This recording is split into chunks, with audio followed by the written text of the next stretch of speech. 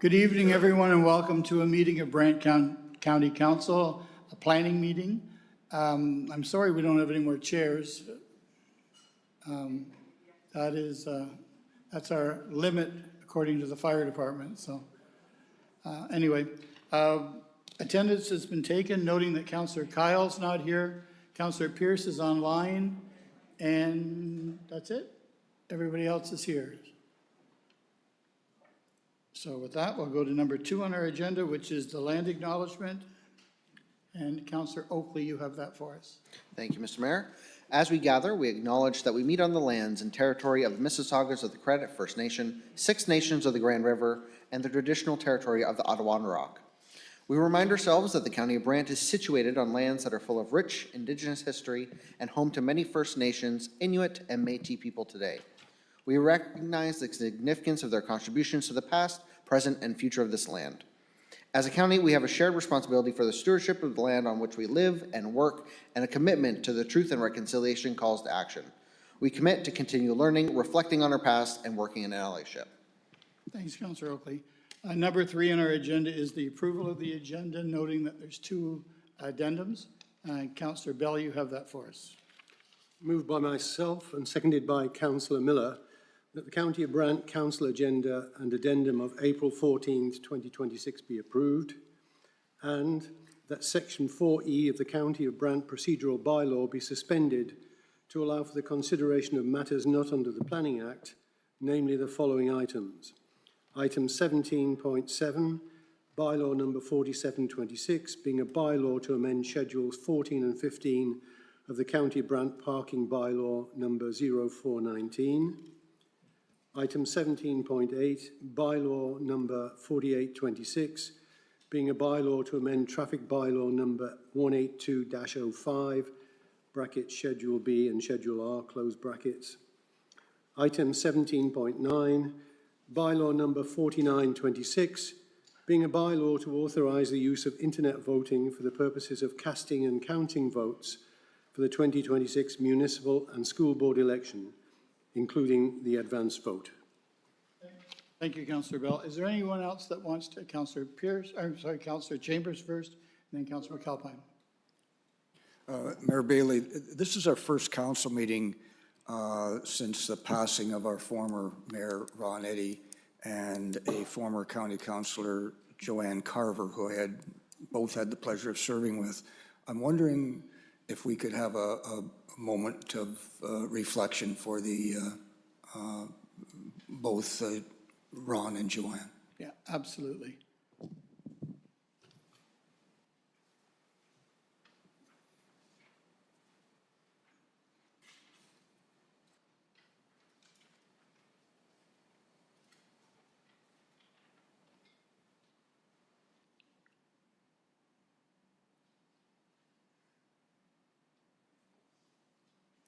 Thank you for that.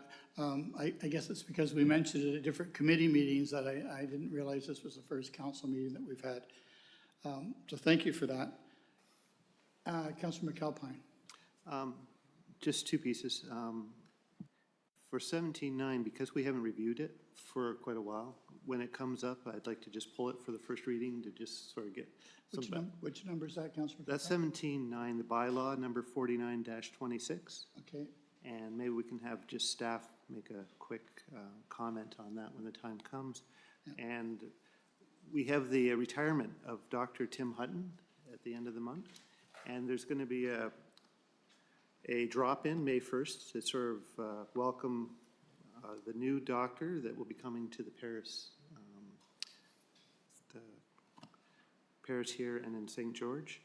And that'll be from 1 to 3 on May 1st. So I just wanted to note that. So. Okay, maybe we can bring that back up later on, Yep. not on the agenda. Councillor Chambers. Mr. Mayor, Councillor McAlpine mentioned item 17.9, the bylaw with regard to the internet voting, and is asking for input prior to. I'm just wondering, and I have a little bit of difficulty with that, and I'm wondering, there's no urgency for this evening for that to be on the agenda, and I'm wondering if perhaps a more fulsome discussion might occur at a later date, at our, perhaps our next meeting, where we can discuss whether indeed that is the course of action that we should take. So I'm going to request that that be removed and placed on another agenda so that we can have the discussion that Councillor McAlpine is alluding to. And I leave that to your discretion. Yeah, I'm looking for a seconder just to make it, Councillor McAlpine. All those in favor of taking it off tonight's agenda? Opposed? Carried.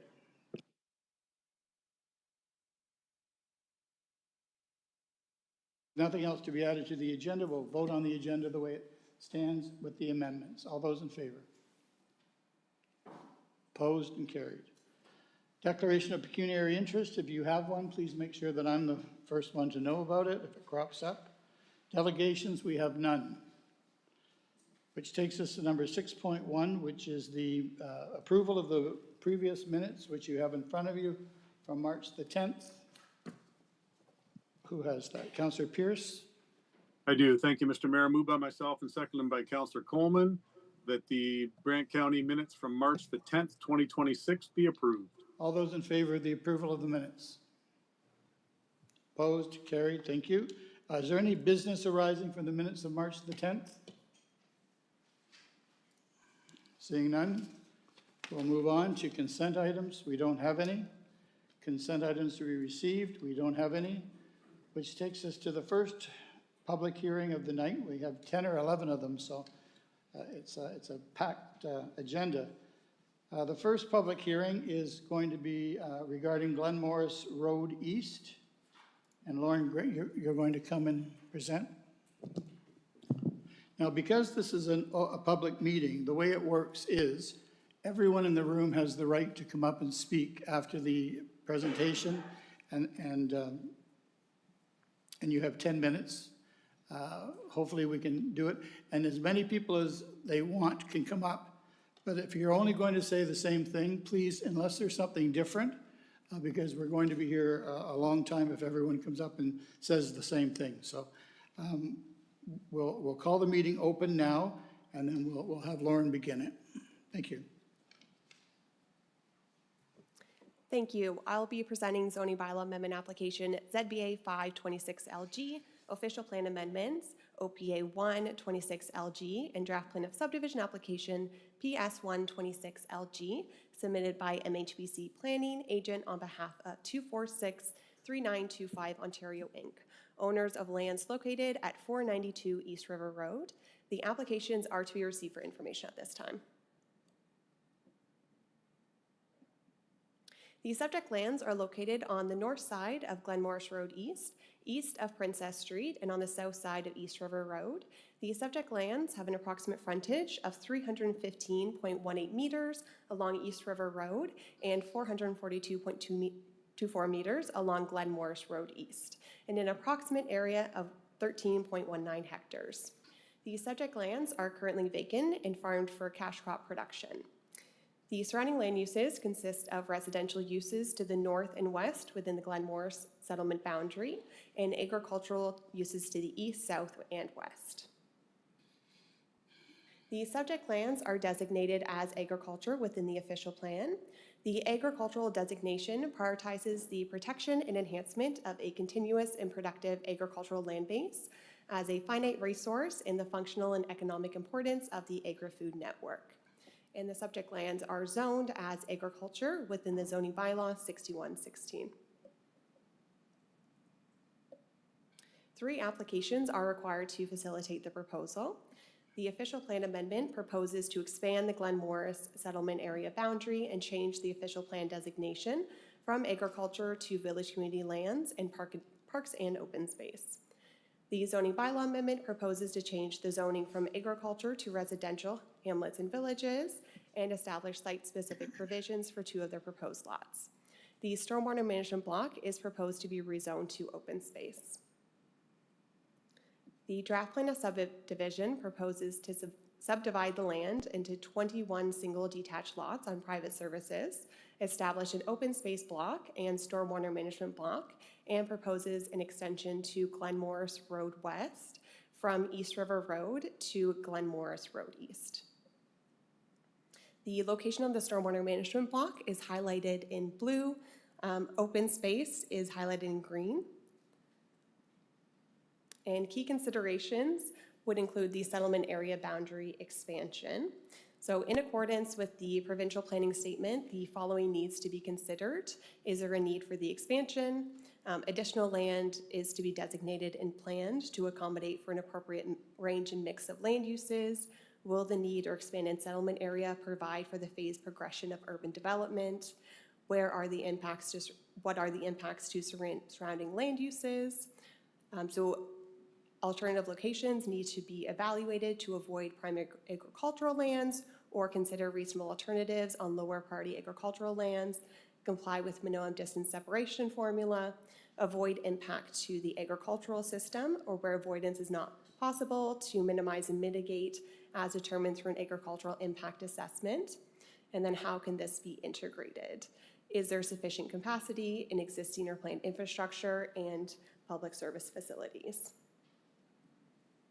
An agricultural impact assessment has been submitted as part of a complete application and is currently under review. Notice of this application was posted on the property on March 24th and mailed to all property owners within 120 meters of the subject lands on March 25th. No public comments were received as part of the public circulation, and the application is currently in review with the commenting agencies. Thank you, and I'm happy to answer any questions. Thank you. Before we go to the agent of the, there's forms on the podium at the back, so if you want to follow the progress of this application, please give us your name and your email address on one of those forms, and we'll keep you informed as to what's happening with the application. With that, I will call on the agent. Trevor? Yeah. And if you could just give us your full name, please, and who you represent, that would be great.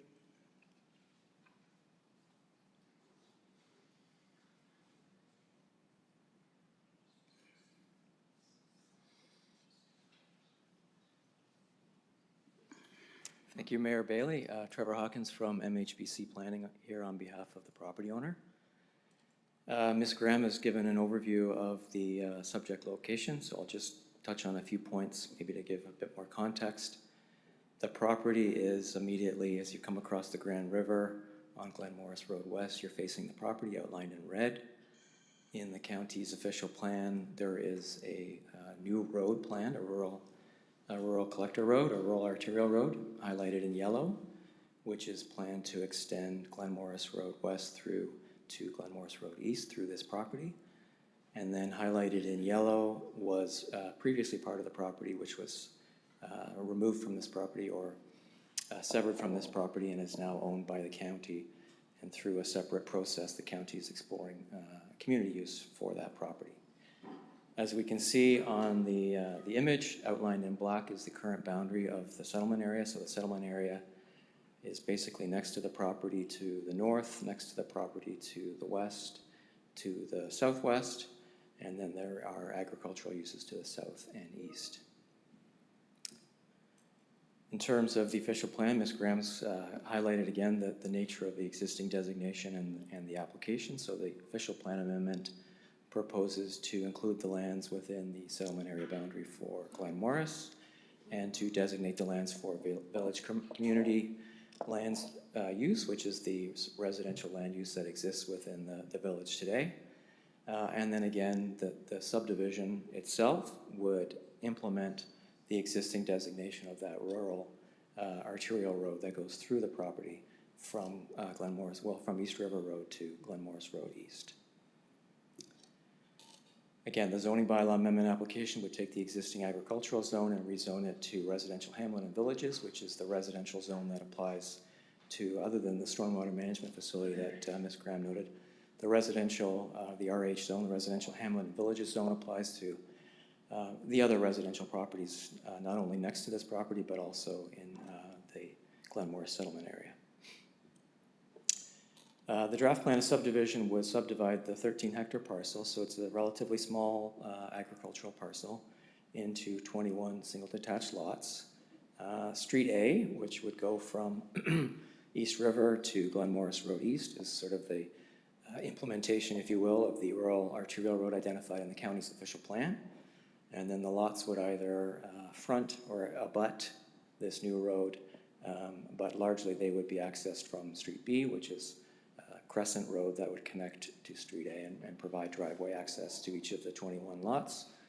All of the lots would have 30 meters of frontage except for Lot 21, which is this lot here. I mean, Lot 21 obviously has substantially more than 30 meters of frontage on its exterior side, but the front lot line here and here would be slightly less than 30 meters. So there's a site-specific request for this lot, and the bylaw would normally require 3,000 square meters for a lot on private services, and Lot 21 is just over 2,900 square meters. So there's site-specific request for Lot 21 specifically. The stormwater management facility here would collect and manage, it's what's called a dry pond. So a dry pond, in this case, would collect the stormwater during rain events into the facility, and the facility would infiltrate and then collect the water and discharge it to the existing infrastructure on East River Road, typically over a 48-hour period. And then the pond would, most of the time, except for during these big rain events, be dry. So again, the lots would all be privately serviced, and then the Street A would provide that connection. So past people who are visiting, obviously, or living in this community, in this subdivision, would use Street A to access their homes, but it would also provide that rural arterial function to allow people who are not intending to go through the Princess Street or McPherson School Road portion of Glen Morris to go from Glen Morris Road West to Glen Morris Road East if they're seeking destinations outside of this community. Ms. Graham alluded to some of the provincial policies. So settlement area boundary expansion, there are policies in the provincial planning statement. I've sort of paraphrased them on the left-hand side. We've gone through our analysis as part of the planning report, the agricultural impact assessment, as well as some of the other technical studies, which will certainly work with county staff as we go through the process. In our view, the application provides, a different form of housing. So there's certainly county's growth management approach is to delegate or to allocate the majority of its urban development to Paris and St. George, but there are many rural settlement areas within the county, and there is a desire from folks who want to live in Brant County, folks who already live in Brant County and are looking for something perhaps outside of those settlement areas. And so that municipal comprehensive review that was part of the county's OP when they approved a new one in 2024, looked at some of these settlement areas, and through the sort of 30-year 2021 through 2051 allocated growth to some of these different settlement areas, including Glen Morris. And this subdivision is looking to effectively implement some of that growth, though not all of it.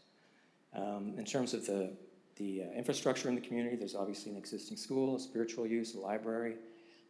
The lands that the county owned are certainly contemplated for another community use. The technical studies have demonstrated that the road network can accommodate these 21 new lots.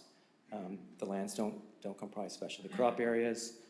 The agricultural impact assessment has looked at the farm, looked at some of the other farm parcels that could be considered for a boundary expansion, and has concluded that this one provides the least impact. And there's also mitigation measures in the agricultural impact assessment that can be implemented through conditions of approval of the draft plan of subdivision. We'd be happy to work with county staff on those as we go through the process. So I'm happy to wrap this up. I know you've got a long night ahead of you, so and answer any questions that council may have. Well, thank you for that. I just want to say again that tonight is just for information. There's going to be no decisions made tonight, so we're going to hear from everyone. It's part of the process. So I'm going to open the floor right now to anyone who wants to come up and speak to or against this application. And when you come up, please, if you could give us your full name and your address for the clerk.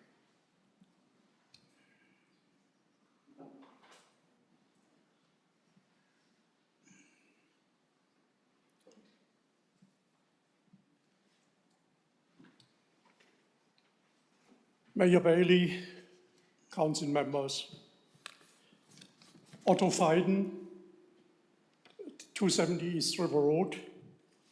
I'm a retired architect and town planner, retired. 3 years ago, on May 29th, 23, I was standing before you here and was explaining the importance of to protect agricultural land in your new, or in our new official plan. On that evening, that application was already presented here in council to be incorporated in that new official plan. Obviously, council and especially the planners did decide to let that agricultural land. So it is zoned agricultural.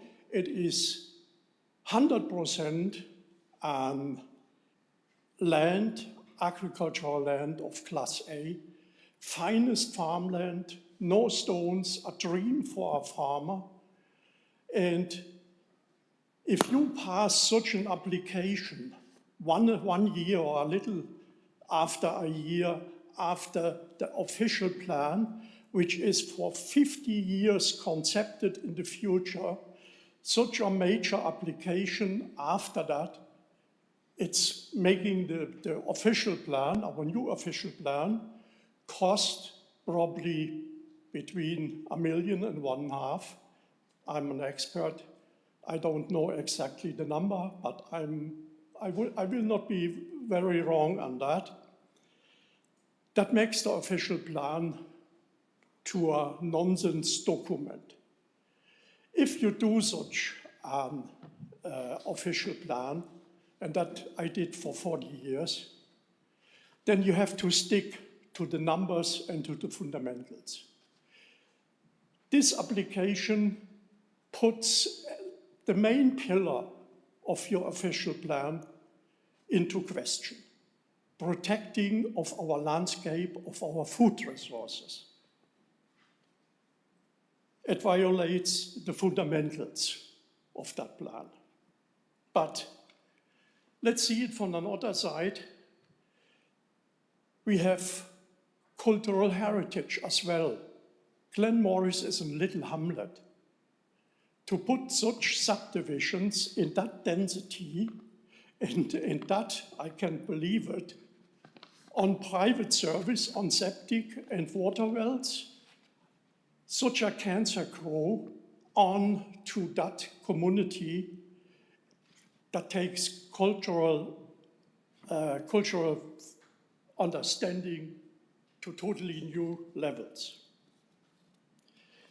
When I drive East River Road and see that land there is the landscape in tranquility. There are not many spots in Brant County which are in that quality of landscape. Wonderful. The old farmers did not plant on that fields, they settled in the ravine. So now we are to question for who we building there. When that proposal was in 23 here on the table, the houses were presented, and that are, what I could see, $2 to $2.5 million homes. For who do you build them? For people from Glen Morris or for Brant County? I guarantee you most of these homes get Toronto buyers putting their second home up there and changing the environment there completely around. I see that in our area there, Friday afternoon, there the four-wheelers running, the motorbikes running from the young people which they're bringing with from Toronto, there will be Glen Morris not more the same. So let's see it from the numbers side. 21 lots. The developer bought that property for, it was listed for around, let's say round numbers, 1.5 million. So 21 lots, Market value, I estimate $600,000, $12,600,000. Now, they have to be serviced with roads alone, what I see, and stormwater. And when I take the cost for the property down from that 12.6 millions, then we are on roughly 11 millions. It costs $1 million to $1.5 million to develop that. Then we have a profit of, let's say, round numbers, $8 to $10 million. When you pass that through, the property value gets right away 8 million at the least on top of that value what is today. A question onto the council and the administration. Why did you not buy that property when it was sold 4 years ago?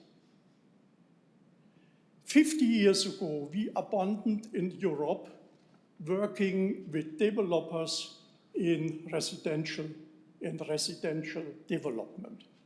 Why? Because of the cost. You have seen that. $8 million profit.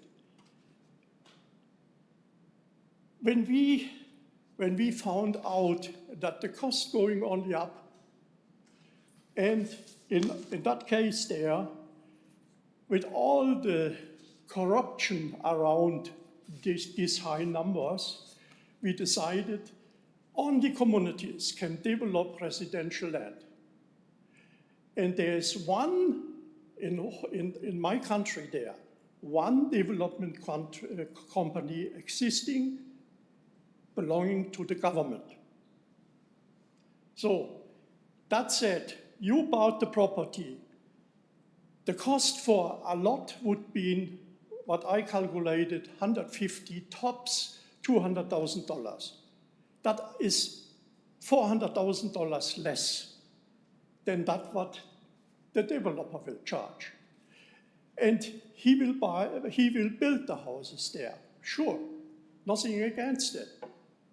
But you're losing another disadvantage. When you are the owners, develop yourself, and then sell the properties, you are in control of the selling of the properties. You can say, first, the people of Glenmorris, and not the foreigners. Second, when lots are left to Brant County, and when there are some left, then to someone else. But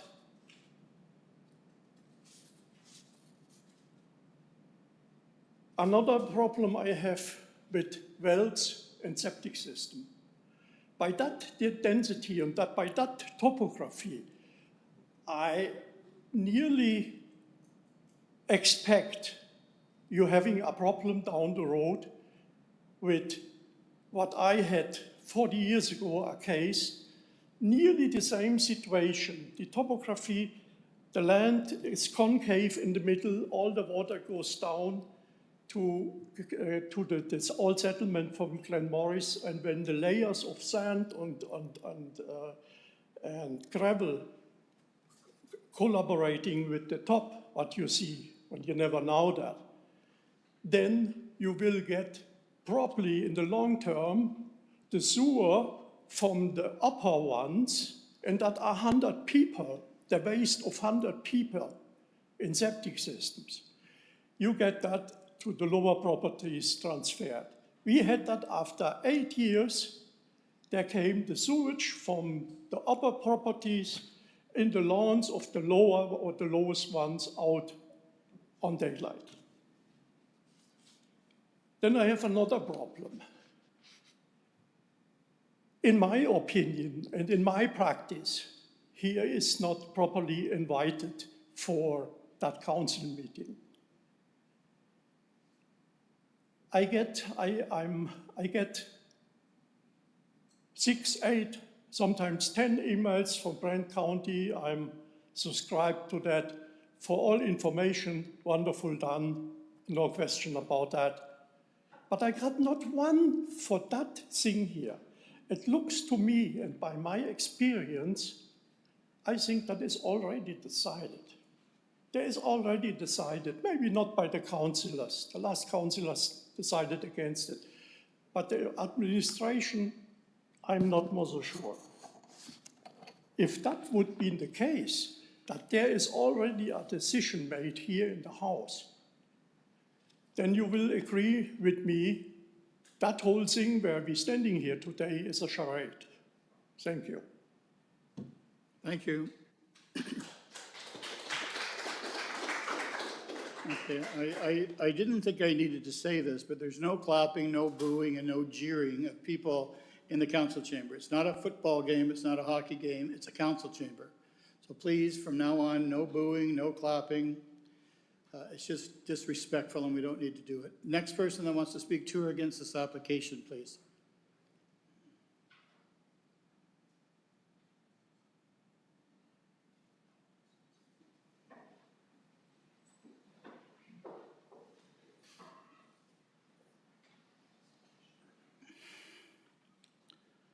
And again, just your full name, please, and your address for the clerk. Yeah, it's Chris Stewart of 99 Second Concession, Princeton.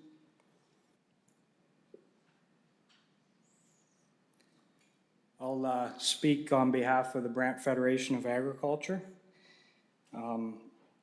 We appreciate the opportunity to provide comment on the above noted official plan amendment application for proposed 21 lot residential development in Glen Morris. The Brant Federation of Agriculture represents the agricultural community in Brant County and is committed to providing and protecting the long-term viability of agriculture and preserving the finite supply of prime agricultural land within our region. After reviewing the proposal, we wish to express our strong opposition to the application. The subject lands are identified as prime agricultural land, which is a limited and non-renewable resource. The proposed redesignation and development of these lands for residential purposes represents a permanent loss of productive farmland and is not consistent with the intent of protecting agricultural areas for long-term use. In addition to the loss of farmland, the scale and nature of this proposal raises several significant concerns. Protection of agricultural land. The proposal undermines the protection of prime agricultural areas by introducing non-agricultural use that is neither necessary nor appropriate in this location. Prime agricultural lands are finite and non-renewable resource, and their long-term protection is essential to maintaining a viable agricultural industry in Brant County. The permanent conversion of these lands to residential use erodes the agricultural land base and limits future opportunities for farming. Protecting a continuous and productive land base is critical to supporting ongoing agricultural activities, investment, and food production. Servicing constraints and rural impacts. As each lot is proposed to be serviced individually through private wells and septic systems, this raises concerns regarding the suitability of the land to support the level of residential intensity. The cumulative impact of 21 individual service lots may pose risk to groundwater quality and quantity, particularly in a rural area relying on shared aquifers. Additionally, this form of development represents a level of intensity that is more appropriately accommodated within settlement areas where municipal servicing is available rather than within prime agricultural land. Increased land use conflicts. Introducing a concentration of non-farm residents into an active agricultural area will increase the potential for conflict related to normal farm practices, including noise, odor, dust, and farm traffic at all hours of operation. These types of conflicts are well documented in rural planning contexts and often result in complaints and place additional pressure on farmers. Over time, this can constrain normal farm practices and limit the availability of existing operations to expand and adapt, ultimately undermining the long-term viability of farming in the area. Precedent for further development. Approval of an official plan amendment of this nature risks setting a precedent for similar applications within prime agricultural areas. Incremental approvals of this kind can lead to gradual erosion of agricultural land base and weaken the policy framework intended to protect it. It is important that decisions on such applications reinforce rather than undermine the long-term planning objectives for agricultural land protection in Brant County. Policy inconsistency. The proposal appears to be inconsistent with the Provincial Planning Statement 2024, which directs that prime agricultural areas are to be protected for long-term agricultural use and that non-agricultural uses should be avoided except in limited circumstances where need has been demonstrated and impacts are minimized. The proposed official plan amendment would permit residential development on prime agricultural land without clear justification for why this use must be located in this area. As outlined above, the scale of the proposal and lack of municipal servicing further call into question its appropriateness within prime agricultural lands. We also encourage careful review for consistency with the County of Brant official plan, which similarly emphasizes that protection of agricultural lands and the prevention of their fragmentation and conversion to non-farm uses. Given these concerns, the BCFA does not support this official plan amendment application and respectfully requests that it be refused. We thank you for the opportunity to provide input on this matter and would welcome continued dialogue to ensure agricultural interests remain a priority in land use planning decisions. Thank you. Thank you. Is there anyone else in the room that wants to speak to or against this application?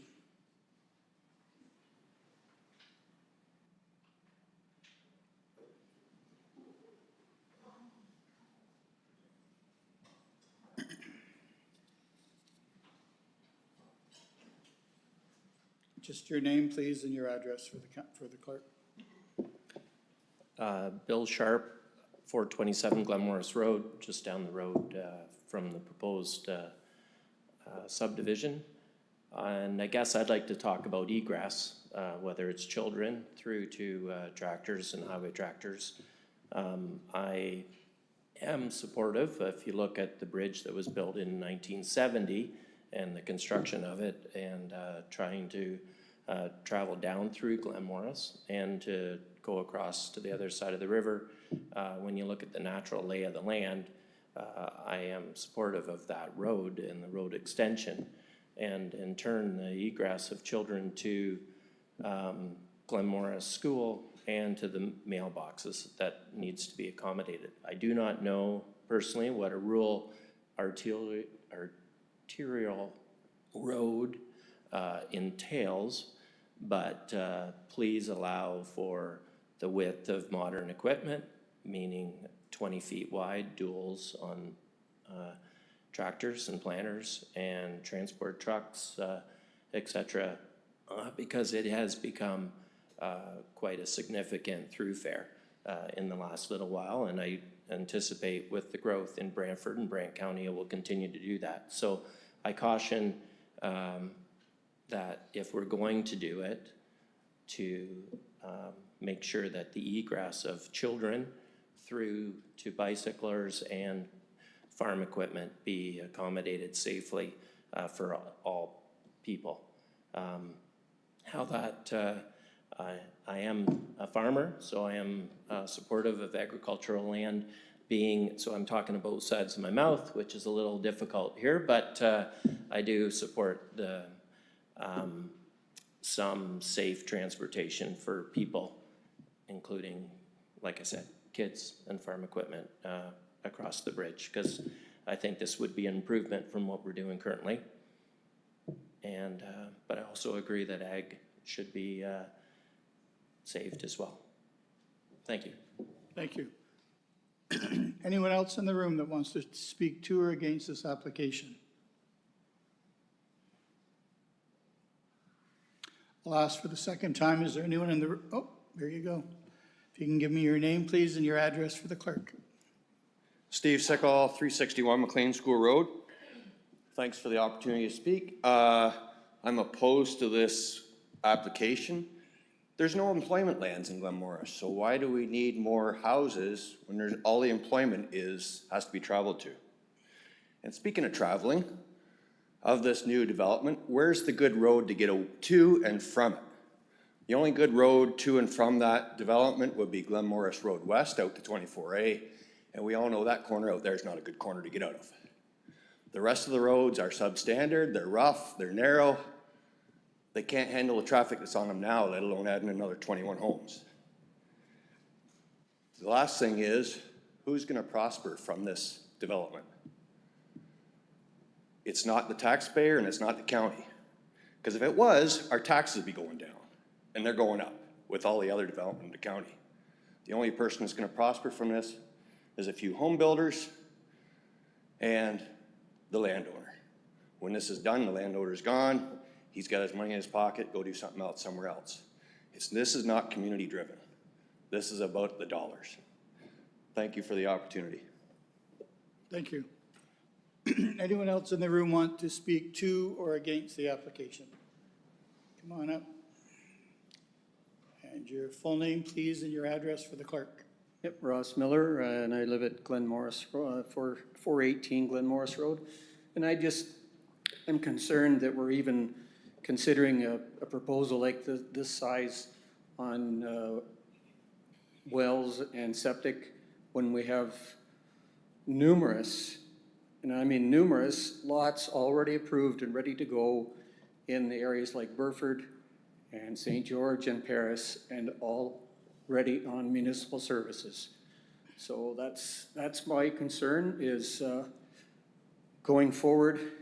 I think we need to go ahead with building on municipal service lots and not allow these large subdivisions on their own services. That's just my, thank you. Thanks, Ross.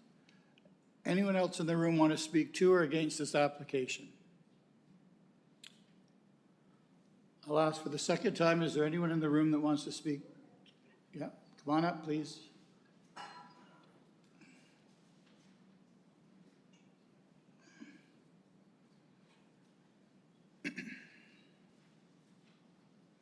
And your name and address for the clerk, please.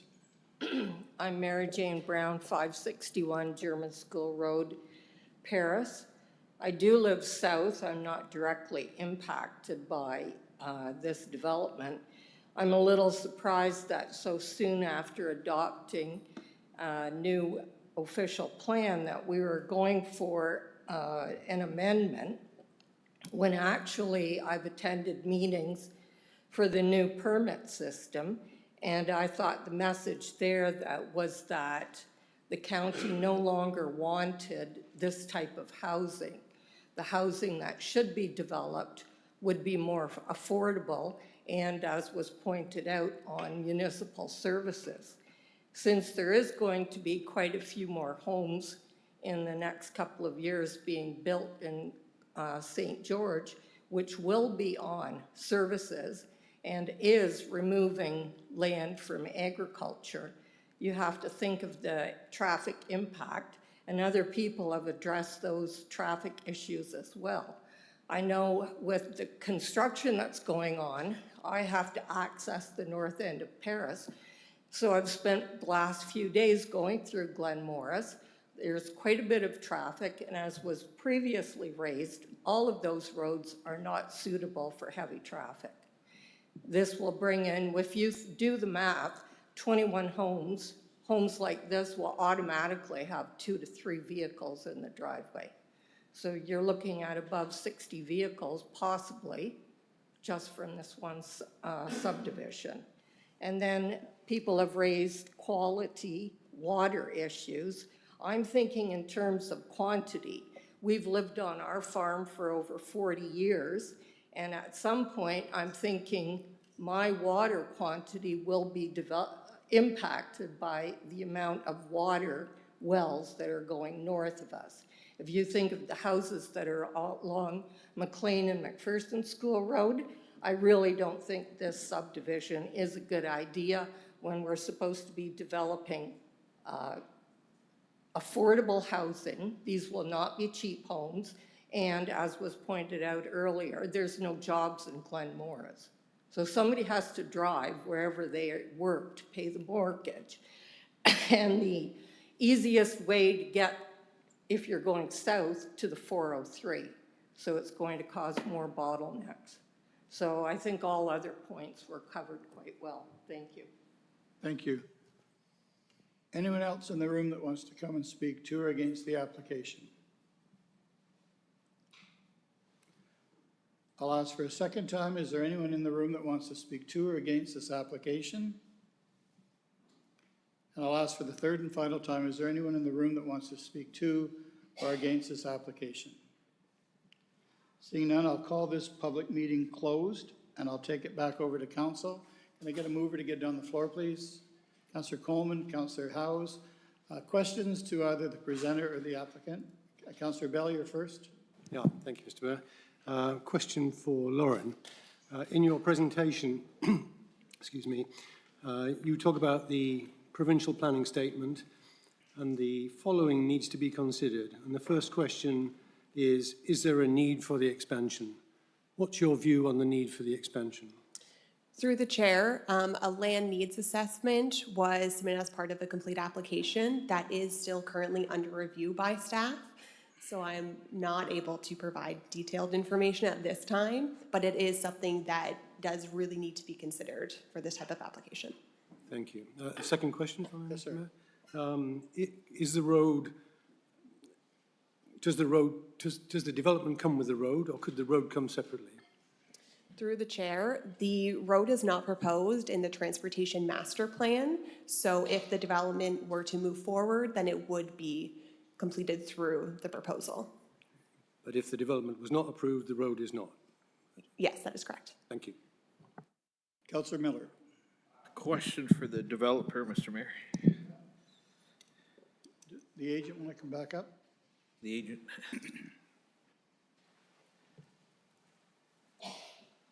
And your question, Councillor Miller?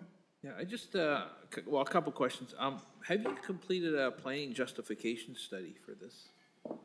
Yes, we have. We've submitted one. Okay. And can you just remind me again why you think this is a good use of agricultural land for 21 houses?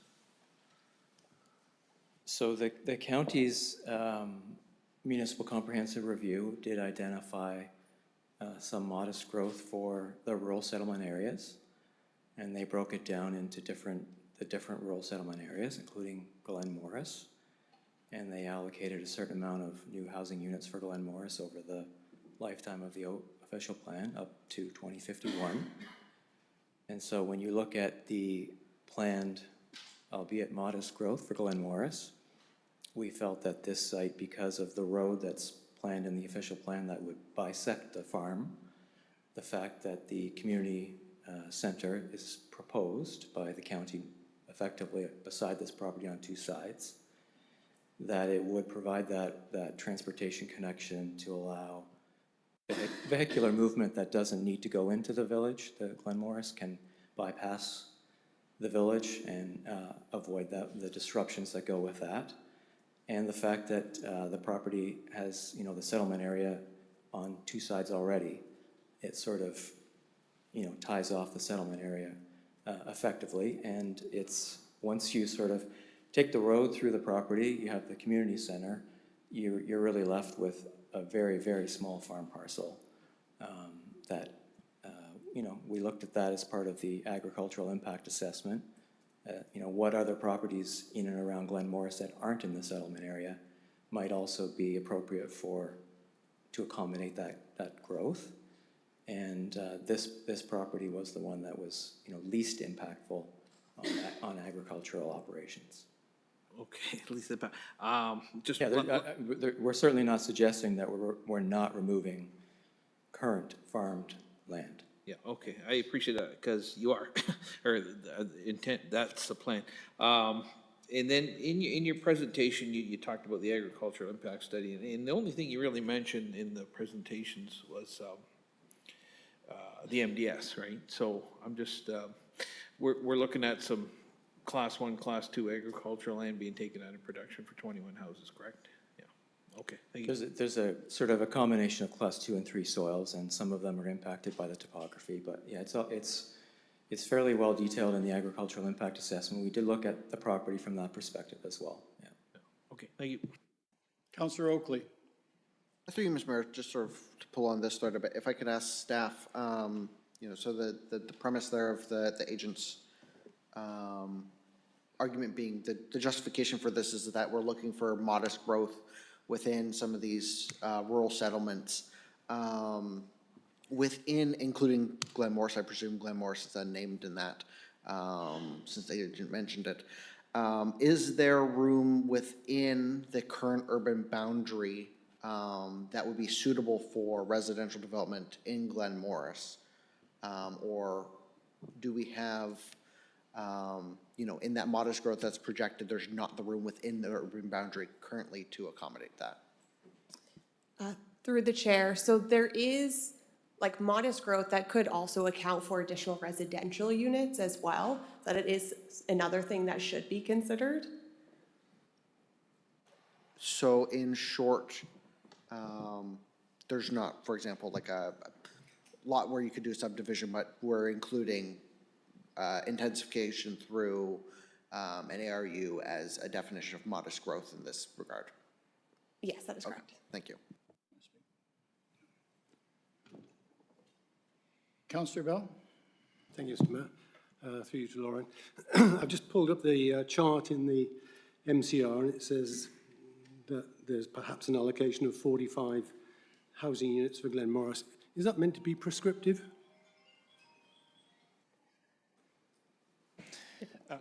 So I'll ask the question again. Is that meant to be prescriptive? Is that a target? Yeah. Through the mayor, I'll tackle that one. So they're ballparking some estimated numbers that were used in the MCR. So it's not a prescriptive that there has to be 45 units in those vicinities. So they were, I wasn't around the time the MCR was done. So from what I understand, when the MCR was done, the rural lands weren't looked at as in-depthly as the urban areas of Paris, St. George, and the Burford areas.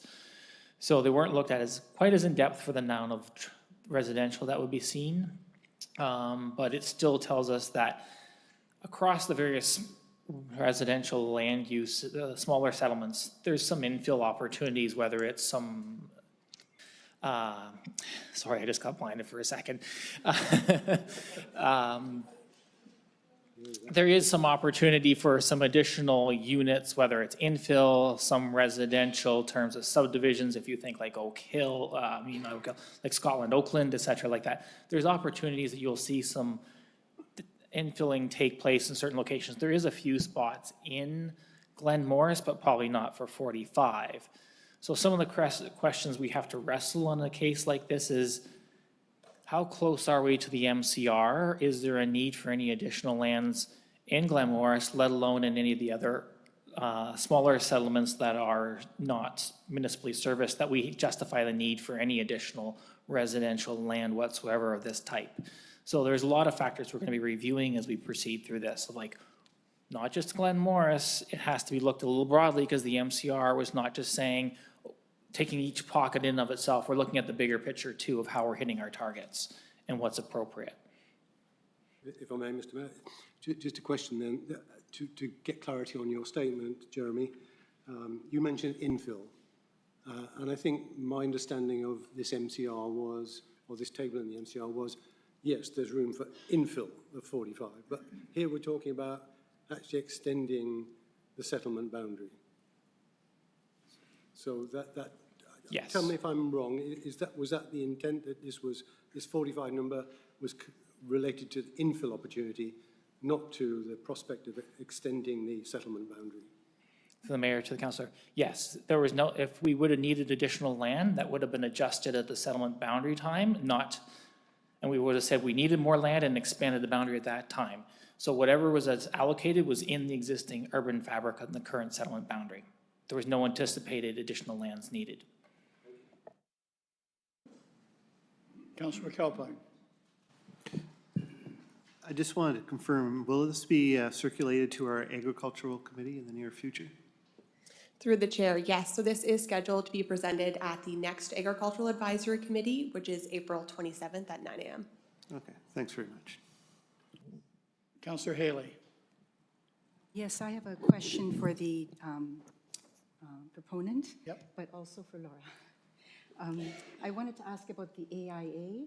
You mentioned that it was being done. How could we see the AIA, the Agricultural Impact Assessment? I was just at the Ontario Farmland Trust conference, and they had a special session on AIAs, and people were quite worried. Planners in the room were quite worried about the quality and about the peer review. So I would love to let council see that AIA. Absolutely. Okay. I had a question for the developer. And I believe you said that it would leave 12 acres, a sort of orphan 12 acres of agricultural land. You spoke to that? The property is 13 hectares, so it would be, if you put the road that's in the county's official plan, there'd be a portion in the southwest that would be, west of the new road, that would be orphaned. How many acres would that be?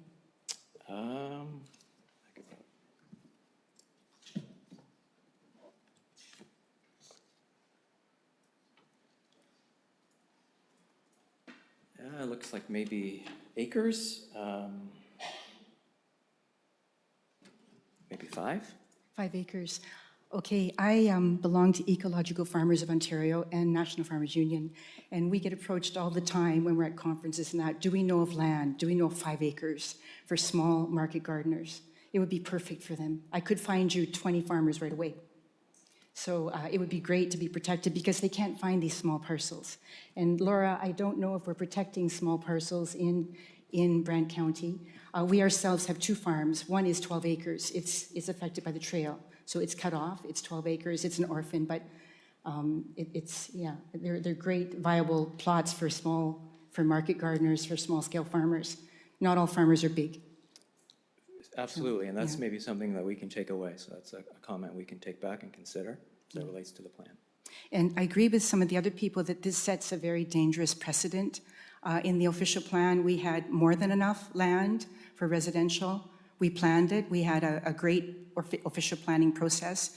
So we don't need to set a dangerous precedent and extend the urban boundary past the existing one.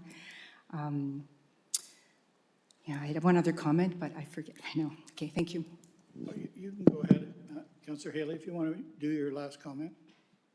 That's fine. It's okay. Okay. Any other councillors have anything to add before we call the vote? So we have a recommendation in front of us. It's just to take it back to staff. It's for information only. And as I said, anyone who wants to follow this process, please put your name on that list and you'll be able to track the application. We have it on the floor. We have a seconder. All those in favor of just receiving it as information? Opposed and carried. Thank you.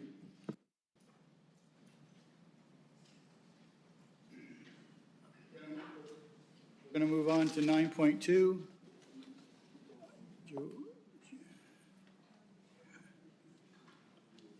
9.2 is 126 Dundas Street East. We'll just wait for a minute for the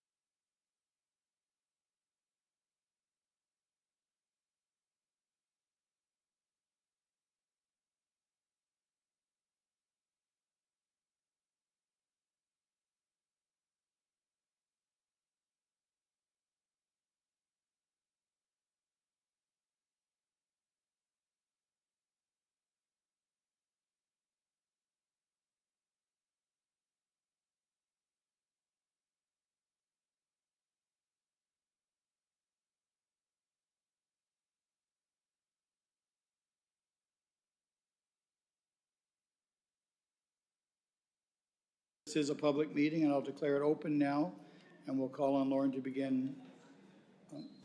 Thank you. I'll be presenting zoning bylaw amendment application ZBA 626LG and draft plan of subdivision application PS 226LG, submitted by Landwise, agent on behalf of Live Communities, owners of lands located at 118, 126, 130, 132 Dundas Street East and 34 Paris Road. The applications are to be received for information at this time. The subject lands are located on the south side of Dundas Street East, southwest of Paris Road, and northwest of the Canadian National Railway, within the settlement area boundary of Paris. The subject lands have an approximate frontage of 177.62 meters along Dundas Street East and 23.16 meters along Paris Road, in an approximate area of 7.34 hectares.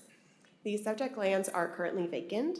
The surrounding land uses consist of commercial and industrial uses to the north, commercial and low-density residential to the east, residential to the south, the CN Railway, and commercial uses to the southwest. The subject lands are designated as community node, community corridor, and natural heritage system within the official plan and located within the settlement area of Paris. The community node designation is intended to facilitate active transportation connections, mixed-use development, and public spaces. The community corridor is intended to connect community nodes and employment areas, acting as a linear focus for higher density mixed-use development, incremental intensification, and the efficient movement of people and goods. The natural heritage system consists of key natural heritage features, key hydraulic features, earth science areas of national and scientific interest, and established vegetation protection zones, enhancement linkages, and other supporting natural features. A comprehensive land use study for this area is planned for 2026 to facilitate strategic and comprehensive growth. The subject lands are zoned as general commercial C2 within the zoning bylaw 6116. The current general commercial zoning does not permit residential uses, therefore the zoning bylaw amendment is required. 2 applications are required to facilitate the proposal. The draft plan of subdivision proposes to establish the legal framework to permit the future creation of lots within a common elements plan of condominium. And the zoning bylaw amendment proposes to change the zoning of the subject lands from general commercial C2 to residential multiple medium density and residential multiple high density, with special exceptions to permit a reduced lot area, lot frontage, street setback, interior side yard setback, landscaped open space, and increased building lot coverage and building height. The proposed development consists of 318 condominium units, which include a variety of townhouse built forms to be developed in 3 phases. As you can see, phase 1 is towards the southwest of the site. Phase 2 is towards the northeast, and then phase 3 is towards the frontage of Dundas Street East. In phase 3, the intent for this area is to allow for flexibility by permitting a greater density and range of uses along the Dundas Street East frontage. So key considerations include previous tree removals. The subject lands had contained a woodland that had been subject to progressive tree removals by the previous owner. The 2020 aerial imagery displays a woodland to the east of the CN Rail corridor. The 2025 aerial imagery displays the current site of the subject lands after the removals.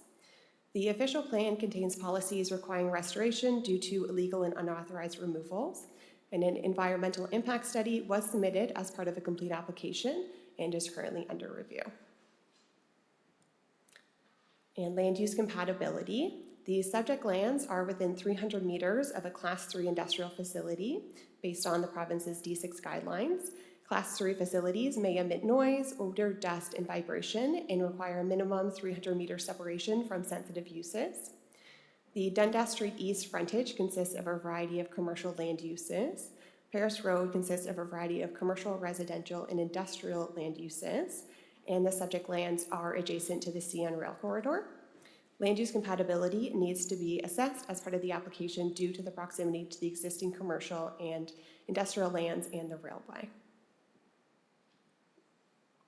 Notice of this application was posted on the property on March 25th and mailed to all property owners within 120 meters of the subject lands on March 25th. 7 public comments of support were received, and 1 public comment seeking additional information was received as part of the public circulation. The comments have been included for council's review. The concerns are regarding noise and safety impact due to the proximity to CN Rail, privacy concerns to existing residential dwellings, traffic impacts, stormwater management design, and land use compatibility. This application, it is currently in review with commenting agencies at this time. Thank you, and I'm happy to answer any questions. Thank you. Before we do that, I could hear from Mr. Warren. Is he here or online? The agent for, yeah? Okay. All right. Mr. Warren is probably in traffic somewhere. If you could state your full name, please, and who you represent.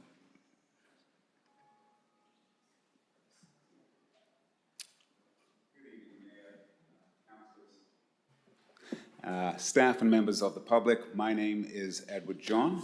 I'm a partner and principal planner at Landwise. I'm the agent representing Live Communities, the owner of the subject lands, which, as Lauren pointed out, comprised of 118, 126, 130, 132 Dundas Street East, and 34 Paris Road.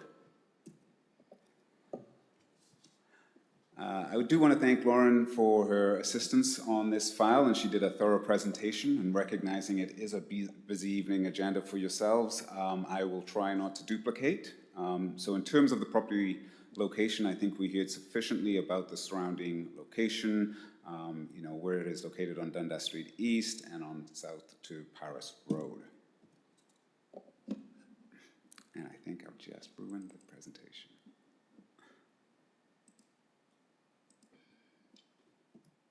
There we go, I did it. I managed to do it. Just a quick recognition of the consultant team that has brought today the application. Obviously, this is a multidisciplinary approach. Ms. Graham took us through some of the considerations as we eventually get towards a decision on this file, and certainly appreciate the assistance. Tonight's agenda, I will quickly go through some of the matters already raised by Ms. Graham, the official plan designation, zoning bylaw, draft plan of subdivision, and some of the other elements inherent within the decision-making process. In terms of the official plan, it is designated as a community corridor and community node with natural heritage system. Both Dundas Street East and Paris Road are classified as urban arterial roads. The proposed uses before you today are permitted within the current official plan designations on the subject lands. And in conjunction with discussions with county staff, a fulsome environmental impact study has been prepared which addresses the natural heritage system. It is my opinion that the proposed development will contribute to the city's residential intensification targets within the built-up area by bringing a variety of townhouse products to the area of town. The built forms proposed will provide a range of housing for first-time homebuyers, established families, and those looking to downsize while staying in the community of Paris. In terms of the zoning bylaw, we are currently within the general commercial C2 zone. As such, we do need a zoning bylaw amendment in which to implement the residential uses. A portion of our information package before you today includes all of the requests through that zoning bylaw process. We are looking for site-specific provisions to encourage potential mixed-use development in the future Stage 3 area of the development, as well as individual residential permissions for the variety of townhouses being proposed.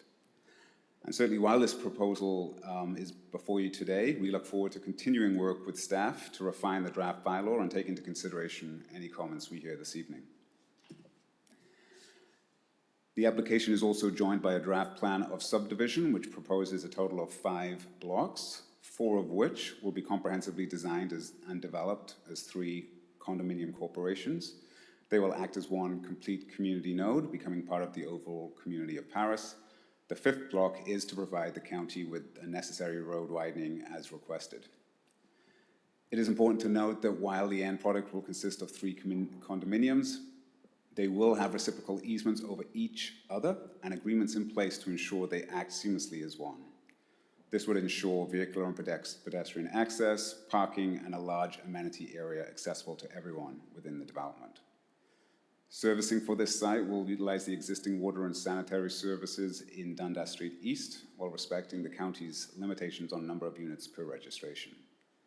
Stormwater management will be managed privately on site to ensure quantity and quality is maintained to pre and post flow rates.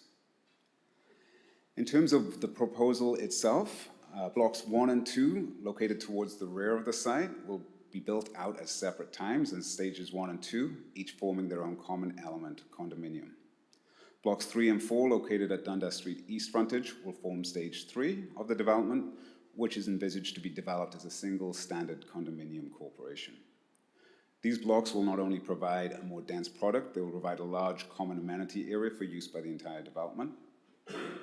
Additionally, they will be zoned to permit mixed use and encourage an animated street frontage along Dundas Street East, helping to transform the streetscape towards the vision within the county's official plan. Presently, the design envisaged a total of 318 condominium units comprised of 105 two-story townhouse units, 117 three-story townhouse units, and 96 stacked townhouse units towards Dundas Street East. They will be supported by approximately 770 parking spaces. This is to ensure 2 parking spaces for all traditional townhouses and 2-bedroom stacked units, while providing 1 space for each 1-bedroom stacked unit. We are proposing approximately 2,000 square meters of common amenity area centrally located and is provided to ensure not only that individual lot units have the access to a rear yard, but that can be shared across the development.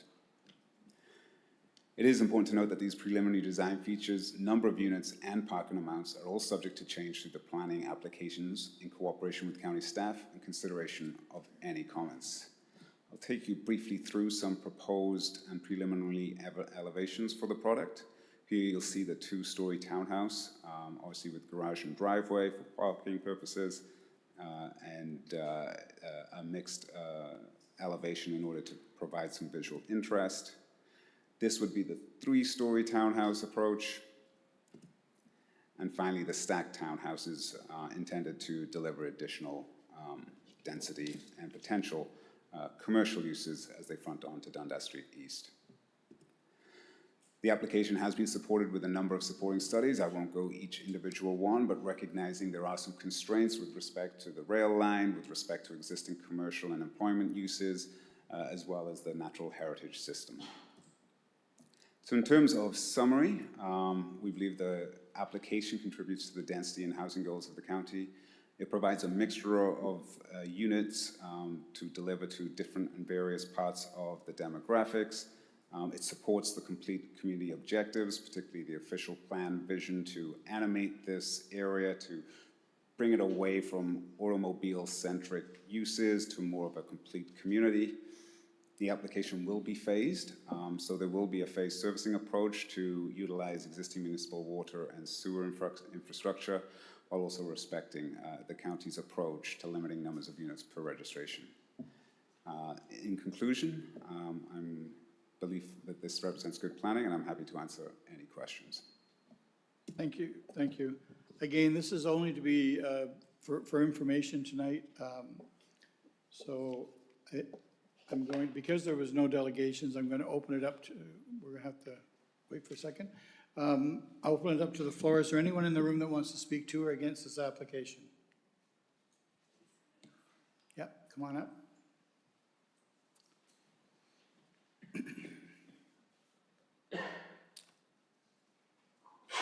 And again, your name and your address, please, for the clerk. I'm Jennifer Walls. I live at 14 Curtis Avenue, South Paris, Ontario. I don't know if I'm for or against it. I know we're growing hugely in Paris. When we counted the cars in the summer and sat at Dundas Street, in 1 hour, 774 cars went by on Dundas Street. I've almost been hit twice in the last month coming off Curtis Ave. People aren't stopping. Even with the construction, you think that people would be stopping. I think I got a way better chance to be leaving the road, and it's not true. I'm always making a right-hand turn to go into the police station, fire station, to come up to Curtis Ave. It's a lot that's happening right now. People don't even know how to use the construction lanes. I've sat twice just sitting there knowing that traffic's coming at me and they're in the wrong lane. I just sit and wait until they figure out they're in the wrong lane. And we did talk to the county about that, a neighbor did. I have some concerns about the berms. I know that in, I don't know if I'm saying the right word.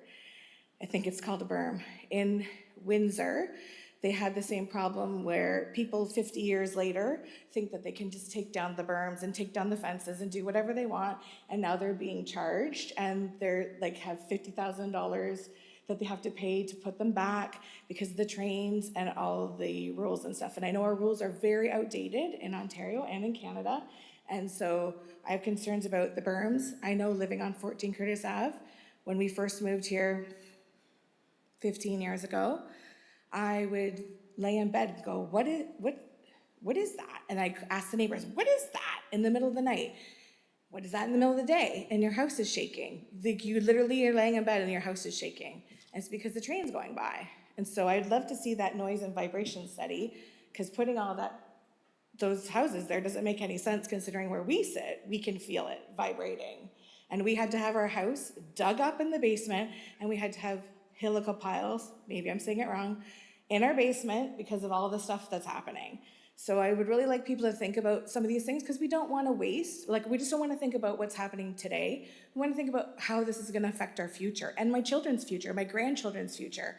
I'm not going to live in Paris for very much longer because we have other things that are happening and we need to downsize into a smaller home, but I'm thinking about our future. Like, we have to be responsible with these things, decisions we're making. And it looks like from those pictures that you're only coming out on Dundas. There's no coming out on Paris, which is fine, but I still don't have an answer from the last time I was at council. And what are we doing about the sight lines on Paris Road? Like, how are we fixing some of the problems we're already having? I drive over 400,000 kilometers on every vehicle I've had. I've had 5 vehicles in my lifetime. I have stopped for literally hundreds and hundreds of accidents. And I have stopped for multiple ones on Paris Road and on Dundas, where people there's a sign there that says, don't walk underneath that bridge. And I stopped and people are honking at me. Well, what am I gonna do? Hit the woman walking underneath the bridge? Or I gotta wait for her? Like, there's just an accident waiting, like there's so many accidents waiting to happen. I would like to know what we're gonna do about our sight lines out on these roads that are already accident prone, because they're a waste of our police, fire, and ambulance if we could actually make them more productive. Thank you. Thank you. Anyone else in the room want to speak to or against this application? Yep, come on up.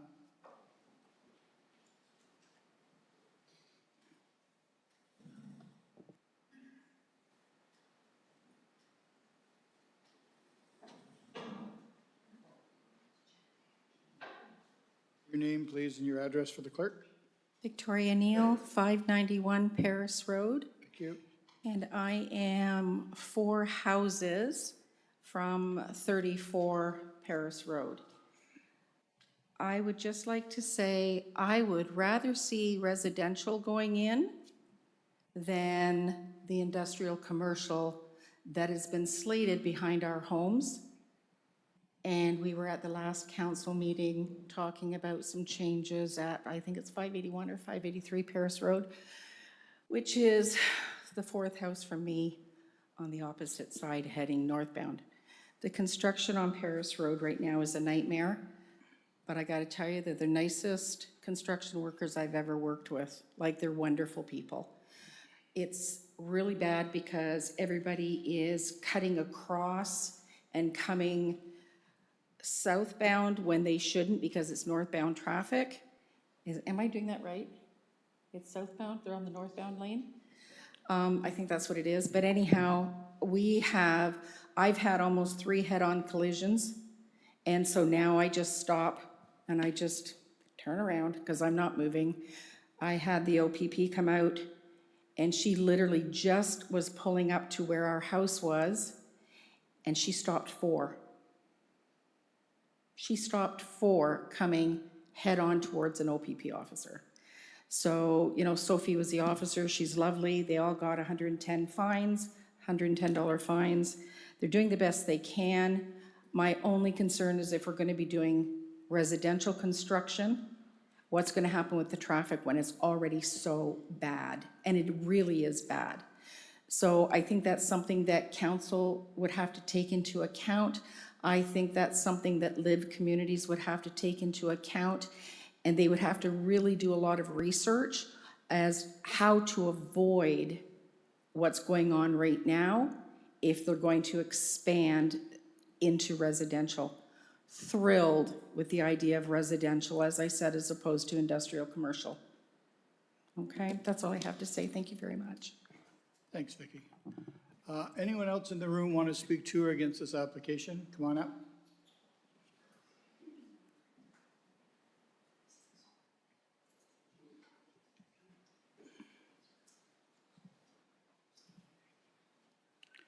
And if you could give us your name, please, and your address for the clerk. Sir, Landmark, this is Lucy. We live at 71 Curtis Avenue South. It's Mark Arndt. I just want to talk about a few things. I know Paris is expanding quite rapidly. It's like a bunch of ants in a colony and everything is expanding around us really quick. And I just want to make sure we pause because a few things. First off is environmentally. I live on the back of the rail trail and this is all collapsing around us. And it's very concerning. We have a lot of nature around us. There's deer that travel through our property every day, all different kinds of species of birds, wildlife. Yeah, it's okay, baby. I know I'm stressed. So I just want to make sure we do the proper environmental studies. There is migration of deer right through these properties that they're talking about. There's 1,500 new properties coming in this area that they're talking about, not just this development, there's other developments as well. I want to make sure these deer aren't displaced because it's important to all of us that live in this area. This rail trail, there are hundreds and hundreds of people that travel it every day to see these animals and this environment that we live in. I don't want it ruined. It's ruining it, and I know it's going to ruin it. And it concerns all of us that live in this area. So that's the first thing I want to talk about. Second is the pollution. We're at the top of the hill in Paris, right at the top. And we're putting a whole bunch of sewage and waste and contamination in our community at the top of the hill, right on the Grand River. If any of this backs up, or the pipe breaks that goes across the Grand River, where's it going to go? Right into the Grand River. All the sewage that's in the one development is going to be pumped up the hill to the top of the hill. And if those pumps fail, where's it going to go? Into the land that's the floodlands for the Grand River and into the Grand River. That concerns me. And nobody's talking about it because it's for the dollar. Who cares about the dollar? When the land's ruined, the land's ruined. And nobody cares. We care. We live there. And it's Indigenous land, which nobody talks about either. They're not even in the room. They're supposed to be at every development in Ontario. It's their land. We acknowledge them and then we forget about them. But it's important to us. Lastly is the traffic in this area.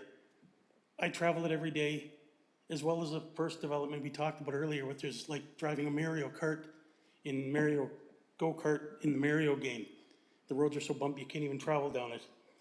The train bridge that we have to go, that was mentioned earlier, you can't even travel down it if a pedestrian goes down there without hitting the light. There's huge risk for public safety on that road, as well as the intersection. It's okay, baby, it's okay. As well as the intersection by the Tim Hortons out there. The traffic already is backed up. It's a 5-10 minute wait during rush hour to get through that intersection as well. So there has to be serious consideration about traffic and public safety when it comes to this development.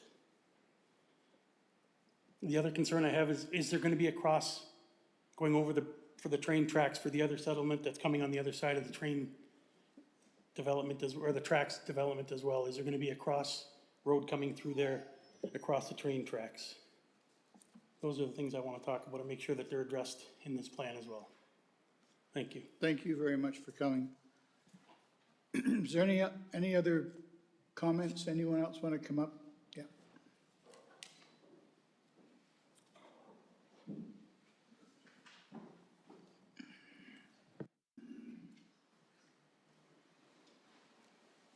And again, your name and your address, please, for the clerk. Michael Bertolini, 112 Walnut Street, Paris Flats. Thank you. I've been an employment and talent acquisition specialist for the past 10 years, and the addition of 300 new units would produce roughly 500 to 600 new job seekers, which is not a market that Paris has available right now. We don't have 5 to 6 open available jobs for that many new residents. Without a functioning public transit system, that means, much like the gentleman said, with 770 additional parking spaces, means 770 additional cars on our roads. The gentleman mentioned expanding the roads, but that doesn't serve under the train bridge across some of our major roads, which is going to increase supply and demand on things like our 2 grocery stores. All of those people are either going to go to the no frills, exhausting their supplies for the rest of the community, or they're going to have to squeeze through our single lane infrastructure through downtown Paris to get to the Sobeys at the other end, causing, again, more traffic than our city deserves. Expanding the roads is great. It'll allow for more traffic, but it's only going to produce more bottlenecks, and I don't want to see our city suffer any additional road work. The corner we're talking about is under construction as we speak, and we're going to further disrupt those families and those businesses in that area. I'm against this expansion. Thank you. Thank you for coming up. Anyone else in the room wants to speak to or against this application?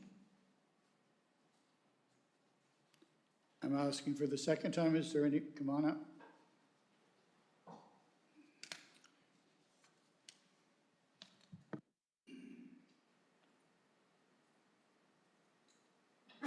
And your name and address for the clerk, please.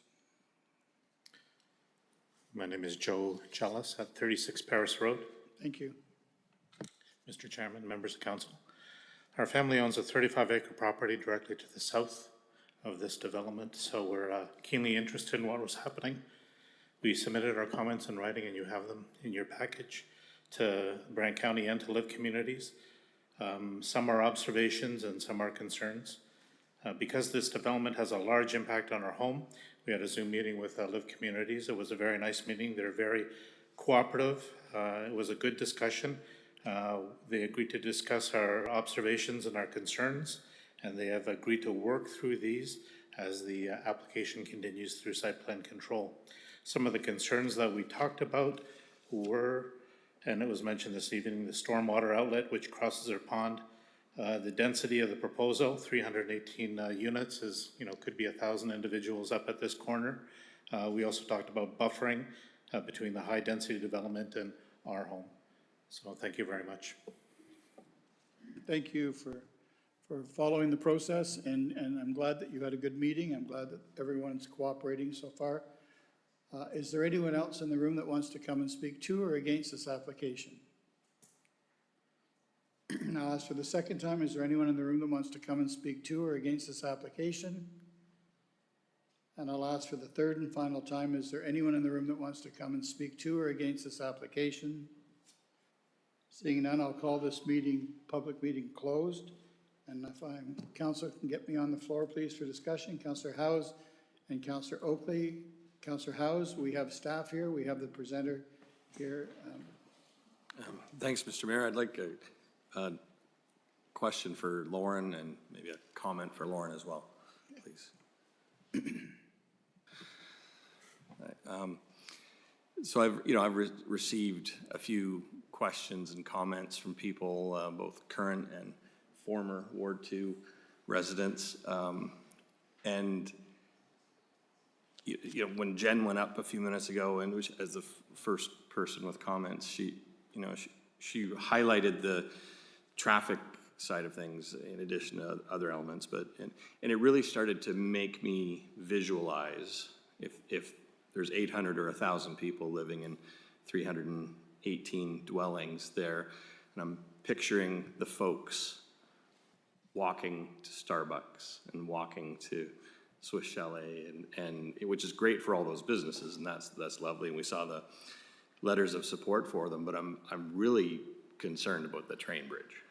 And so I'm wondering, and I'm also concerned about the additional impact of a significant number of vehicles trying to get in and out of this property. Can you, for the benefits of all the people who asked the questions, can you describe for us a little bit about how the traffic impact study is managed in this type of application? And then I have another comment after.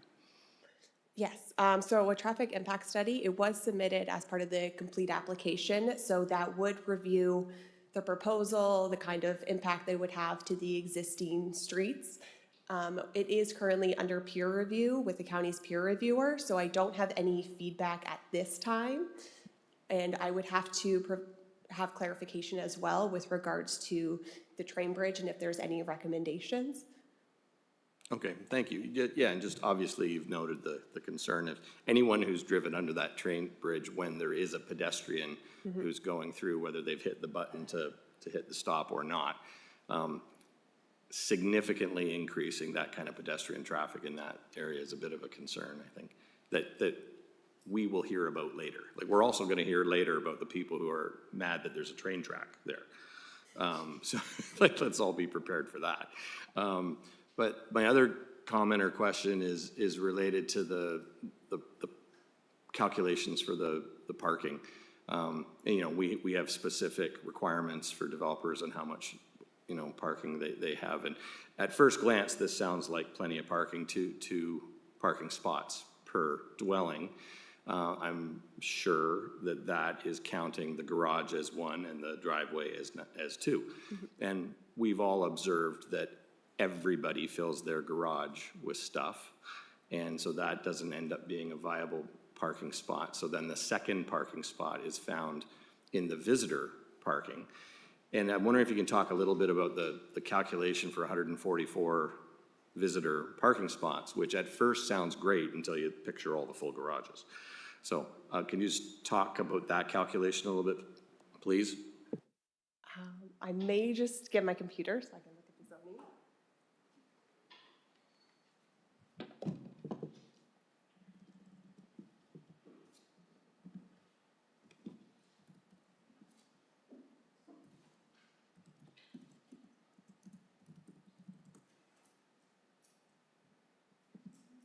Apologies. So based on the proposed unit type, there are specific visitor parking requirements.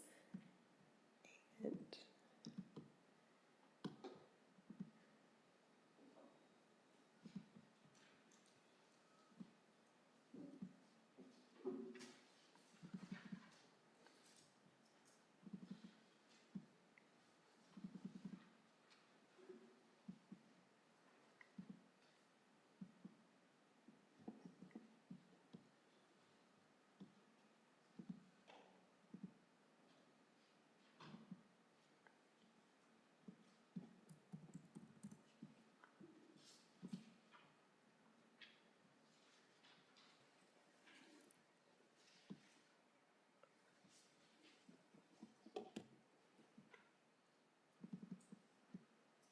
Do you want us to come back to you? yes, my apologies. So visitor parking, the requirement is a rate of 0.35 visitor parking spaces per dwelling unit. So it would have to be calculated based on the entirety, just to ensure there's sufficient parking. Oh, okay, thank you. And just through the mayor, recognizing those are our own rules, which we've had conversations about in the past, which may need some updating. Yeah, I just think as we look ahead at this and other, it's just, I anticipate some issues with those full garages and the number of visitor parking spots. So, thanks. Councillor Oakley, I see you, but I don't know how long Councillor Pierce has had his hand up, so I'm going to go to Councillor Pierce first. Councillor Pierce. Thank you, Mr. Mayor. So a couple things. If we just look at this, and I know this is just in front of us for information tonight. If we look at this, so it's a proposing change to zoning of the subject lands from commercial to multiple medium density and multiple high density. And then we get to the good part here. With special exemptions for permit, reduced lot area, reduced lot frontage, reduced street back, reduced interior yard, reduced landscape, increased building lot coverage, increased building lot height. So this isn't just a simple zoning change here. I understand, again, I'll repeat it, that this is in front of us for informational purposes tonight.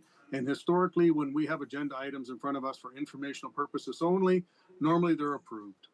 That said, I'm unable to even accept this item for information at this time. As noted, these lands are currently zoned as general commercial. With the growth that's already happening in Paris, we lack sufficient amenities already. By rezoning and removing this commercial land, and in this case, adding another 300 plus residential units, it's only going to exacerbate that issue. If we think about this area, other than, potentially 15 or so houses on Highway 2 and Dundas Street East, there's no really other residential units around this unless we go back to Curtis Ave, which is on the other side of the tracks. And if we look, if we're looking just in Paris alone, if we take the Corden settlement, the Sifton settlement, the TCA settlement, that's over 2,000 units already in the pipe. So we're talking probably over 5,000 people there. So we've already got enough in the pipeline already to exceed the targets that the province has set for the county. Not to mention what's happening in St. George, which is going to be happening shortly. So again, if we, and this has been mentioned a few times tonight, in accordance to the provincial planning statement, we need to consider, is there a need? In my opinion, no, there's not. We've got enough residential units without this. What are the impacts for the surrounding area? It's been mentioned many times tonight. Traffic, pedestrians. Oh yeah, did I mention traffic? And how can this be integrated, like into our infrastructure? Yes, there's infrastructure going out on Dundas Street right now, but if we look at what is already in the pipes, and I'm talking, no pun intended here, with the pipe for wastewater, water itself, we may have enough right now, but if we keep adding to it, things are going to come to a halt. I know this is for informational purposes only, and I know as a rule that it's normally just approved, but I cannot support this in any way, shape, or form, and I will be voting against it. Thank you. Thanks, Councillor Pierce.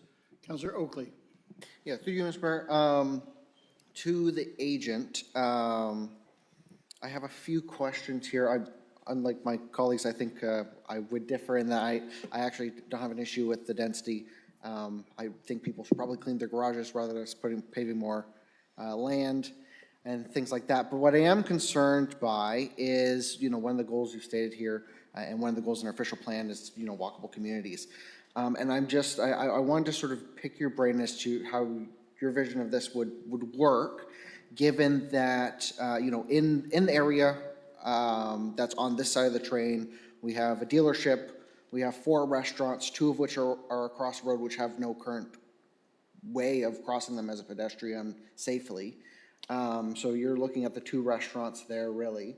I'm just curious as how you envision this as a walkable community, given that with the restrictions as related to that, the train bridge, there's really no way for us to improve being able to walk over to, say, the grocery store, to the Swiss Chalet, Starbucks, so on. So I'm just curious, since you mentioned walkability in your presentation, I'm just curious how you envision that aspect of it.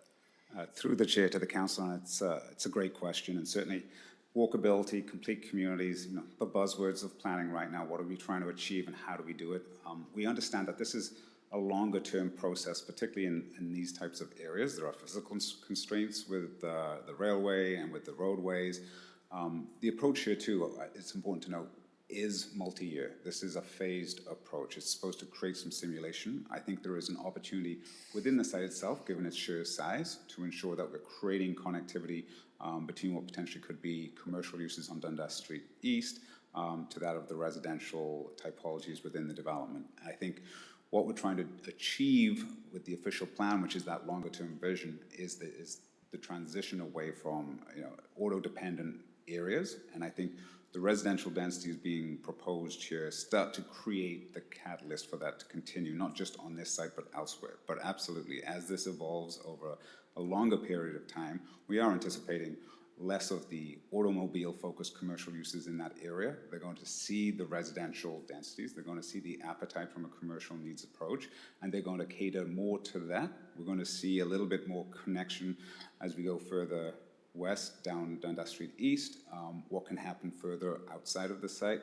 But it is going to be a challenge. I think from the development itself, we are looking at the landscaping, the walkways, the sidewalks, the ability within, the kind of the green area within the development, all of these to foster that, but we recognize it's a long-term process, and the residential densities need to be there in the first instance before some of those commercial sectors start to follow suit and capture some of that market. So, you know, over time, we're anticipating to align with that official plan vision, and the first step is to create destinations for residential densities to locate and hopefully grow in combination with some of those external changes in the area.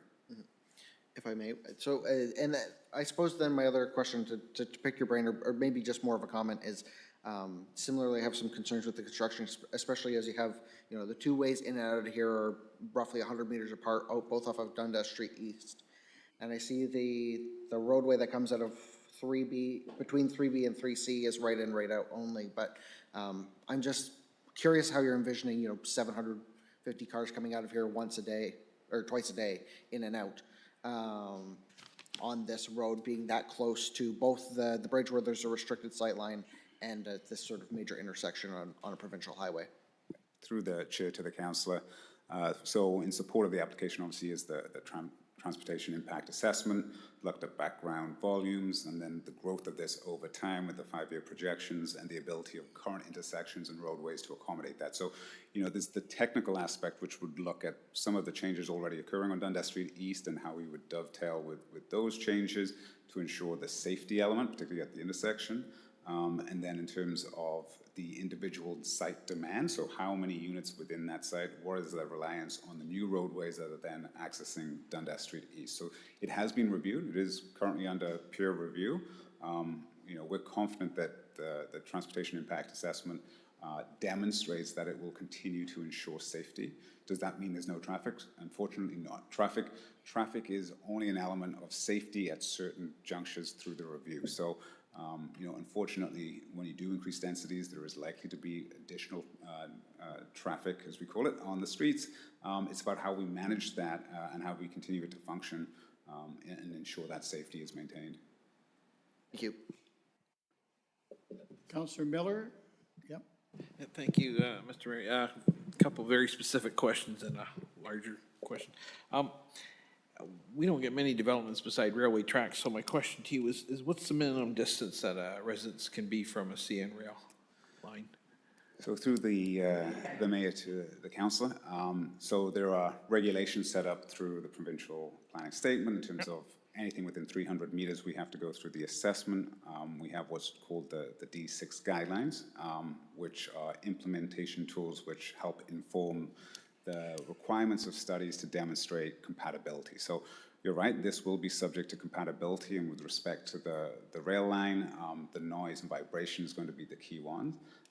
Obviously, we're demonstrating through our proposal the ability to accommodate through berms and landscaping sufficient distance, but we have to go and finalize that exercise, share it with the city, and make sure we agree on that setback. Oh, so it's not a specific amount, it's based on vibration? The 300 meters is where you're in that area where you have to provide the studies to demonstrate compatibility. Okay. Next question. If I look at condominium 3, condominium, block 3 and block 4, they don't have driveways? Am I seeing that correctly? So condominium 3, the one facing onto Dundas Street East? Yeah. Yeah, so they are accessing the parking at the back, right? Okay, but they don't have driveways onto Dundas Street East. That's for two respects, both from an urban design perspective to make sure you have that interaction with Dundas Street East with visual interest, but also, you know, the amount of driveways wouldn't be acceptable from a transportation perspective to have those driveways. So there will be parking at the back in that area in order to accommodate the needs of those stacked townhouses. Okay, I mean, it looks like kind of common parking. I suspect you would probably have one dedicated for each one at the front. I wanted to pick your brain on that because I'm just wondering, is a common parking lot more efficient land-wise than, say, individual driveways? Any thoughts on that? So through the mayor to the councillor, the typology as it's changed to stacked townhouses has to entertain alternatives to your typical grade related. So your driveway, garage, that can only really exist in your more modest townhome typology. You know, the expectation here from the official plan is the greater density, particularly along Dundas Street East. And when I say greater density, we're looking at 3 to 4 stories. We're not talking significant, but a movement away from that grade related. So as soon as you do that, you choose either underground parking or surface parking to accommodate those parking needs. And in this instance, we are looking at the surface parking and how they ensure that the functionality of those units are maintained. Okay, then the last question for you. The county was going to do a land use study for 2026. How come you don't let us finish that? You brought this today. I assume you've been working on it for a while, but I'm just wondering, Councillor Pierce did mention it, I don't know if we have the servicing capacity for these units.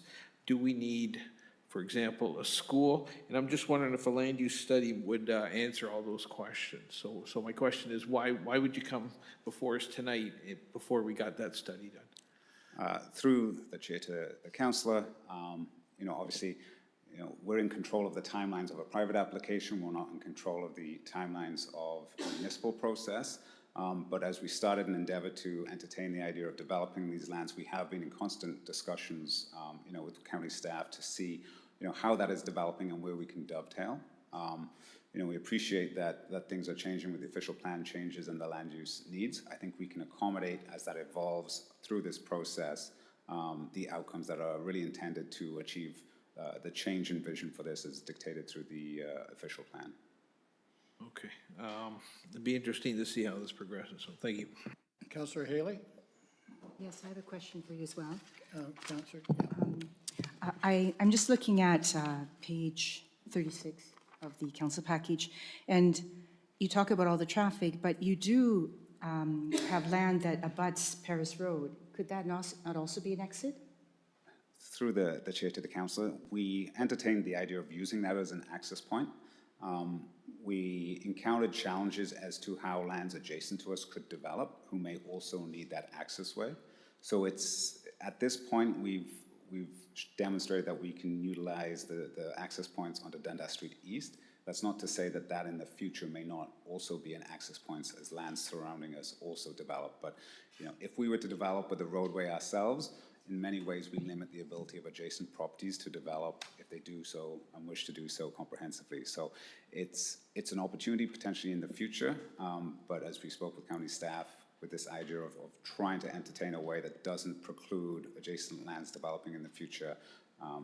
Once again, we went into the matters that we could control, so we looked towards Dundas Street East as being that principal arterial to carry the traffic loads. Yeah, I just think with that many people, if you had an exit on Paris Road and you abut Paris Road, so that was an idea. I wanted to look at page 37 in the forest. How did that happen? There's a lot of forest there, and then it's gone. How did that happen? Through the chair to the councillor, obviously it was my understanding, aspects that occurred previously. I mean, this was and is an agricultural operation occurring on the lands. My understanding is that there have been removals of trees through that process. REIS identified through aerial imagery those changes, and I know county staff have been in constant conversation with us about how do we approach that from an ecological standpoint. What can we do? What was the ecological function there before? And how do our lands, as we go forward, capture the ability to either put trees back on the land or ensure that the ecological continuation of the system is protected in the long term. Okay. And I have 2 questions for the planner, if you don't mind. I wanted to ask you, I've looked at these letters that came in, and there's Joe Jellis, and the rest sort of look like copycat versions, and they're all from businesses, but I don't see any from citizens. And I see you said that you gave notice within 120 meters. Did any people on Curtis Avenue get a notice? Through the chair, I would have to review whether we had any residents along Curtis Avenue, but I can definitely look into that if that's okay. Yeah, I just think that 120 meters isn't very far. Yeah, when they're the affected community. Okay. I wonder if we can change that somehow in the future. And the other thing is the OP doesn't envision this area as residential. The OP saw it as commercial. Yes, so there, through the chair, there are uses that permit a variety of residential, low density, medium density, high density, as well as commercial uses. So the intent is kind of for like a mixed use within this area. Okay, that's all my question. Thank you. Thank you. Councillor Pierce and then Councillor Bell. Thank you, Mr. Chair. If I could just get the presenter back up there again. I just got a question in regards to the presentation that he had there. In his presentation, he noted in blocks 3 and 4 for stage 3, it said in there, with commercial permissions. Can you elaborate what that means? Through the chair to the councillor, absolutely. So as we took this proposal through the process, recognizing the official plan intent to get a mixture of uses, we wanted to ensure that as this would be a later stage, we're not anticipating this phase to come until the subsequent phases before it are delivered and occupied, that we wanted the flexibility to entertain commercial uses should market demand be driven from the residential intensification of the earlier phases. And we wouldn't want to lose that as we go forward and once we get to a position where those or that phase could be developed. So we wanted to make sure we didn't lose any commercial rights as we entertain the full development of this multi-year phased approach. Okay, I appreciate that. And then you also made a statement that the facing Dundas Street East, the statement you made was potential commercial uses. So if I'm understanding that correctly, for these quote unquote potential commercial uses, then the units, whether it be, you know, block 3B, block 3C, block 3D, those would no longer be residential, or they'd be a mix of residential and commercial? Through the chair to the council, the intent would most likely have commercial at grade and then with residential above it. So it would be a mixed use structure. And so those are the types of permissions we'd want to embed in the future bylaw going forward on a basis of how this evolves over time from a market-driven perspective. Okay, so I'm going to summarize this thing. So in your presentation, you put with commercial permissions, and then you mentioned potential commercial uses, and then you state most likely. So I'm gonna leave it at that. People can make their own synopsis of what that means. But when you say potential and you say most likely, that to me suggests that it's not going to happen. But I guess time will tell on that, and I'll leave that one alone. Thank you. Thank you. Councillor Bell. Thank you, Mr. Mayor.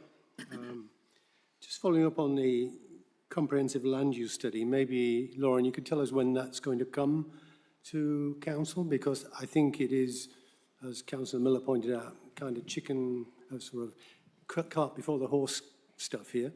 Could you just tell us when it's coming?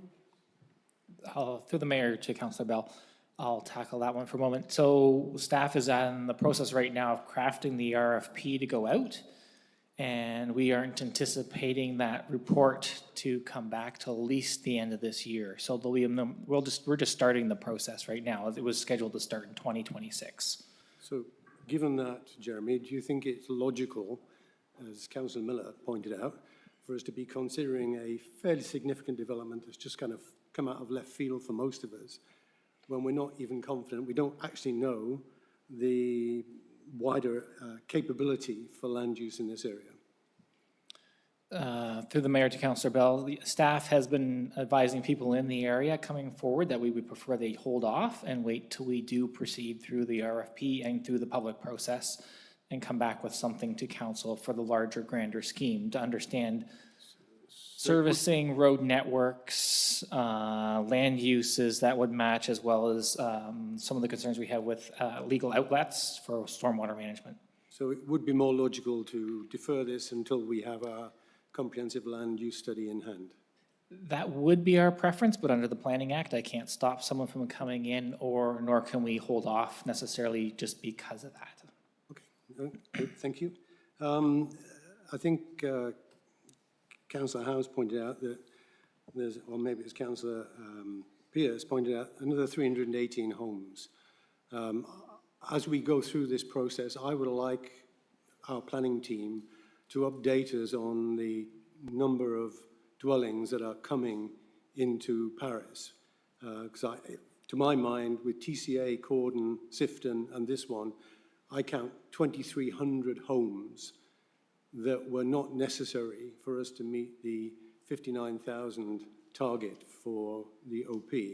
So we're talking about 6,500 people more, and that's just the extra people that are coming into Paris.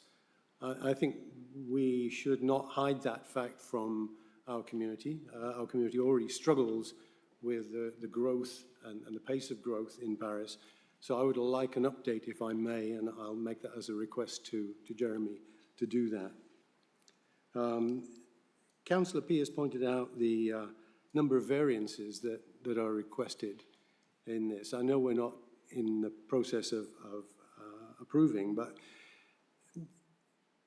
one number caught me particularly, and that was the minimum lot area, and it's down to 118 square meters from the required 185.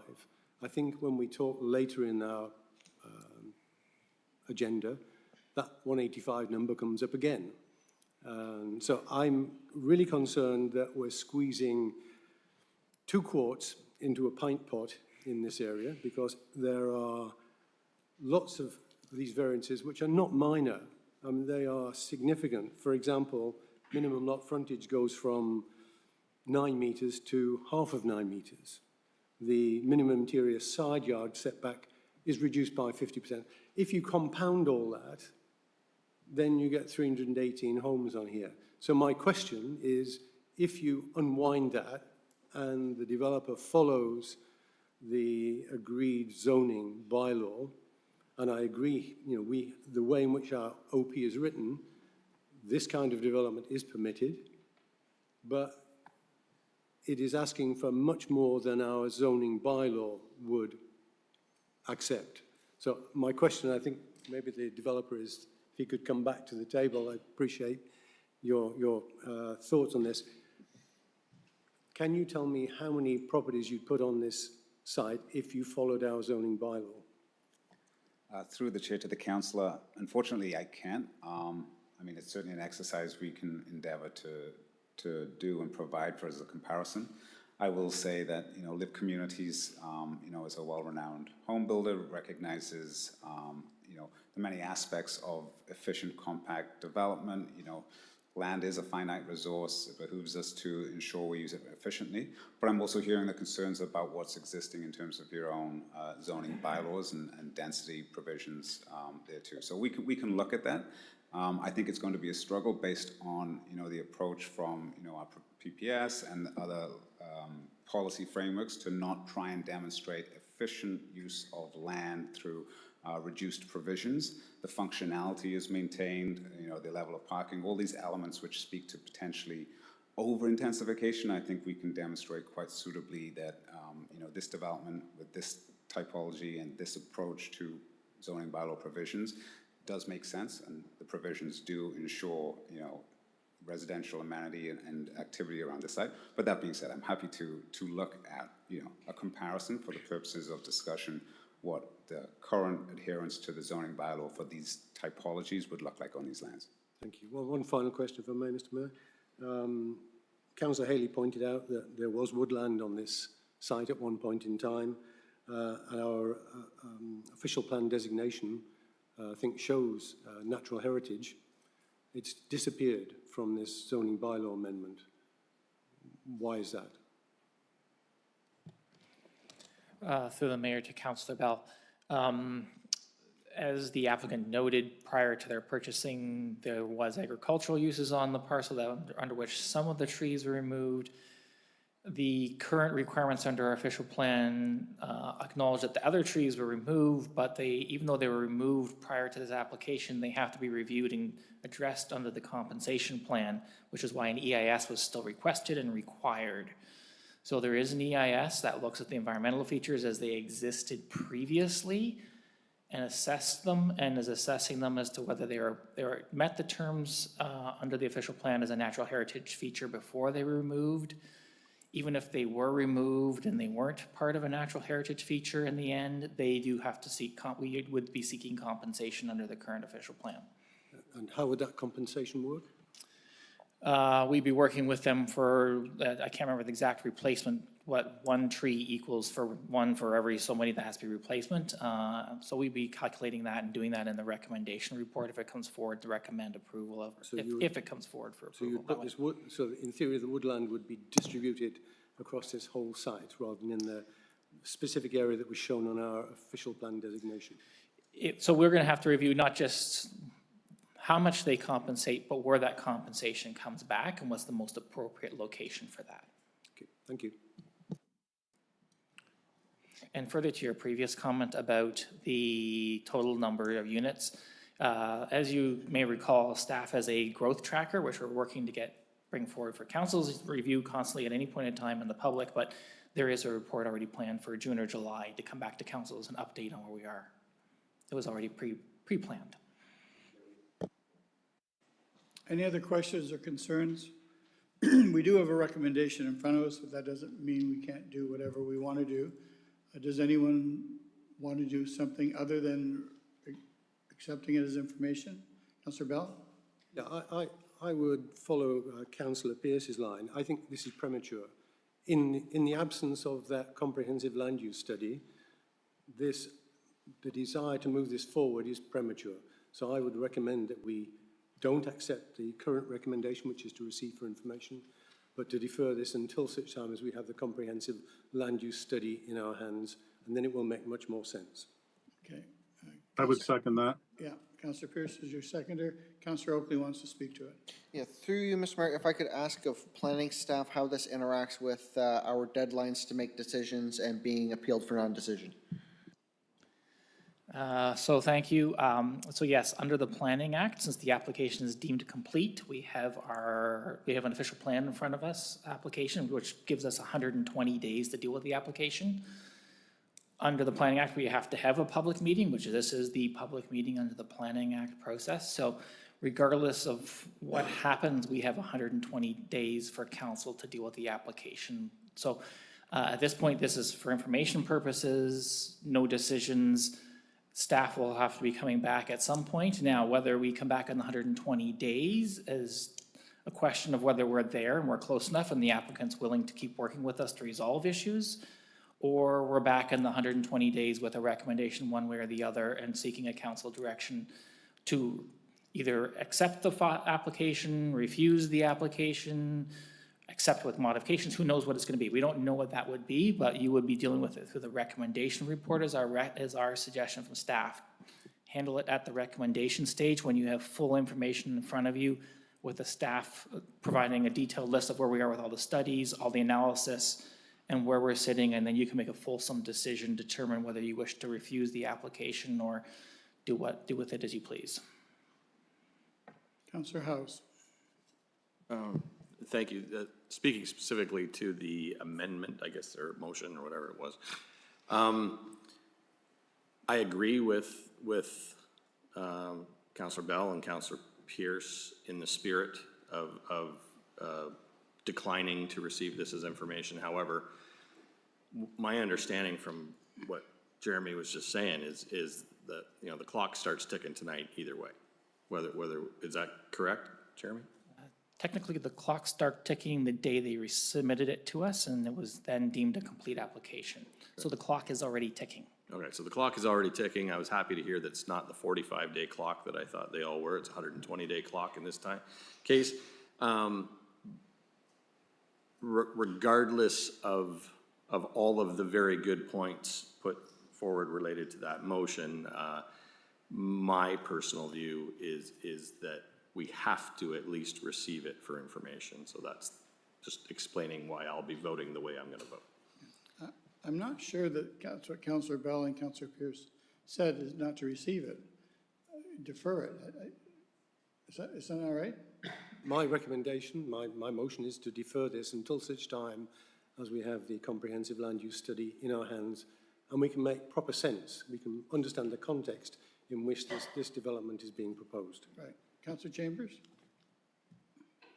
That makes a little bit more sense than not receiving it as information, because the reason for having a public hearing, according to the Planning Act, is to receive information. So if you schedule a public hearing to receive information receive the information and then vote to not receive the information is a little bit contrary to a fair hearing, and be cautious about not having fair hearings. To receive the information and defer the application, I'm not even sure whether that's possible under the Planning Act. I don't think it is, so be cautious about that. And I think the General Manager of Planning is agreeing with me. The proper way to do it is to receive the information, then at the next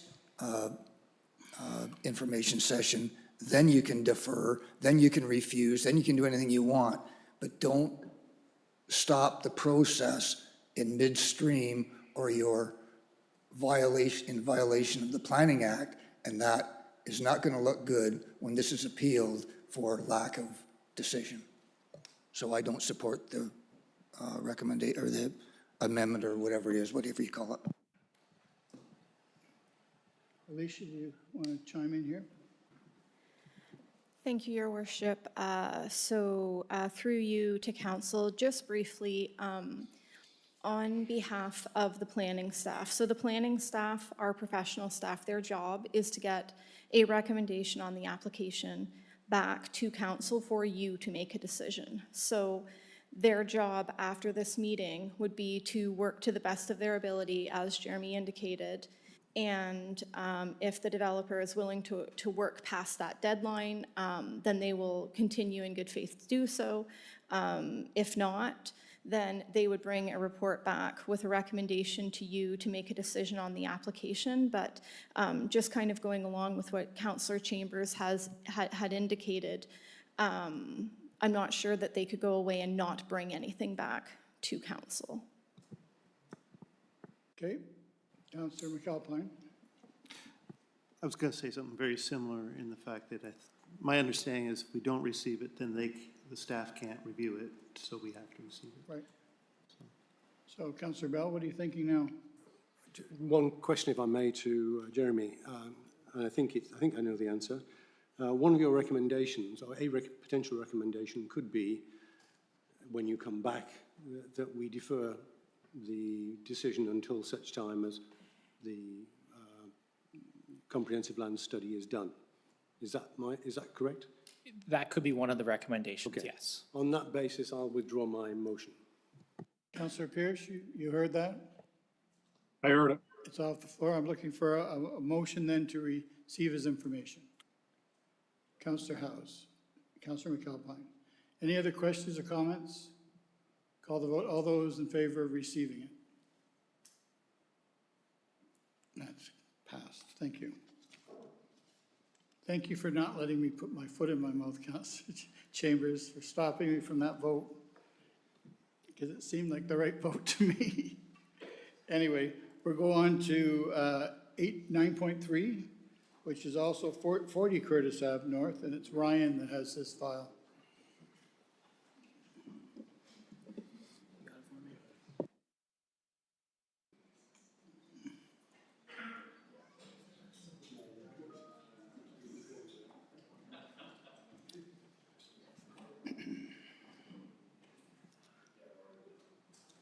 Okay, whenever you're ready, Ryan.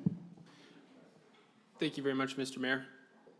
This presentation relates to application ZBA 326 RC, a zoning bylaw amendment proposal for 40 Curtis Avenue North in Paris from Zelenka Priamo Limited on behalf of DCH Group Incorporated.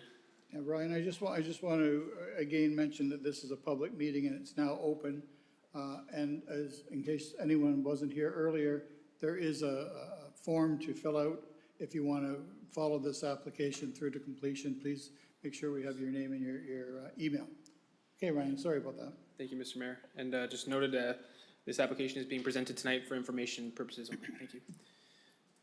The subject lands are located on the northeast side of Curtis Avenue north of Dundas Street East in Paris. Lands are currently being used for industrial and ancillary office purposes. Subject lands have a frontage of approximately 46 meters on Curtis Avenue North and an area of approximately 0.6 hectares or 1.48 acres. Subject lands are surrounded almost exclusively by other heavy industrial type uses with the CN rail line running north east of the subject lands to the rear. The subject lands are designated in the county's official plan as general employment. The intent of this designation is to accommodate a range of employment uses, including light and heavy industrial, as well as business industrial type uses. Based on appropriate servicing infrastructure availability, the subject lands are located within the urban settlement area of Paris. The subject lands are currently zoned as heavy industrial M3, as are the majority of the lands surrounding. The intent of the heavy industrial M3 zone is to allow for uses which would pose potential conflict with more sensitive land uses. This zone permits a range of industrial uses of the heavier type, including manufacturing, automotive repair, food and chemical processing, and transport truck terminals, among many other uses. The applicant is proposing a zoning bylaw amendment to rezone the subject lands from heavy industrial M3 to special exception heavy industrial M3 to permit a hydrovac slurry processing facility primarily located to the rear of the property. The existing office building is proposed to remain and to be used for that type purpose. What we're looking at is a processing facility to the rear of the existing lands. This type of use is not permitted within the current heavy industrial M3 zone, and therefore a zoning bylaw amendment is required. A site plan control application will also be required in future should the zoning bylaw amendment be approved. Some members of this council and committee may recall similar applications on Papal Road and Paris Road for what you'd look at. I mean, there was construction material recycling facilities. We look at sort of the heavy industrial M3 zone versus the M4 zone, which is for more waste and recycling facilities. It was determined most appropriate, based on the context of previous applications, to go with a modified heavy industrial M3 zone for this proposal. Again, this application has been received and deemed complete. Notices were circulated 3 weeks ago, and this presentation currently is for information only, with a future recommendation coming forward at a later date following any input that we receive tonight. I'd be happy to answer any questions. Thank you. Thank you. The next person to come up is the agent of the applicant. Yeah.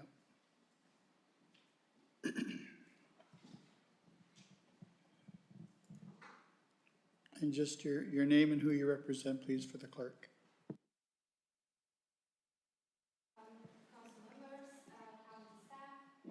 Public attendees, my name is Daniele Siqueleiro. I am a planner with Zelinka Priamo Limited, and together with my colleague Matt Campbell and the applicant, Matt Descharme, we are pleased to be here to present the ZBA application.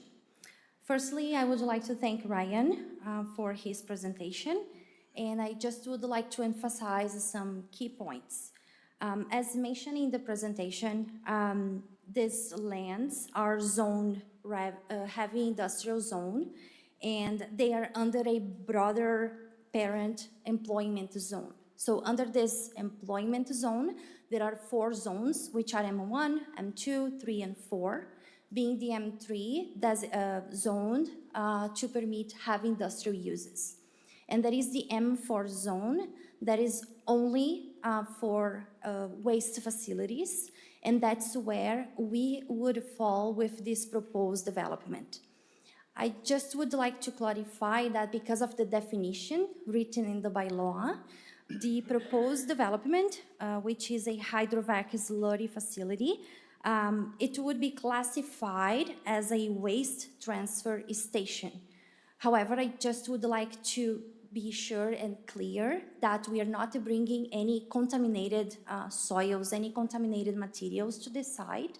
It's simply soil mixed with water that's called a slurry that is going to be brought to the site, and then this is going to be processed in a planting facility that is prefabricated, and then the process will be simply to separate the soil and the liquid material, and both the soil and liquid material will be reused. The soil materials can be used for construction purposes, and the water can be reused for to facilitate the next process of a hydrovac process. And this hydrovac process is simply to install underground infrastructure, and then you can imagine a truck that has a directional drilling, and it's soils that are drilled using water and then produces this slurry. And what's being just excavated, let's say, is used for install utility facilities. And then this slurry is going to be brought to the site to then, as I explained, to be separated between the two materials. And I just want to emphasize that again, no contaminated materials are being brought to this site. In terms of the proposed zoning, as Ryan mentioned, the current zone is M3, and we have a variety of uses that can be permitted in these lands. And the M4 zone is simply for waste facility. And we don't want to sterilize the lands that currently are within employment area. So as such, we are just submitting the ZBA application to add this additional use on these lands, allowing for a broad variety of uses, rather than just rezoning the entire lands to the M4 zone. As part of the submission materials, we have submitted a noise impact study, and that was to assess the anticipated noise impact at the nearest and most potential impacted sound-sensitive locations. The study concluded that the predicted sound emission levels comply with the Ontario Ministry of Environment, Conservation and Parks, and there is a assessment criteria, and this complies on all the points of receptions that were studied. And even without implementing any noise control measure. So the report concluded that it meets the criteria and no additional measurements are required for this proposed use. I would like also to emphasize that this study is currently being peer-reviewed by the county's peer reviewer, and we have not yet received any additional comments on this. So we're just waiting on the process to be finalized, and if needed, we can complement with any additional information on this matter. I would also like to make sure that the process for this proposed development is understood. So the ZBA application is the first step. As Ryan mentioned, if approved, we have to go through the site plan application. And in addition to that, the proposed development also has to obtain an environmental compliance approval. And that's under the Ontario Ministry. And there are very strict provincial regulations that has to be met. And this entire process only for the ministry to provide the approval takes about a year. Currently, the proponent has already retained a consultant. The consultant is preparing all the studies required for this application. And once they are ready, they will make a submission to then start the process to obtain the environmental compliance approval. I would also like to emphasize that, as mentioned in Ryan's application, the subject lands, they are located within employment area. The planning intent for these lands, both in the official plan and the zoning bylaw, are for heavy industrial uses. And even if we look at the PPS policies, the applicable policies for these lands are to be preserved for the intent for these lands. And the proposed development is a heavy industrial use that is a good planning use for these lands and complies with all the requirements on all the policies that we have in both official plan and the zoning regulations. In summary, the proposed ZBA application is consistent with the intent and the policies outlined in the provincial and the county planning legislation. And I believe it's clear, but if you have any questions, please feel free to ask me. Thank you for your attention. Thank you. Maybe you could just stay up front here because Yeah. no, we don't have any registered delegations, which means I could open it up to the floor. Is there anyone in the room that wants to speak to or against this application? Come on up.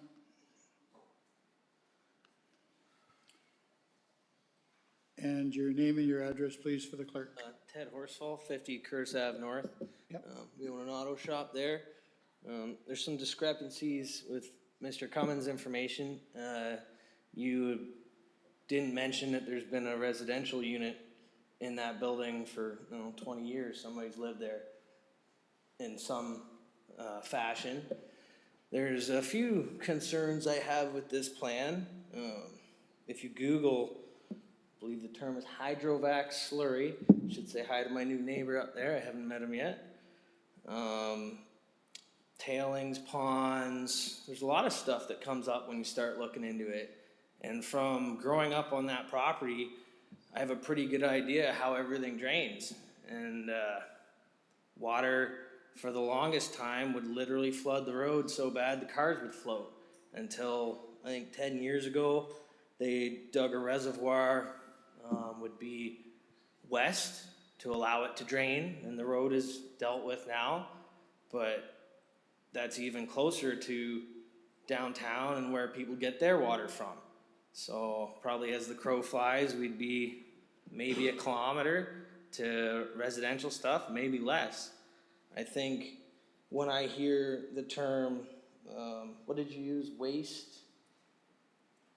What is it, technically classified as? So it's mentioned as Waste transfer station. Right next to a reservoir, that under heavy rain drains quite steady there, or else it will flood the road. And I just think there's some consideration that should be put on that. And also your noise study, I don't know if they were aware that Jason's Wheelhouse, which is differently abled people, is our neighbor on the other side, not 100 meters from what you guys are proposing. So there's noise studies. When you Google the slurry thing, comes up as smells, the health hub's there, the rail trail is there. There's quite a few things that I don't know that this is the best fit for. That'll be a determination y'all make, but I felt necessary to come here and just give my thoughts on it.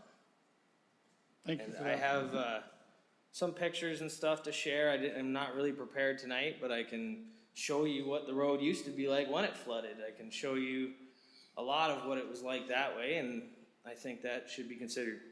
Thank you. Do you have separate pictures there, or are they on your phone? No, these ones are, I'll put them in a frame so we don't tear them, but. No, if you could just give them to the clerk, we can get copies made for us, just so we can see them. Yep, You can send them to the clerk, though. I'll have to bring them down. Okay, I can do that. that's great. Thank Okay, you. Thank you all. Anybody else in the room that wants to speak to or against the application, come on up.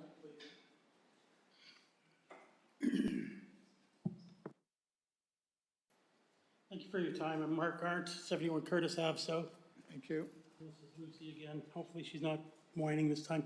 I'm very happily and glad that it's not chemicals that are being slurried out of this mess. That was really relieving. We live at Curtis Ave on the other side.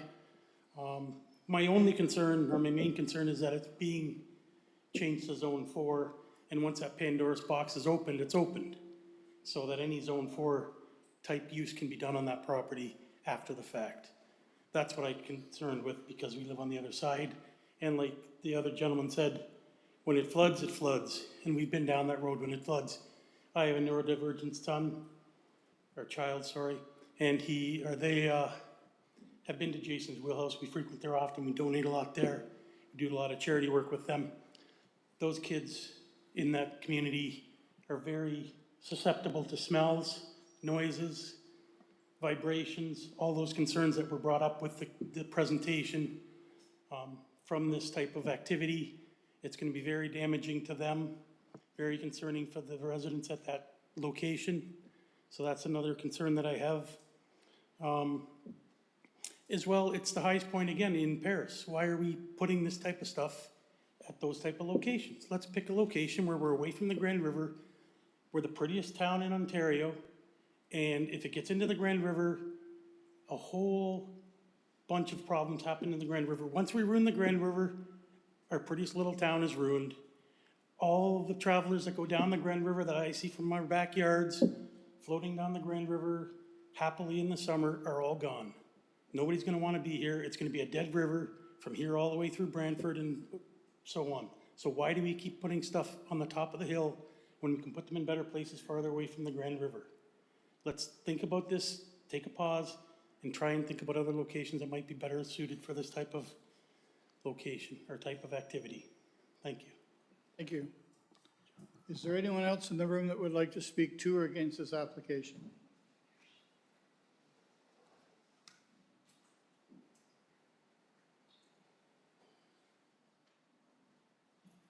And again, just your name for the clerk, please, and your address. Michael Bertolini, 112 Walnut, Paris Flats. Thank you. As a resident within a kilometer of the site, we live at the foot of Portland Avenue, which with heavy rain as it is, gets flooded. I know with the new construction that's being done in the area, they are putting in new water mains, so that's going to be addressed.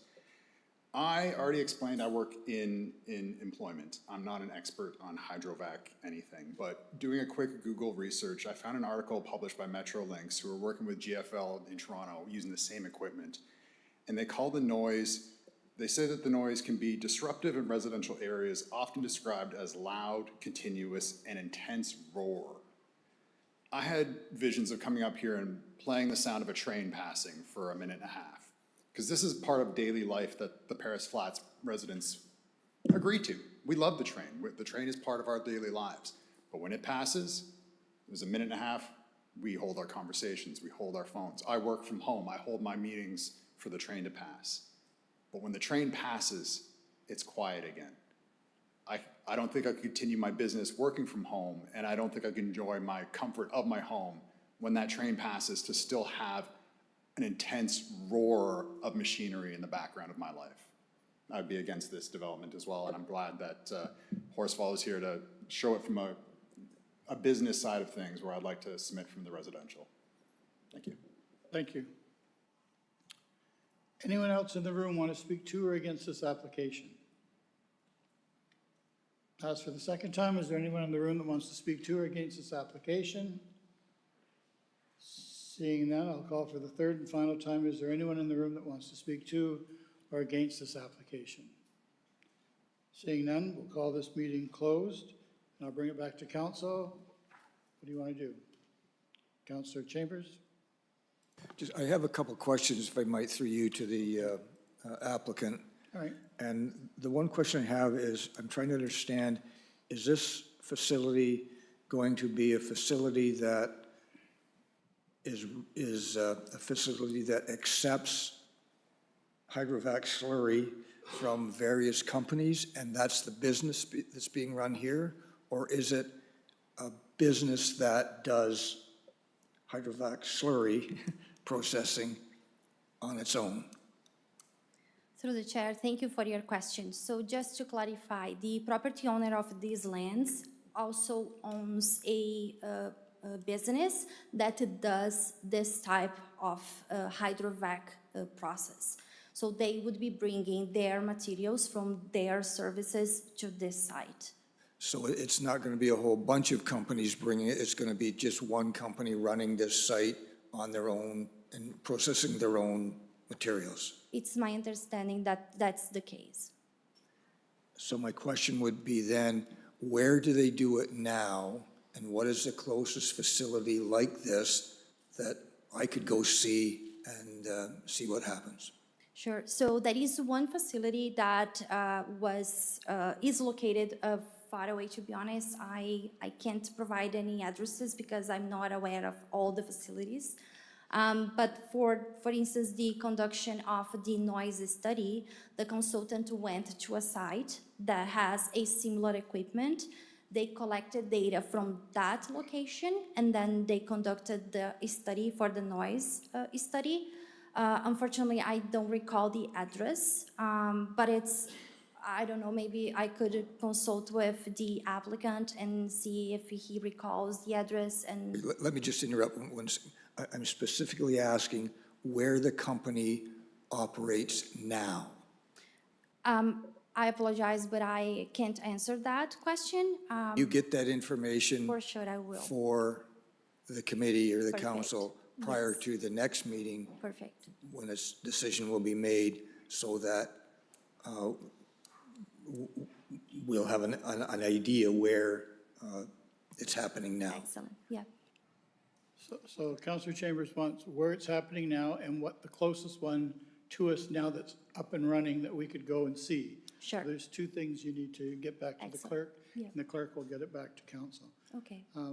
Before we go any further, let's get it on the floor so we can talk about it. Councillor Bell and Councillor Oakley. Councillor Howes, you had a question? Thank you, Mr. Mayor, through you to the presenter. Thank you. And following up a little bit on Ted Horsfall's questions and comments, I was contacted by a neighbor of theirs and of the applicants who wasn't able to be here tonight but did have some questions. I appreciate the explanation you gave for just what happens in a hydrovac slurry processing plant, which may be different than the roar of hydrovac work that's done on the site. So I'm wondering if you could, because that was a fair question too, I'm wondering if it all kind of boils down to two things. Is it noisy and is it smelly? And I think some of us, me, for example, I had visions of hydrovac being something that's used for clearing out grease traps at restaurants and grocery stores and things like that, and we've all experienced that can be unpleasant. But can you speak a little bit to, like just anecdotally, to the noise element, to the processing, and the odor side of things? Sure. So just, first of all, through the chair, just to let you know, so if you have any questions specific to the processing of the equipment itself, we have the manufacturer online, and he would be able to answer more appropriately than myself, but I can try to explain based on my knowledge. So first question is the processing itself at this facility. So you can imagine the equipment that is prefabricated. So trucks will come in, the material will be unloaded to concrete pits. Then it's going to be pumped to this equipment, and the equipment will work as a vibration, and then materials will be separated based on the grain size of the solid material, and the water as well will be separated. In terms of odor, you can imagine organic matter, because basically the hydrovac process, when we are digging soil. You can imagine we are digging a front yard where cable will be installed underground. So most of the material will be potentially grass, soil, sediment. So the odor would be this type of organic matter that would stay for some time inside the truck until it gets to the facility itself. No other odors would be expected. Again, no contaminated materials will be brought to the site. I don't know if that answers your question. If you would like, I'm the manufacturer that was mentioned just there, and just some comments. The closest facility that we have using this technology is actually in Hamilton, so not too far from the county of Brant. And it's with a company called Daly. And they've been utilizing this technology for several years, probably 7 or 8 years. And we also have a facility in Etobicoke, several in Alberta, and a couple in British Columbia. It's very, very common equipment. We have about maybe 3,000 projects around the world. It's nowhere near as noisy as a hydrovac vacuum truck. And so the suction from a vacuum is much louder than the likes of a dewatering screen, which is what this is. A dewatering screen is just a motor that shakes a dewatering screen to take the water away from the sand and stone. And this also has environmental benefits. So the stone and sand will be able to be reused. And obviously it's non-contaminated, so it can be reused as like a fill material. So it has good positive benefits as well. Thank you for that. Mr. Mayor, sorry, point of order. Can he just, was it Daly? Yeah, Dalee, based in Hamilton. Thank you. And what is the address of that facility?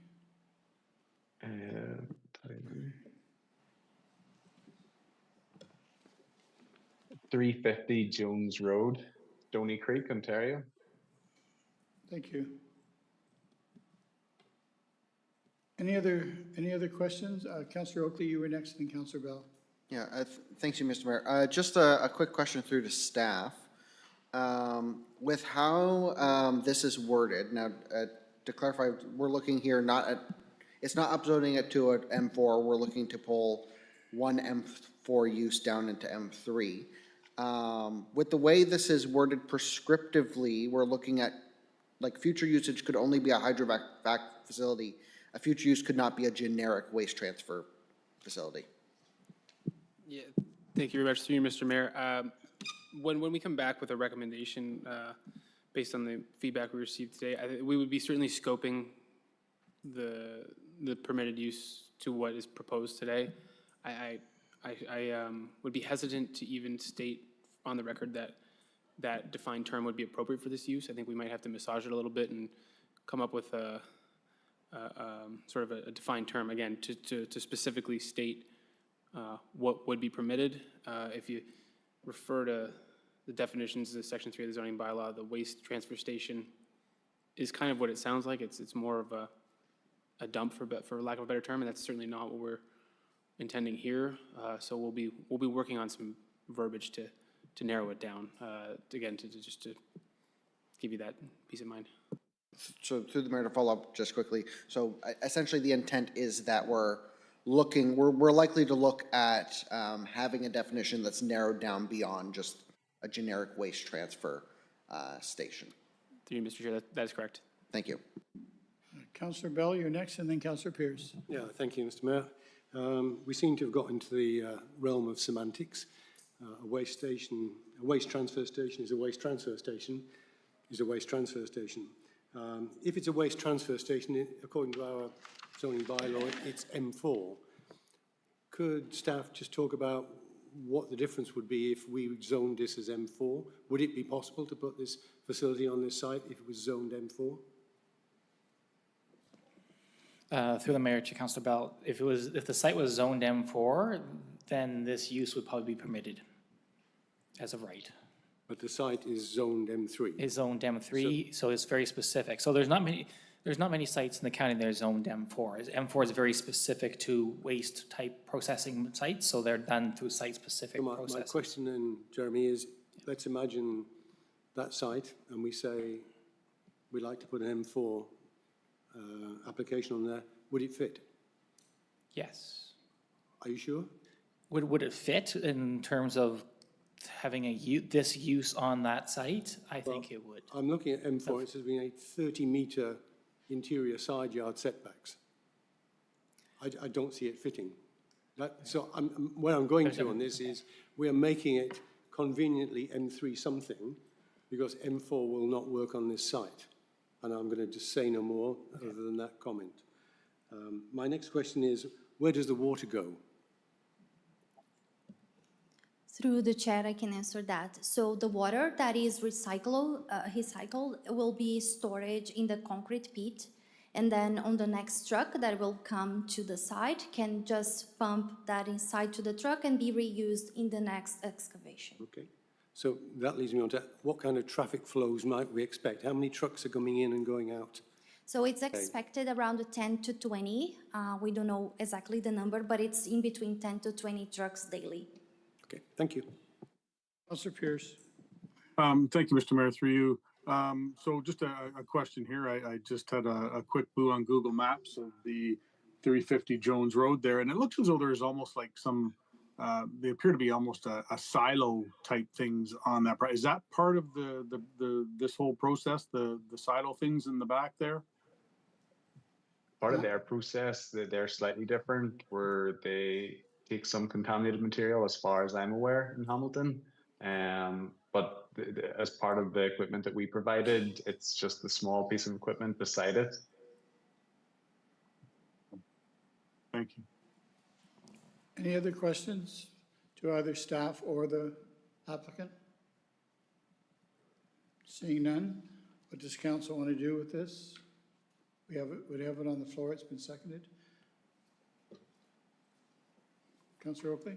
Through you, Mr. Mayor, receive it as information. Seeking a seconder? Counselor Howes? Any other questions? We'll call the vote just to receive his information. All those in favor? Opposed? Carried. Thank you. Okay, we're now at 9.4, which is 1254 Coburn Street East, and that's Logan's file. Is it, do we need a break? Everybody's okay? Yep.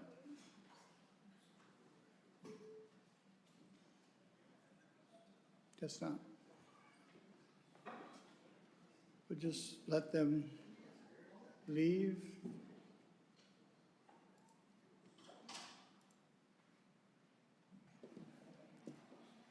Okay, whenever you're ready, Logan. Thank you. Good evening, Mayor, Bailey, and Council. I'll be presenting for information purposes zoning bylaw application ZBA 126 LK for lands located at 1254 Colborne Street East on behalf of Brooke Burlock of Zelinka Priamo and the owner 214 Carson Co., courtesy of Steve Little. The property is located on the,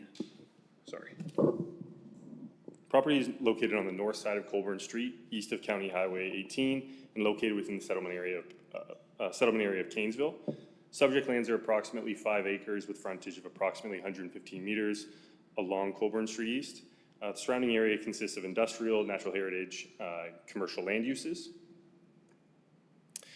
The lands are currently designated as general employment and natural heritage system within the County of Brant OP and zoned as general commercial C2 within the zoning bylaw. The applicant is currently proposing to rezone the lands from C2 to heavy industrial M3 zone with site specifics in order to facilitate the development of one new industrial manufacturing warehousing use on the site. The tenants of the proposed building are not yet determined. The site specifics proposed are an increased maximum driveway width of 11.74 meters, whereas 10 meters is permitted, a reduced street setback of 22 meters, whereas 50 meters is required along Arterial Road, and a reduced parking ratio of 1 space per 20 meters squared for the office use within the building, whereas 1 per 15 square meters is required, and one space per 125 square meters for the warehousing facility, whereas 1 per 100 square meters is required. There's the proposed site plan demonstrating those site specifics. Some of the key considerations that I've identified during my initial review are servicing and natural heritage features on site. The property is currently not serviced, and the County of Brant lagoon system in Canesville is currently at max capacity and cannot receive any more sewage. This property will likely need to enter into an agreement, a servicing agreement, where the property would likely have a holding tank until construction is completed. And natural heritage, in support of the application, an environmental impact study was submitted and reviewed by staff and our third-party peer reviewer. Based on the information provided at this time, the EIS does not adequately identify the natural heritage features, boundaries, or required protection zones in accordance with the OP. As a result, the county cannot evaluate whether the proposal meets the 2 required official plan tests of no negative impacts and long-term net gain to natural heritage features and functions. Responses to the peer review comments have recently been provided, and as such, discussions with the applicant are currently ongoing. Notice of the application was provided to all landowners within 120 meters of the subject lands. At the time of this presentation, we have not received any public comments regarding the rezoning application. Thank you. Thank you. And before we go any further, I will say that this is a public meeting, and obviously it's open. We'll now look for Brooke. I think she's online. Brooke? Yes, I'm just online. I'll just share my screen. Okay.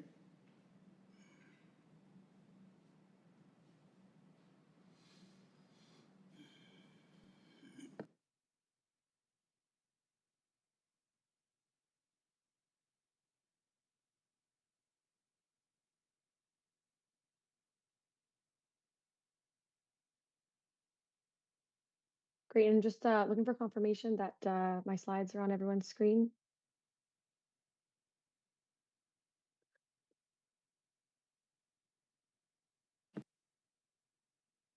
I can see it. Okay, Perfect, great. Yeah. So yeah, good evening, Mr. Mayor, members of council. My name is Brooke Burlock. I'm a planner with Zelenka Priamo Limited.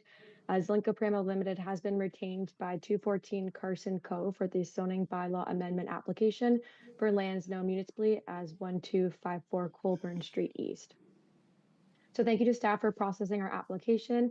In addition to Logan's presentation, I will be providing an overview of the proposal, the planning justification, and then I'll be available to address any comments or questions from the public and our council.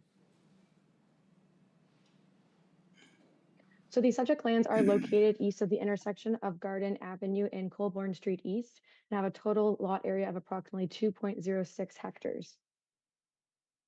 The lands were previously developed with a one-story residential dwelling, which has now since been demolished. And the remainder of the property is undeveloped and vacant of structure and primarily contains existing overgrown vegetation.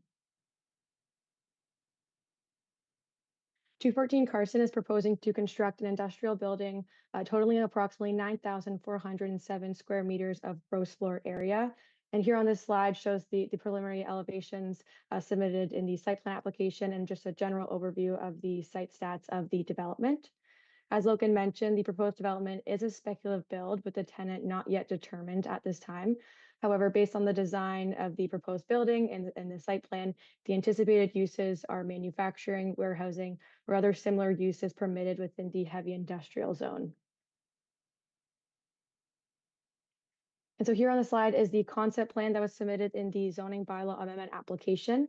And just for reference, it's been rotated slightly so it can all fit on our screens a bit easier. So on the left side is north and on the right side of your screen is south facing Colburn Street.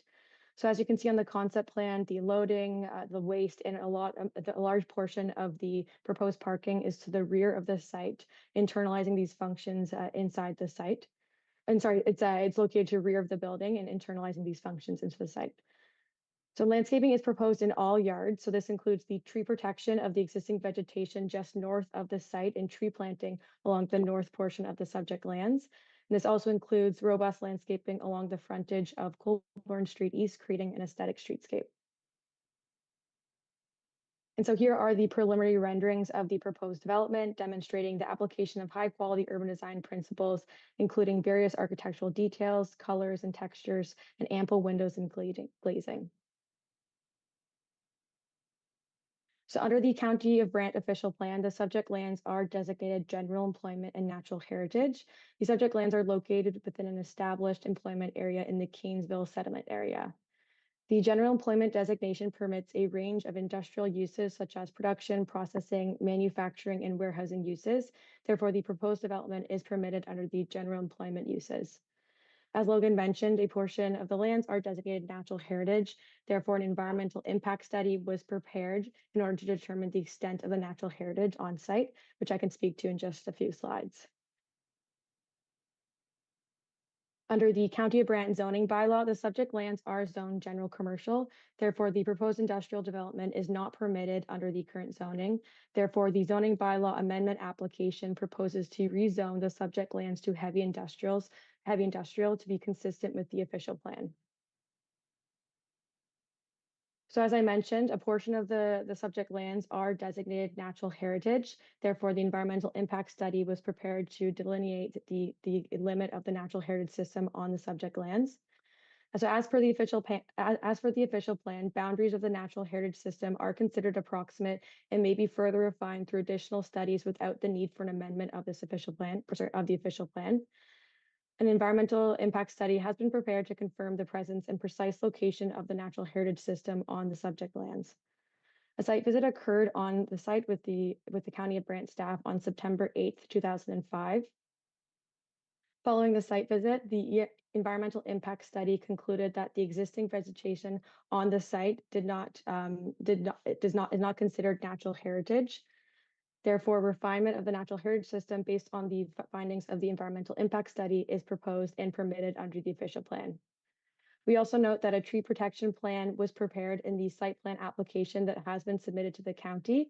However, the tree protection plan was not submitted throughout the zoning bylaw amendment application, which we understand that the county's peer reviewer had a couple comments related to the proposed tree planting and protection.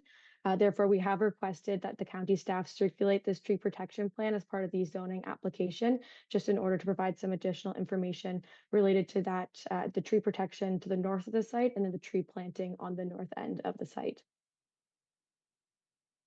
So as part of the zoning bylaw amendment application, 3 site-specific provisions are proposed. The first being a reduction in the parking requirements. So as part of the zoning application, a transportation impact study was prepared that determined the proposed parking supply is anticipated to result in a surplus of a minimum of 10 spaces and up to 68 spaces depending on the end tenant. Therefore, the proposed parking study is anticipated to sufficiently accommodate the proposed development. And then next is to increase the minimum access width to 11.74 meters. And this is really required to facilitate safe all moves access for truck movements for coming in and out of the site. And the last site split provision is to reduce the minimum street setback to 22 meters. In general, the proposed development and the proposed development and the proposed zoning bylaw amendment application meets the intent of this regulation by providing adequate buffering to the road and surrounding uses through specific site design measures and enhanced front yard landscaping. So as I previously mentioned, the loading, the waste, and a large majority of this parking is to the rear of the site. And so this has caused the building to shift closer to the road. However, the incorporation of the high quality urban design in the building elevations, as I mentioned, the robust landscaping along Colburn Street, it really does create an overall aesthetic, a streetscape, and the reduced minimum street setback is not will not impact the street aesthetics and the streetscape of Colburn Street. And then lastly, the minimum street setback of 22 meters is consistent with the surrounding built form, including adjacent and in proximity other employment and industrial developments. And that concludes my presentation. So overall, the proposed development generally represents good land use planning, and I'll be able to answer any questions or comments from the public or council. Thank you very much. Because I don't have any registered delegations, we'll open it up to the room. Is there anyone in the room that wants to speak to or against this application? Ask for a second time. Is there anyone in the room that wants to speak to or against this application? Seeing none, I'll ask for the third and final time. Is there anyone in the room who wants to speak to or against this application? Seeing none, I'll call this part of the meeting closed. We have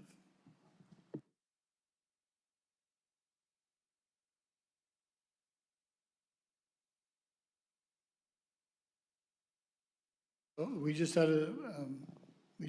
received a submission now. I don't know if it's too late. Is it too late? We got ourselves in trouble last time we did this, tried to do it. It was too late.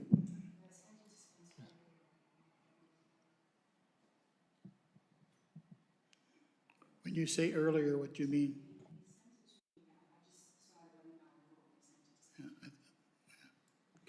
Okay, well, we'll have it, we'll receive it as information, and then we'll read it later. I think we have to keep moving here.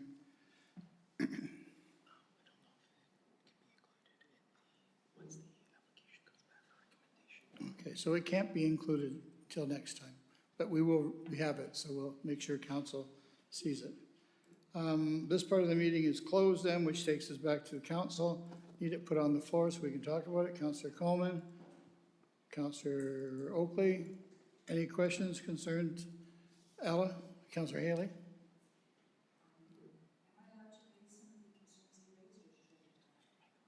You have to turn your mic on first, yeah. Okay. Am I allowed to raise concerns that they raised or not?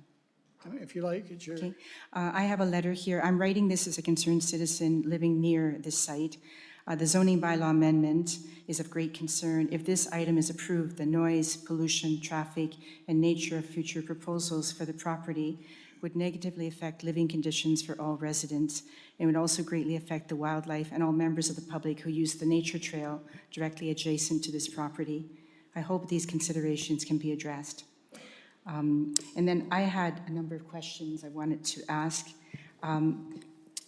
We've committed to the 30 by 30 with Nature Canada And so we have the natural heritage map there. It looked like it was about half of the property. And so I know that there's an EIS being done. Is it EIS is being done? But that's just a concern. You're right by the trail. You're right by the trail, and we're talking, you know, another section like Trenton that's talking about, you know, natural heritage and trails and everything. And then here we are trying to put heavy industrial right next to the trail. So it just doesn't seem like a very good fit. That's the concern I'm raising. Also, in the plan for Canesville development, I believe that Colborne was to be a commercial corridor in that map. I don't know which planner is handling the Canesville file right now, but I believe the Canesville corridor was to be a commercial sort of corridor, and that the plan for Canesville was prestige development. So if it is prestige development, if that's the goal, and then we're putting heavy industrial here, and we're putting it by the trail as well, to me, it doesn't seem like a very good fit. But I don't know who's handling the Canesville file.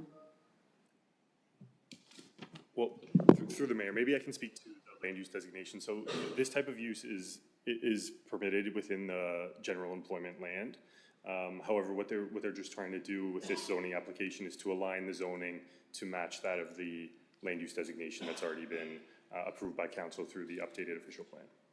And so what will this site be used for? What is the intended use? Through the mayor, I would defer to the applicant. I don't believe they know the tenant at this present moment. The applicant has her hand up here. Okay. Brooke, if you could answer. Yep, through the mayor to you, Councillor. So as I mentioned, the building right now is a speculative building. So the end tenant is not known at this time. However, the typical end users for 214 Carson's buildings such as this is warehousing, manufacturing, you know, not necessarily these odorous, heavy industrial uses. I know previously coming to this council, there was concerns related to, you know, some industrial uses permitted in the M3 zone being the impound yard, the transport truck terminal. However, it's not 214's intention necessarily to have an end tenant with those odorous uses. It would be more manufacturing and warehousing uses. The problem is that you don't really know the end user. You have a lot of people living in the Brookfield development, right, not far away. There's a lot of residents there. It's an upscale neighborhood. It allows cannabis, chemical and pharmaceutical industry, propane transfer, transport and truck terminal. So I think they'd be happier with the zoning that we have, the existing zoning, and not going to M3. So through the mayor to you, Councillor, did you want me to clarify any of those comments? Or? No, that's just, I'm giving you sort of feedback that I already know from the people that live in the upscale Brookfield development. And then you have the people on Papua Road, there's residents there. One of the residents just wrote tonight. So yeah, I wonder who is handling the Canesville employment land file? What planner is in charge of that? It's not one planner. I'll let Jeremy speak. Yeah, so through the mayor to Councillor Haley, the Canesville file is, policy planning is handling the file as the project managers, but Nethery Planning is working for us to compile the plan. They'll be coming forward in about May at this point.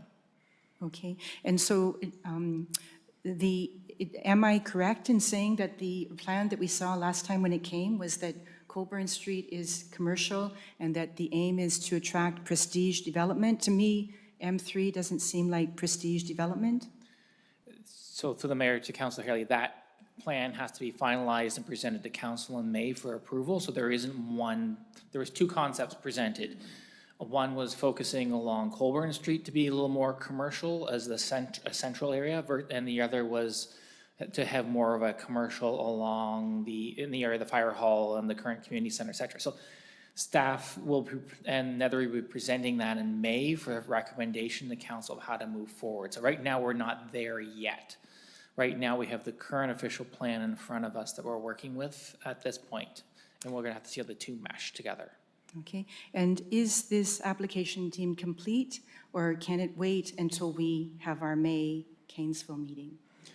So through Councillor Haley, the application is deemed complete and it is in process right now. So once we get something to a public meeting, it's already been deemed complete and it's in the process. So it's probably in the process already for a few weeks because we've had a notification time period. So we're probably almost 30 days into the process right now. And we're dealing with a zoning application, so we're into a 90-day time period that we're working with. Okay. So we might be coming back in and around May or June, this file, and then the question is how we mesh the, maybe how the two mesh together. We'll see what happens in the recommendation report. Okay, thank you. Yeah. Okay, just to let everyone know, Councillor Kyle's now online. She has been for a few minutes. Any other questions? No? It's on the floor. It has a motion. This is just for information also, right? Yeah. Okay. All those in favor to receive just as information? Opposed? Carried. Okay. We're now going on to 9.5, which is 8 Orth Drive. And we have Roxana for the county. And then we have Kayla, who is online to speak when it's her turn. Whenever you're ready.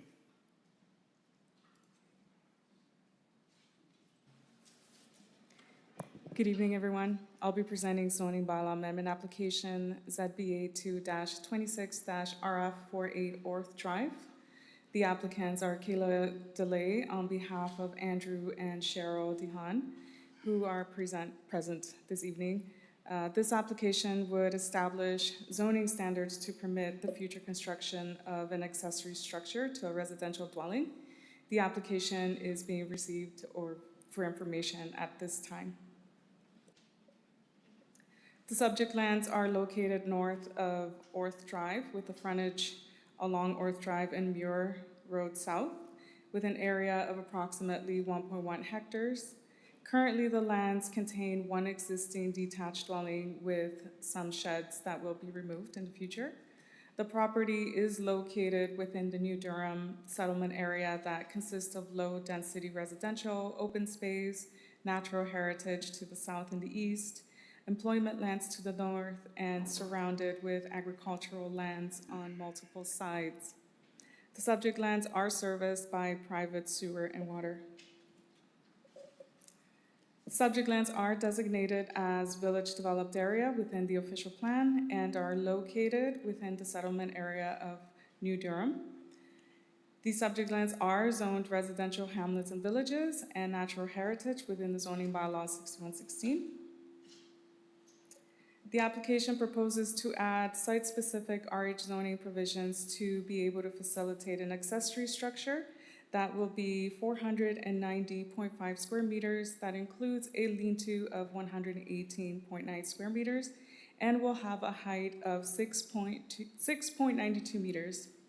The image on the right here shows what the accessory structure footprint would look like within the property. The surrounding area is characterized by low-density residential with larger lot sizes and rural development pattern.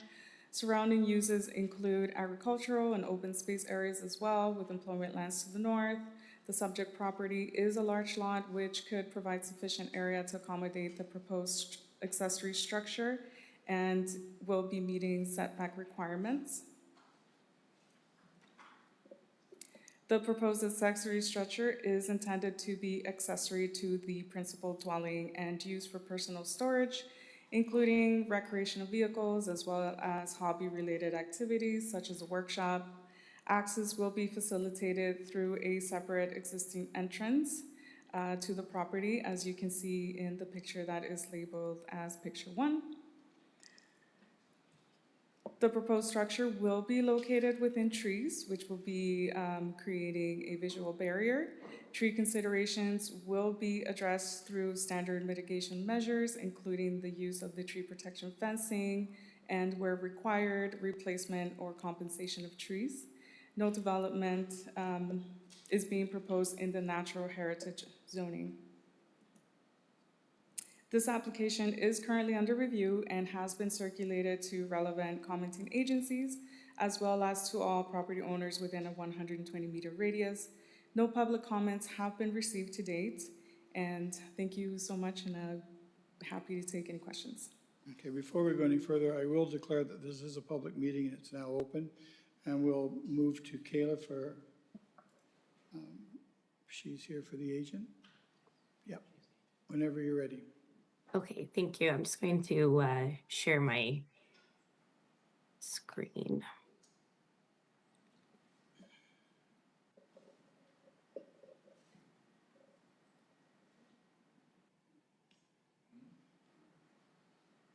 Yeah, we can see it. Okay, great. Nick here, thank you. So good evening, Mr. Mayor, Council, and thank you to Roxy for her overview and presentation this evening. My name is Kayla DeLay, planner acting on behalf of Andrew and Cheryl DeHane to present a zoning bylaw amendment application for lands located at 8 Orth Drive in the hamlet of New Durham. The subject lands are a large corner lot with a size of approximately 1.1 hectares. And they contain a single detached dwelling and have frontage onto both Orth Drive and on Muir Road South. The purpose of this application is to permit the construction of a detached accessory building that exceeds the permitted building area and height under the County of Brant zoning bylaw. The applicants are proposing a site-specific amendment to allow an accessory building size of 490.5 square meters, and included in that request is the area used as a lean-to, which consists of approximately 118 square meters. The rezoning application seeks permission to permit an accessory building height of 6.29 meters, whereas the zoning bylaw requires 5. The proposed building is for personal use only and will be used for storage of recreational vehicles and for hobby-related activities such as woodworking. I should note, while the proposed accessory structure is larger than the maximum permitted size within the zone, the applicant has proposed the building in a location that is well buffered by trees and avoids both the natural heritage features of the rural residential lot as well as the existing septic system. The applicant will utilize landscaping to address any additional screening issues, and the location of the proposed accessory structure is adjacent to Muir Road South, which abuts the agricultural lands, and therefore, it's my professional opinion that the impact to neighboring properties is very minimal. The proposal has been reviewed against the applicable provincial planning framework, including both the Planning Act and the Provincial Planning Statement 2024. It should be noted that all development, including the site grading and fill, is set back 40 meters from the top of the bank of Big Creek. It is my professional opinion that the proposed accessory structure is consistent with the 2024 PPS, as it is proposed within a rural settlement area where the focus of growth should be concentrated, and it's also in keeping with the rural characteristics of the area. The scale of the development is in keeping with the characteristics, as it will allow for covered and safe storage for their personal and recreational vehicles and hobbies. Subject lands are designated, as Roxy mentioned, village developed area in the County of Brant official plan, and the proposed building supports the continued residential use of the property without intensification or land use change, and conforms to the intent of the official plan. The current zoning on the subject lands is RH and natural heritage. The accessory buildings are permitted within this RH zone, subject to the regulations. The applicant requires relief, as I had mentioned, for the maximum lot coverage and structure height for accessory buildings. And a zoning bylaw amendment application is the route for these two deficiencies to be addressed prior to the construction. Overall, it's my professional opinion that the proposed zoning bylaw amendment to permit an accessory structure of 490.5 square meters and to permit a height of 6.92 meters represents good planning. The application is consistent with the PPS, conforms to the County of Brant official plan, and conforms to the County of Brant zoning bylaw with the understanding that the zoning amendment will allow for site-specific relief. That concludes my presentation for this evening, and I'm happy to answer any questions that council may have. Thank you very much. I don't have any registered speakers, but I now can open it up to the room. Does anyone want to speak to or against this application? I'll ask for the second time, is there anyone in the room that wants to speak to or against this application? And I'll ask for the third and final time, is there anyone in the room that wants to speak to or against this application? Seeing none, we'll call the meeting closed. And we'll turn it back over to council. Councilor, you get on the floor first. Councilor Bell, Councilor McAlpine. Questions for either the presenter or staff? Councilor Miller, you're first. Just one question, and that's maybe to Kayla. They're asking for a separate entrance off of Muir Road. Is that correct? Am I hearing that correctly? Through you, Mr. Mayor, to Councillor, no, there is an existing entrance off of Muir Line. So no new entrances are proposed, but Muir Line would be the current access that would make the most sense for the applicants to use for access. Okay, so there's an existing access. Okay, thank you. That's correct. Councilor Oakley. Through Ms. Mayor to staff, just out of curiosity, or to help inform me here, in regards to our current, our bylaw, the one aspect that they need relief on, which is the square footage or the accessory building, you know, our bylaw states 15% of lot coverage or 140 meters squared. Is there a, do you happen to know, like, sort of the logic or reasoning that we came up with the 140 meter number as a hard cap? Is this example perhaps a policy that was developed with an urban mindset, and thus in a rural mindset, the larger accessory structure would make sense, or is that hard cap there for good reason, essentially? Through the mayor to council member, I believe that that was to ensure that there wasn't overdevelopment on the lands, and that's why there was a 140 square meter cap. So whichever is lesser, 15% or 140. To my understanding, I believe that there will be changes to the new zoning bylaw amendment that will be happening. The CPPS that will be happening. So I believe that that 15%, there will be a percentage instead of a 140 square meter, because these rural areas can accommodate bigger accessory structures. So that's my understanding of that. I don't know if Jeremy would like to add more. Through the mayor to Councillor Oakley, part of what they're accessory to a residence. So in some respects, an accessory to a residence should also be, excuse me, scaled to the size of the residence too. So they're not overtaking the residence in size, so they become the dominant use. Another question around accessory buildings is if they become quite large, they're more likely to be used for things that are not accessory to residence. So that's partially the reason why you start to see caps on the sizes of accessory buildings, is to prevent them from becoming something they're not supposed to be. So this is much larger than your typical, which is why it's not going through a variance and why it's coming to council, because of the significant size of the structure. Thank you. Councillor Bell? Yeah, thank you, Mr. Mayor. Just following up on Councillor Miller's comment, I've looked at Google Earth. I don't see that entrance that Kayla said was coming off Muir Line. So Through the mayor to council member, there is a picture on my presentation. I try to kind of make it bigger, but you can see that there's like an entrance there on the side of Muir Road. I don't know if we can pull up the presentation again. It's a little hard to see, but it's there.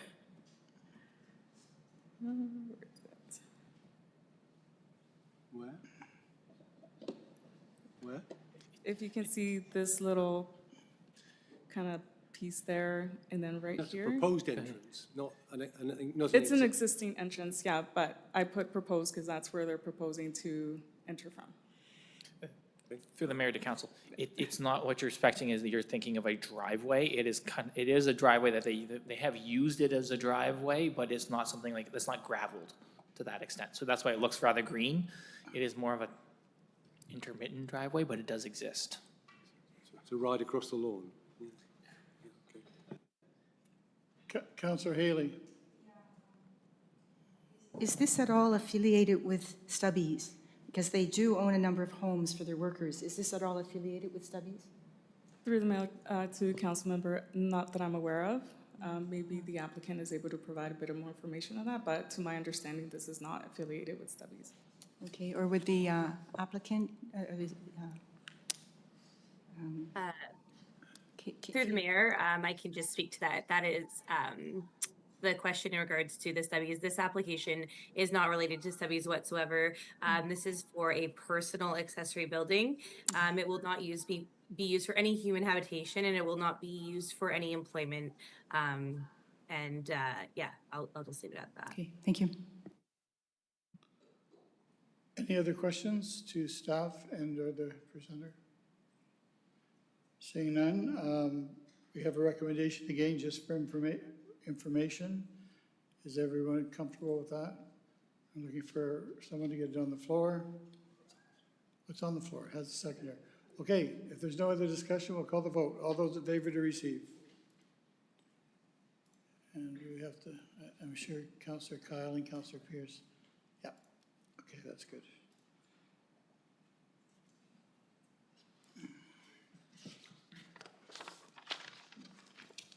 We're now going to go to 10.1, which is also a public hearing. Brandon has this.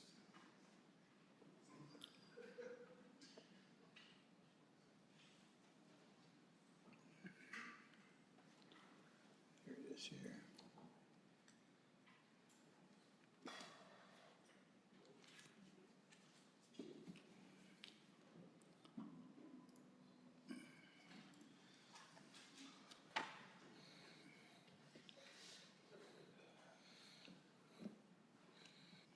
Yeah, whenever you're ready, Brandon.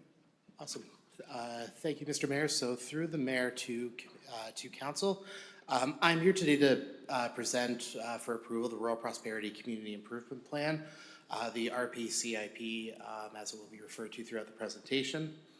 So what the Rural Prosperity Community Improvement Plan is extending the benefits of a community improvement plan outside of our three current urban boundaries of Paris, St. George, and Burford, and really focusing it on our rural lands and rural areas throughout the county. So as I mentioned, the RPCIP, it's an initiative designed to strengthen and support the rural economy. Built on the success of the county's downtown community improvement plans, the RPCIP focuses on creating opportunities in rural areas that align with economic development goals. The plan offers incentives to support on-farm diversified uses, OFDUs, promote the development of additional residential units on agricultural properties, and foster commercial and community benefiting uses in rural hamlets and villages, maintaining their character while driving economic growth. So a little bit of a background of the success of our current CIPs. So we have 3 that currently exist in the county. Since 2020, the total CIP grant dollars has been approved of $677,000. Of this, the total construction value of approved CIP projects is over $7 million. Some large projects to note within this, Drunkowski's in St. George, 579 Grand River Street North, and various other kind of smaller projects through signage and other facade improvements. So what helped us inform the need for a rural CIP is some of the data that we work with in terms of agriculture here in the County of Brant. So the first and foremost is that the County of Brant is home to 669 census farms. What a census farm is a farm that produces agricultural products and reports revenue and or expenses for those products to the CRA. That definition has changed over the past couple of years. This is the current 2021 definition. So if you look at past censuses of agriculture, some of the discrepancies there may be related to a change in the definition. Currently, the median age of a farmer in the County of Brant is 58 years old. and 419 of these 669 census farms have no succession plan. Additionally, 60% of farms within the County of Brant are less than 130 acres in size, with the larger portions being between the 10 to 129 acres. So the Rural Prosperity Community Improvement Plan is guided by the following objectives: to support the agricultural system, strengthen tourism offerings, enhance agri-food network, sustain hamlet and village vibrancy, encourage additional residential units, and promote sustainability. Some policy and legislative context. The Rural CIP is supported through a number of documents here in the county: the official plan, the strategic plan, as well as our own economic development strategy. It also included is the provincial policy statement. So the 4 eligible property uses that the Rural CIP will address are the on-farm diversified uses. For these properties, an applicant must have a farm business registration number. It's important to note that with OFDUs that these are uses that meet the intent of the county's OFDU policy. Anything that would be considered outside of the policy or outside of the provincial policy statement would not be considered for approval. Additional residential units, again, these are to farm business registration number possessing properties. And these are additional residential units as defined by the province in conforming with the County of Brant's official plan. Hamlets and villages, so these are commercial and community benefiting uses, so commercial, mixed use, buildings of those types. They're within the settlement boundaries of our villages, hamlets. So again, this expands those benefits of that commercial businesses in Burford, St. George, and Paris. It expands those to some of our smaller communities: Glenmorris, Oakland, Scotland, of course, many others. And existing tourism businesses. So these are businesses that exist in rural areas in the county that are in compliance with the county's zoning bylaw. The compliance piece on this is key in that to ensure that it does meet the intent of the program and the intent of tourism in our rural areas. So the incentive programs that this would be offering can include the Facade Improvement Grant, which encourages improvements to building exteriors to enhance durability, restore historic character, and attract businesses and visitors. So my slide seems to be cut off at the grant value, but I'll say that it's 50% of eligible cost to a maximum of $10,000.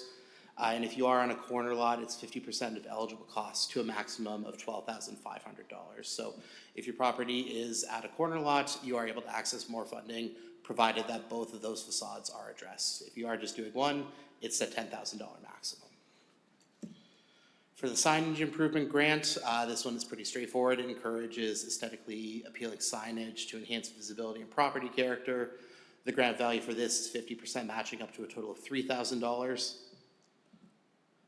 Property and private parking area improvement grants supports the landscaping and parking improvements, active transportation features to improve functionality and aesthetics. This is 50% matching up to a total of $5,000. The application fee grant, this helps offset fees for planning and building applications, reducing the barriers to investment.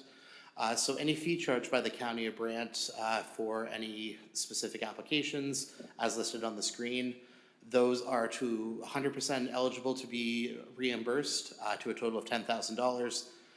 Any other professional services costs, architects, engineers, qualified designers, those are reimbursed up to 50% to a total of $10,000. That $10,000 bucket is the same. It's not $10,000 for county fees and $10,000 for professional fees. It's all coming out of the one maximum grant value. The adaptive commercial reuse grants, so this supports the conversion of non-commercial or underused buildings to commercial or industrial uses, or the adaptation of farm buildings for on-farm commercial purposes. The intention of the program is to convert existing buildings and structures. However, under certain circumstances, additions and new constructions would be considered for approval. This program really just ensures that everything is brought up to the proper standards for the Ontario Building Code as well as the Fire Code. And this is a 50% matching grant up to a total of $15,000. Lastly, we have the Housing and Residential Unit Improvement Grant. So this encourages the development of those ARUs on agricultural properties, as well as those residential portions of mixed-use buildings. The grant value for this is 50% matching up to a total of $10,000 per ARU on property with a farm business registration number, or 50% matching of eligible costs for $10,000 per residential unit in a mixed-use building to a maximum of 3 units. So some examples on how this program could be utilized. So in this scenario, we have a 200-acre fruit farm with a farm business registration number that is planning a $600,000 project converting an existing barn into a fermentation room for wine. A portion of the barn would be used as a tasting room. The building is located on the property with a large gravel parking area that is going to be paved. And the winery will also add signage on their property near the road. So potentially the grants that this property could access are signage, facade, property and private parking, adaptive commercial and application fee. The total potential grant value would be $43,000. Scenario number 2 in the additional residential unit is an existing farm with a farm business registration number. Is currently run by a 65-year-old proprietor. The next generation is currently studying at the OAC at the University of Guelph and is part of the succession plan for the farm. The proprietor is proposing to convert a garage on the property to an existing residential unit at a cost of $200,000. So again, their grants would be eligible for the application fee as well as the housing and residential unit grant. And lastly, building in Scotland has been purchased. Previous use was a retail space, however, they're looking to convert it into a restaurant. They're going to add new signage and accessible entrance at the front. So therefore, they would be eligible for the application fee grant, adaptive commercial reuse, signage, as well as facade. So that's the program as an overview. I'm happy to answer any questions that council may have. Okay, before we go any further, again, I have to say that this is a public meeting and it's now open. I have no delegations for this, for tonight, so we can open it up to the floor if there's anyone that wants to speak to or against this program. I'll ask for a second time. Is there anyone that wants to speak to this program or to Brandon's report?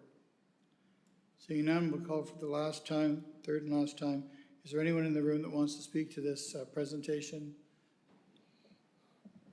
Oh, come on up. And just your name and your address again, please. It's Chris Stewart, 99 Second Concession, Thank you. Princeton. Yeah, thank you. I'll just speak on behalf of the Brant Federation. Brandon, he gave us the initial pitch, and I think amongst the board, we're in favor of it, so. Thank you. Thank you. Councillor Howes. I think, is the public part finished and? Not quite. Okay, when the time is right. So I've asked for the second time. I'll ask for the third and final time. Is there anyone else in the room that wants to come up and speak to this program or this incentive? Seeing none, I'll call the meeting closed, and then I'll go get it on the floor with Councillor Howes seeking a seconder. Yeah, Lucas. It's on the floor. Councillor Howes, you have a question. Thank you very much, Mr. Mayor, through you. Brandon, fantastic work on this. To compliments to you and everybody else who was involved in this. This is a really well put together program, and the dollars available in the different categories add up to a significant amount, and I think it's fantastic. It's truly ingredients towards prosperity. So I think it's great. I particularly appreciated the statistics at the beginning of your presentation, talking about the number of farms and the number of farms that don't have succession plans. Though that's an important education for all of us. So I appreciated that. My question is, with the 669 farms as per the census in the county of Brant, what's the communication plan to make sure that everyone who could be eligible to take advantage of this program will know about it? Through the mayor to Councillor Howes.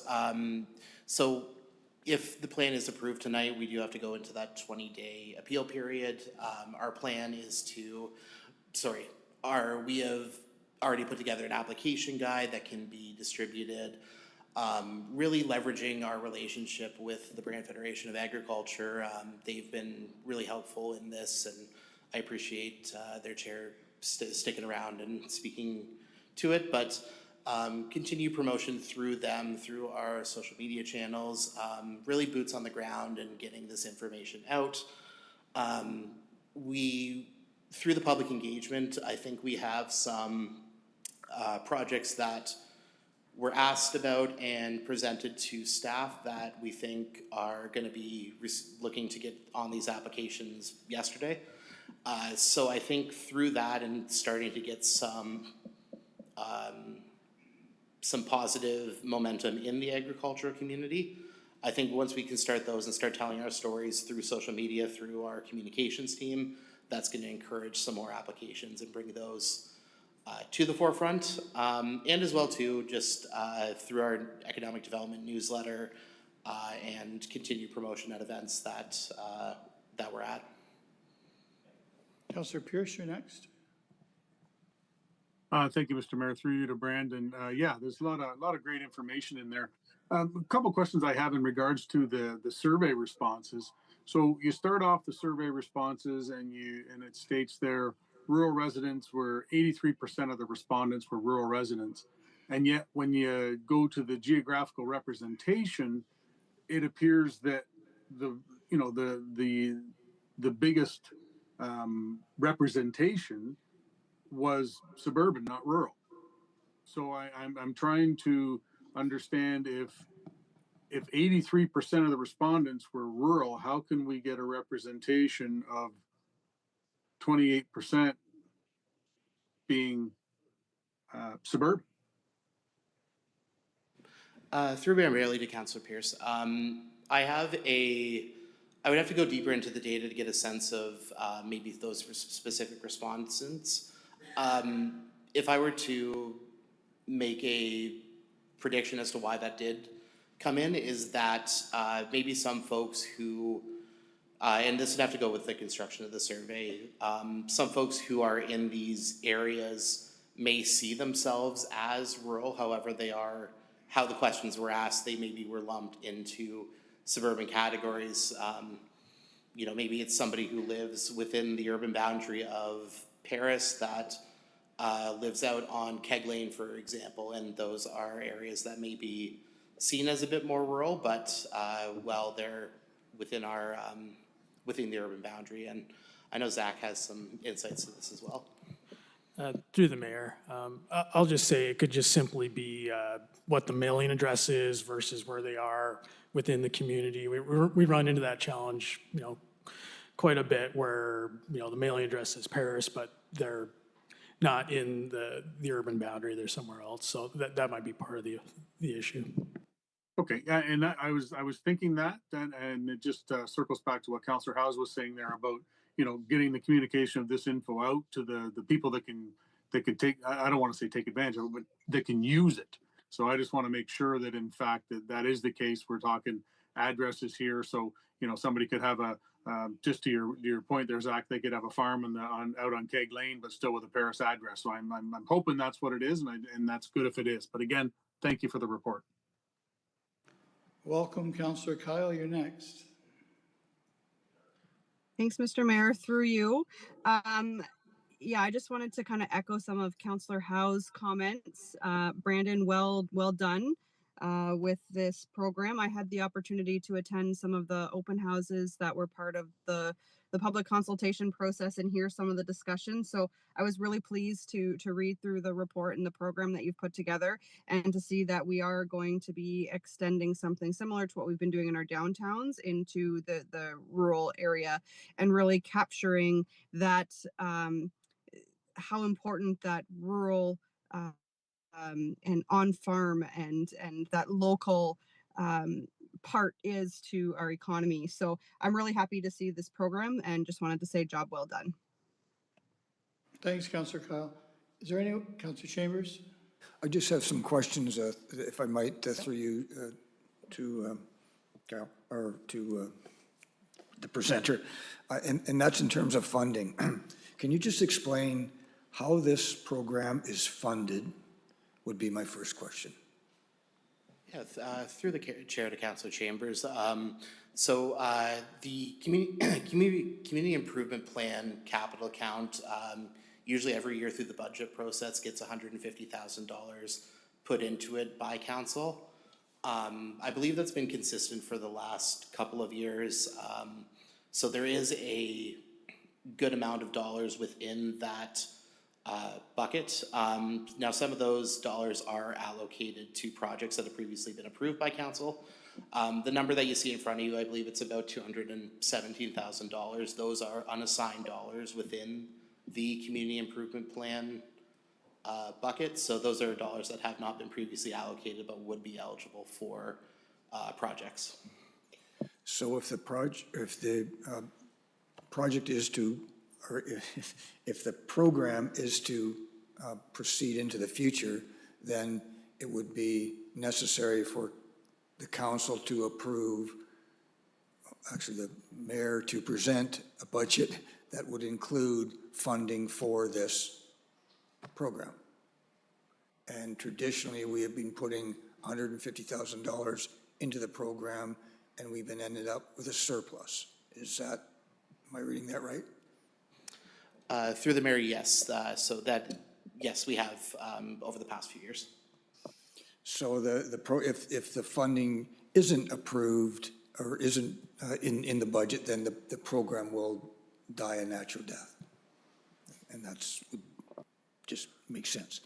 So another question I have, it's the same pool of money used by the Community Improvement Program and the Rural Prosperity Community Improvement Program. In other words, they're both applying for the same pot of money. Through the mayor, yes, that is the case. Is there any quota saying that so much goes to the urban, so much goes to the rural? Through the mayor to Councilor Chambers. Currently, there is no quota. Every community improvement plan application that cannot be completed through delegated authority as requested in the application is to the discretion of council on whether those funds are or are not approved. Generally, when reports come forward, I will want to give a sense of kind of what that dollar value is so that council is informed of, as these decisions continue to get made, kind of what that capital account is sitting at.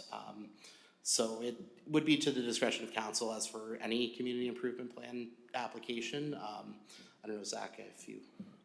Yeah, it's through the mayor. I'll just add, I think that's something we'll have to monitor closely and see what that breakdown is, after a year, after a couple years, and see how that allocation works out. And, if it's something we have to change how we do our process, where there's so much for one, so much for the other. But at this moment in time, just based on kind of the ebbs and flows of the existing program, we anticipate we can handle kind of both streams of applications at this moment in time. And my final question would be, in the event that this is wildly successful, we've had some examples of $40,000 grants. If it's wildly successful, and there comes a time when the money is at a point where it cannot fund the applications that are being applied for, how do you determine who gets what in a situation where there may be more applications than funds available? Who gets priority? What program gets priority? How are you going to figure that out? Through the mayor to Councilor Chambers. Again, I believe that would be best handled by council through a case-by-case basis. However, the dollars are seen to be allocated in the best way possible.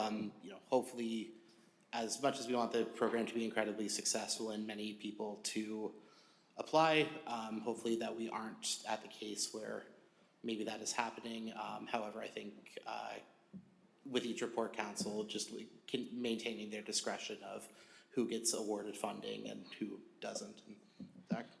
Yeah, to the mayor, I'll just add, you know, that would be a good problem to have have that kind of uptake. But I think if we're suddenly overrun with applications, you know, I think we'd have to take a hard look at, instead of doing applications on an ongoing basis, do we open up a window where get your application in by this date and we have to kind of score and rank and judge?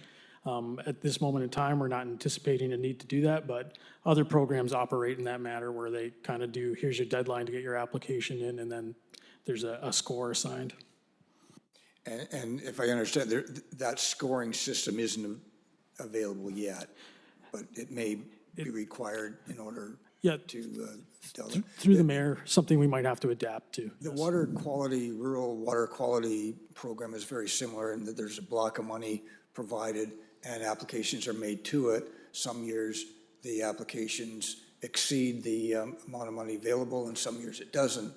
And it's nice to have criteria to judge applications on when there comes a time when there are two applications that are good applications, but there's not enough money for both of them.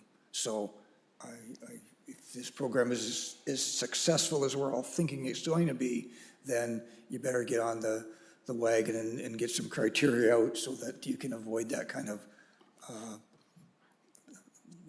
scenario. Yeah, through the mayor, that's excellent feedback. We'll certainly give that some consideration. Thank you. Councillor Haley and then Councillor Oakley. Thank you, Brendan, for your work, and it's great that the rural area can also benefit. I just had some questions from page 125 and 132 of the package. The questions raised at the open house, whether solar panels installation is eligible, storage rental uses, and then on the last page you mentioned, or it says septic upgrades, migrant worker housing. Are these included? Through the mayor to Councillor Haley. In some cases, yes, in some cases, no. So your first example of solar panels, within the adaptive commercial program, there is electrical upgrades and improvements. That solar panels could be considered as part of that. Also knowing that there are other programs out there that may allow for eligibility of solar panels to be installed. So again, it would be considered on a case-by-case basis. I believe you mentioned Storage rental units you have here? yeah, and that goes back to the definitions of the on-farm diversified use and ensuring that it's meeting the county's definition of it and the intent of the OFDU program from the county as stated in the official plan. And then it has septic upgrades and migrant worker housing. Is that included? Yeah, so septic upgrades, again, through the adaptive commercial, should it be a requirement of the Ontario Building Code, that is included within that. Migrant housing, that is not included in the. Okay. And then we have a letter in the addendum where they're worried about sheds. And so, yeah, I'm just wondering, like, could somebody have a shed business, but it has to be secondary to the agricultural? Through the mayor, I'm gonna ask Brandon Korlev to answer that question just from a policy perspective. Thank you, and through the mayor. Yeah, so with respect to on-farm diversified uses, we have very specific criteria in our official plan for that. The main piece is that it has to be on a farm, and so as Brandon has been saying, they have to prove with a farm business registration number that they are a farming operation. There's no need for an on-farm diversified use to be related to the farming activity. The intention is that there's an opportunity to diversify beyond that. So a shed business may qualify. But again, it would be limited in size and scale and scope, and that's why you'll see some of this a bit later with the presentation on the OPA, but that's why we're presenting some specific changes to the official plan to align with that. And I believe that from the improvements that people are making, that you'll get more taxes, so in a way it pays for itself because you're getting more taxes? Yeah, through the mayor to Councillor Haley, with any community improvement plan, the goal of it is to, make improvements to the property, thus the MPAC assessment goes up, thus their portion of property taxes goes up as well. And I think whenever MPAC does do their next assessment, I think we're going to start to see some of that, particularly in our downtown course. Thank you. Councillor Oakley. Through you, Mr. Mayor, Councilor Hartley actually took my question, and then Brandon sort of expanded on where I was going to go with that, which is in terms of the increased assessed value, we wouldn't have any data at this time from the urban community improvement plan because MPAC hasn't done an assessment update. Is that, am I understanding that correctly? Through the mayor, I think Zach has an answer to the question. Yeah, through the mayor to all council. I think this is something we really want to come back with, but we are waiting for some reassessments to come in. We've had some pretty large scale processes. It's just, it does take a pretty lengthy amount of time for that reassessment to happen after the building permit's closed and all that. So that is information we'd like to come back to, but we just don't have it at this moment in time, unfortunately. Thank you. Are there any other questions, Councillor Coleman? Thank you, Mr. Mayor. Through you to Brandon, and I'm not trying to be negative, but in your environmental impacts on the front page, whatever it is, here, 93, what's the difference between a large commercial farming operation? Can you explain that to me? Through the mayor to Councillor Coleman, again, I think this goes with what the size of farms that we've seen in terms of the census of agriculture. I don't have a specific definition myself. I think that Zach and I, in terms of economic development, we perceive kind of these larger scale farms as those over maybe 1,000 acres. That number could be larger or smaller. It's just something I'm not personally familiar with, but based on the Census of Agriculture data, the number that we looked at is at 130 acres because it's kind of where the data splits to, where you might see some of those larger operations versus some of the smaller. I'm confused. So is it for the ones that are having off-farm jobs, off-farm incomes coming in? Or is it for farmers that are trying to make a living farming with no income coming in off-farm? Because that's where I worry about that statement, large commercial farming operation. And so how do you define and I don't know too many farms left at 130 acres in this county, other than they're not farming full-time or in a very specialized crop of a vegetable or something like that. And even that would be rare. Through the mayor, Zach, I think you. Yeah, through the mayor, I'll take a stab at that. I think the answer is both types of farms would be eligible. There's this kind of basic criteria. You need your farm business registration number, and then you have to be engaged in one of the activities that we'd fund, whether it's an OFDU, whether it's an ARU. The size of farm doesn't really matter.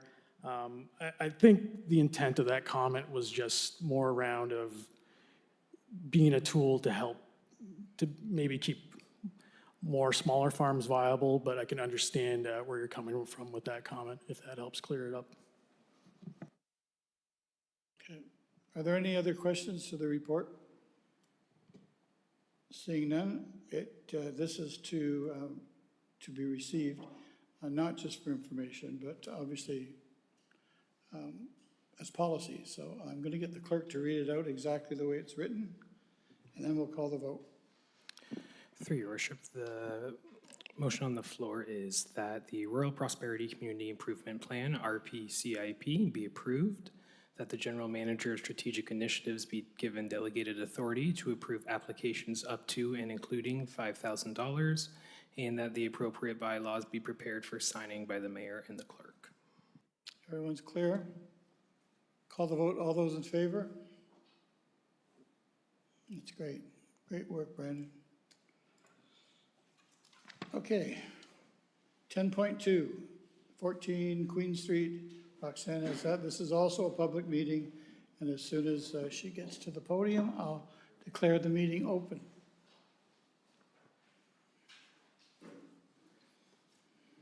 Councillor Oakley. Through you, Mr. Mayor, given the time, I think we'll have to move it past 10 o'clock. Absolutely. I'm looking for a motion to go longer. Councillor House and Councillor We're looking for extra time. We're creeping up on 10 o'clock. Councilor Chambers? Can I make a suggestion on that? Sure. Mr. Mayor? There are several items that may be discussed at length. One in particular I have concerns with. I'm suggesting that perhaps now we can determine which of these remaining items can be deferred to another cycle or another meeting. And I'm thinking that this particular one we've just opened will probably take us to 10 o'clock, as Lucas has indicated. So I'm suggesting that items 10.3, 10.4, and 10.5 be deferred until the next meeting to allow for proper discussion and presentation, in that they're not crucially important for this evening. They can be delayed for better discussion. So Including 12.1? if you want to include that into the motion, that items 10.3, 10.4, 10.5, and 12.1 be deferred until the next meeting. And that would take us past 10 o'clock. Is it? Okay. Jeremy, do you want to speak to that? 12.1 is a time. Yeah. I'm not sure we can do it. 12.1 is what, timely? Yeah. Yeah. All Or right. the 12.1, the timeline, I see, yeah. That could be. Okay, well, let's do 10.2 because we're there, and then we'll go right to 12.1. Yeah. Yeah, okay, whenever you're ready. Which one do you have a concern with? Which one do you have a concern with? Agriculture. Well, hello again. I'll This try to one be as well. quick. Oh, are we? It's going to generate a lot of discussion. Did he just do that and then go home? Oh, okay, so Lucas put that on the floor. You're his seconder to go overtime. All those in favor? We're going overtime, okay.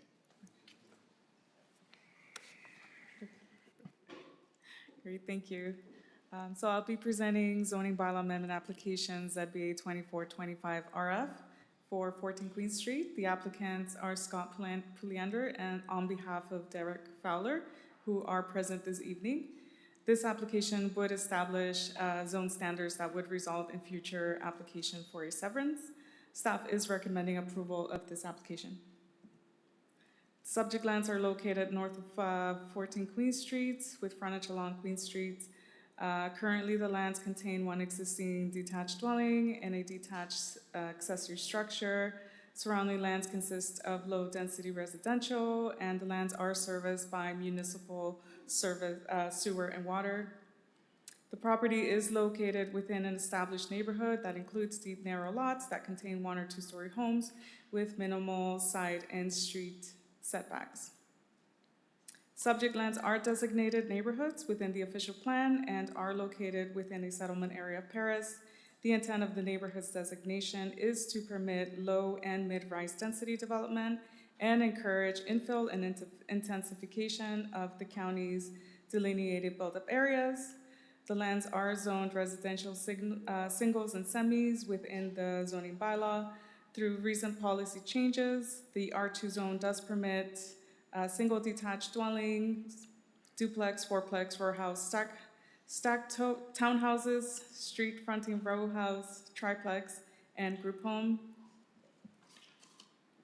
The application proposes to add site-specific R2-45 zoning provisions to establish a new lot with a minimum frontage of 8 meters and a minimum area of 345 square meters. The concept plan shows what is being proposed on the lands to be rezoned and possible future development of the lot, which include a single detached dwelling and potential accessory structure in the rear. The dashed line represents the future severance, which would create the new lot with the 8 meters of frontage, approximately 8 meters of frontage. The retained parcel is the portion of the property that remains after the severance. The site specifics are only being proposed to reduce the frontage and the lot area. Future development of the lot will be subject to a full technical review through the permit process. A concurrent consent application has been submitted to facilitate the severance, and conditions have been added to alleviate any concerns identified through this process. Although the proposed lot is much more narrow than the standard 15 meters required, it is similar to narrow, deep lots that already exist in the neighborhood. The application represents infill development as a form of intensification and has been assessed for compatibility within the surrounding development pattern. Based on the concept plan, it demonstrates that the lot can accommodate a two-story dwelling with an attached garage and a rear accessory structure that maintains the character, scale, and streetscape. It also shows that it meets all required setbacks, lot coverage, and so the scale fits the lot and does not look overdeveloped. Parking can be accommodated on the site with a garage and a driveway, which is similar to neighboring properties. Sufficient on-street parking will still be available while maintaining usable amenity space. Drainage and future development will be handled through a development agreement with detailed design reviewed at the building permit process to minimize impacts on neighboring properties. Here's a picture of the surrounding area with the subject lands and proposed lot highlighted in red. As you can see from the picture, several lots highlighted in white are similar in shape and size of the proposed lots. These highlighted white lots have frontages ranging from 8 to 11 meters, consist of a mix of singles and semis, and include detached accessory structures in the rear yards. This slide shows the built form and development of some of the highlighted white lots that are shown in that picture in the middle and are comparable to the proposed lot to be created through specific zoning provisions. These pictures provide examples of various types of development, which are appropriate types of infill and intensification supported by the official plan. This application has been reviewed and circulated to relevant commenting agencies as well as all property owners within a 120-meter radius. Public comments received as part of this application raised comments regarding the scale and future development of the lot, impact on surrounding properties, parking, tree protection, overall neighborhood character, and intended use of the accessory structures. Additional comments were received today before the meeting regarding concerns on compatibility and neighborhood character, citing precedent for future applications, over-intensification, parking, access, and neighboring property, and impact on the neighboring properties. Many of these concerns will be addressed through conditions that have been included in the concurrent consent application, a development agreement that will need to be registered on title to ensure orderly development, and through the building permit process. Additionally, based on the review of Development Engineering Division, the proposal is generally supported. Overall, the proposal represents compatible infill development that fits the surrounding area, utilizes municipal services, and contributes to attainable housing. For these reasons, staff is recommending that zoning bylaw amendment application ZBA 24-25-RF be approved. And Thank that you. concludes my presentation. Happy to answer questions. And again, I just want to make note that this is a public meeting and it's now open. Scott, do you want to come up on behalf of the owner?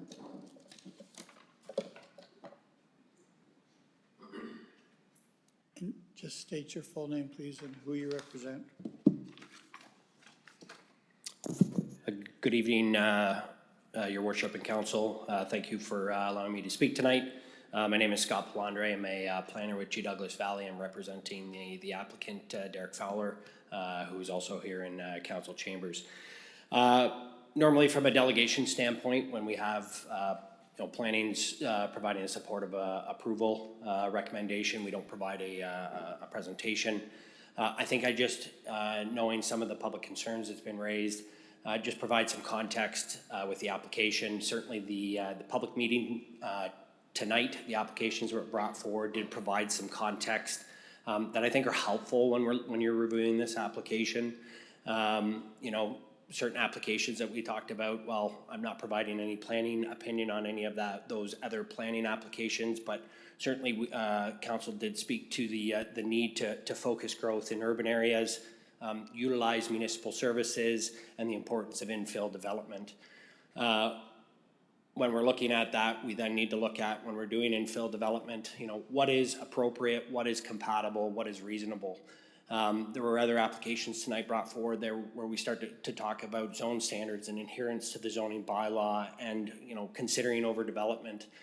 When we start looking at that, I would point council to page 138 and 139 of their report, where they provide the zone performance standards. And it was covered by Roxy, where they talked about, the key performance zoning standards that to ensure we're not overdeveloping a lot. And that's where we apply that compatibility and that reasonable nature of the infill development. On page 138 of council's report, you can see we are just seeking relief from minimum lot area and minimum frontage. And we meet all other zoning requirements, setbacks, lot coverage, landscaped open space, parking. So we're not overdeveloping the lot in a way that is incompatible with the area.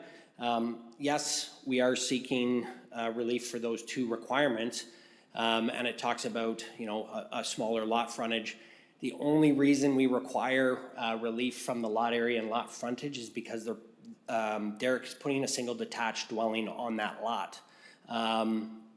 This zoning permits street townhouses. This lot would be big enough to be able to permit a 3-unit street townhouse essentially. But the applicant wants to stick in with the nature of the area.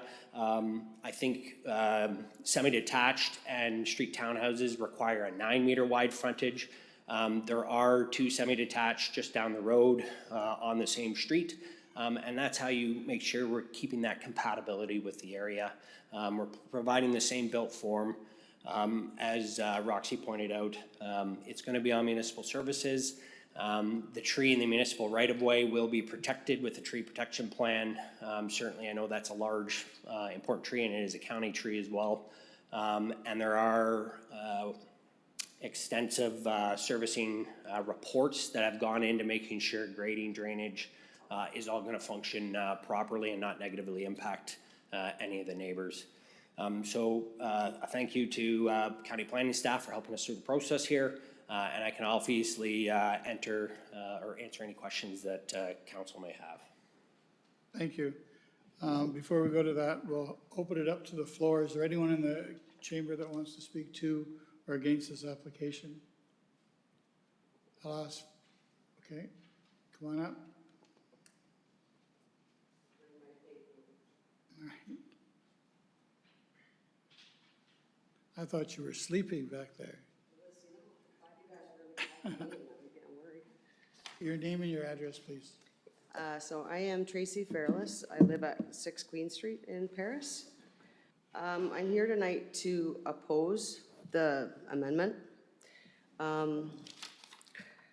I don't feel that this is a minor adjustment. The request to permit 8-meter lot widths represents a fundamental departure from the intent of the R2 residential zone, which is designed to maintain consistent frontage, visible side yards, and compatible built form. Approval would create a clear precedent on Queen Street, which concerns me greatly. If this level of relief would invite similar applications and incrementally undermine the zoning framework that protects the structure of the neighborhood. Queen Street is characterized by wider lots and low visual density. Development on an 8-meter frontage inevitably results in increased building mass, reduced separation between dwellings, and vertical emphasis that conflicts with the existing street pattern. This does not meet the official plan. I am not opposed to gentle infill. However, this proposal exceeds what can be reasonably considered gentle infill and instead represents over-intensification of the site. So for these reasons, I respectfully request that council refuse the zoning or at minimum defer the application to require a more comprehensive analysis of the neighborhood compatibility and cumulative impacts. I would like to make another note. The one slide that showed all the skinny lots, I counted 18 of them. 9 of them are semi-detached houses, so there's quite a bit of space. They still look like wider lots. They don't look like the tall, skinny, two-story house. That's all I've got. Thanks. Thank you. Is there anyone else in the room that wants to speak to or against this application? I'll ask for a second time. Is there anyone in the room that wants to speak to or against the application? Seeing none, I'll call for the third and the final time. Is there anyone in the room that wants to speak to or against this application? Seeing none, we'll call this part of the meeting closed. We'll take it back to council. Can I get on the floor, please? Somebody? Councillor Pierce, you're putting it on the floor, looking for a seconder. Councillor Bell, and now you want to speak to it, Councillor Pierce? Okay. Yes, I do. Yep. Thank you, Mr. Mayor. So I'm confused here and I need some clarification if I could. Roxana said, well, first of all, what's in front of us tonight is proposing to rezone the subject lands from residential singles to semi R2 to residential singles to semi with site-specific, fine and dandy to 8 meters to be approved. And then Roxana said when she started her presentation, this is what's in front of us tonight is to severance. Oh, there we go. Oh, You were sorry, frozen, did I freeze? You were frozen for a minute, Councillor Pierce. Sorry. Okay. So Roxana had stated that what's in front of us tonight is to facilitate potential future severance. The confusion comes when we got our package on Friday and you looked at the Committee of Adjustment, there's something in the Committee of Adjustment that says consent application B32-25-RF from Douglas Valley Limited, agent on behalf of Derek Fowler, owner of the lands legally described as 14 Queen Street, County of Brant, proposing to sever for the creation of one new residential lot with a minimum frontage of 8 meters along Queen Street with a minimum lot of 345 square meters. And it was recommended for approval by the Committee of Adjustments. So I'm really confused here as to I'm trying to find, that came to us on April the 10th. I went back through minutes of Committee of Adjustments. I don't know when that was because I can't see it in any minutes. And if it's already been approved by a Committee of Adjustments, I'm not sure what we're doing here tonight. Somebody help me. Through the chair, that application for severance to the committee will be going to April 16th for recommendation. The staff, it states in there, in our Friday file, it's got all the Committee of Adjustments, okay, and it's got Committee of Adjustments, and it's dated April the 10th. There's 1, 2, 3, there's about 6, 7, there's 8 of them. And its recommendation is approval. So that is going, or that is from Committee of Adjustments? Why, I'm confused here. Why is it even going to them? So through the mayor to Councillor Pierce, that this zoning, if approved by council, would allow for the creation of the lot by the Committee of Adjustment. So the council is approving the zoning to allow for those reduced frontage and lot areas, which then will be held or heard by the Committee of Adjustment on Thursday, and they would actually then approve the creation of the lot. A condition, I believe, is approval of the zoning. A condition of severance is approval of the zoning. So council is reviewing the planning application for the zoning related to the lot frontage and the lot area. The Committee of Adjustment is actually would be the ones creating the lot by way of consent. Okay, I appreciate that explanation, and I'm not going to get all into it tonight. It's after 10 o'clock, but this is a classic example of my frustrations with Committee of Adjustment. Committee of Adjustment should not be approving a severance of a lot. That should be this committee right here. It should not be Committee of Adjustments. So I'm confused as to why that was in there before this is even approved or put down tonight. So we really need to look at this going forward. This isn't the first time this has happened with Committee of Adjustment with situations like this. Something needs to be fixed here. I'm not sure what it is, but something needs to be fixed. Okay, Councillor Chambers, did you have something to add? No? You were okay? Councillor Bell? Yeah, I'm not sure I'm answering Councillor Pierce's question, so I don't want to staff want to answer that question first. I was just going to clarify that the role of Committee of Adjustment, the mandate of Committee of Adjustment is to deal with lot severances, not council. So there's two applications going side by side at this point. One is a zoning, one is a severance, and they do overlap each other. That's why they're going to two separate processes. Committee of Adjustments conditions require that the zoning be approved. So if this council if council turns down the application, then and it would still be heard by a Committee of Adjustment on Thursday, the application would still be stuck, that they would have to find a way to resolve the zoning still over the next 2 years. So they have the mandate to deal with severances. Their severance would have to determine if they meet zoning. So just for clarity. Okay. Councillor Bell? Thank you, Mr. Mayor. Through you, a couple of questions. On page 33, 133 of our pack, it talks about the lot frontage being 8 metres. On page 138, it says 8.65 metres, so I seek clarification. So through the mayor, the 8 meters was applied for prior to having the full survey completed. Now that we have the full survey completed, we do have enough frontage for the 8.65. We've got 2 more feet. Yeah. That will be the actual frontage, yes. Okay, that's good. Question to staff, when did we last approve a zoning change like this in that area of Paris that would allow a property to be built on 8.65 metres in the R2 zone? When did we last do that? I know there are properties there, but when did we, are these historical, or are these things that we've approved in the recent past? I wouldn't know if they're recent past, but there are a number of them in that vicinity, which creates the nature of the community, that there is a lot of mix of lot sizes and a lot of smaller lot sizes. You don't even have to go too far. You could go right around the corner. There's an interesting triangular shaped lot.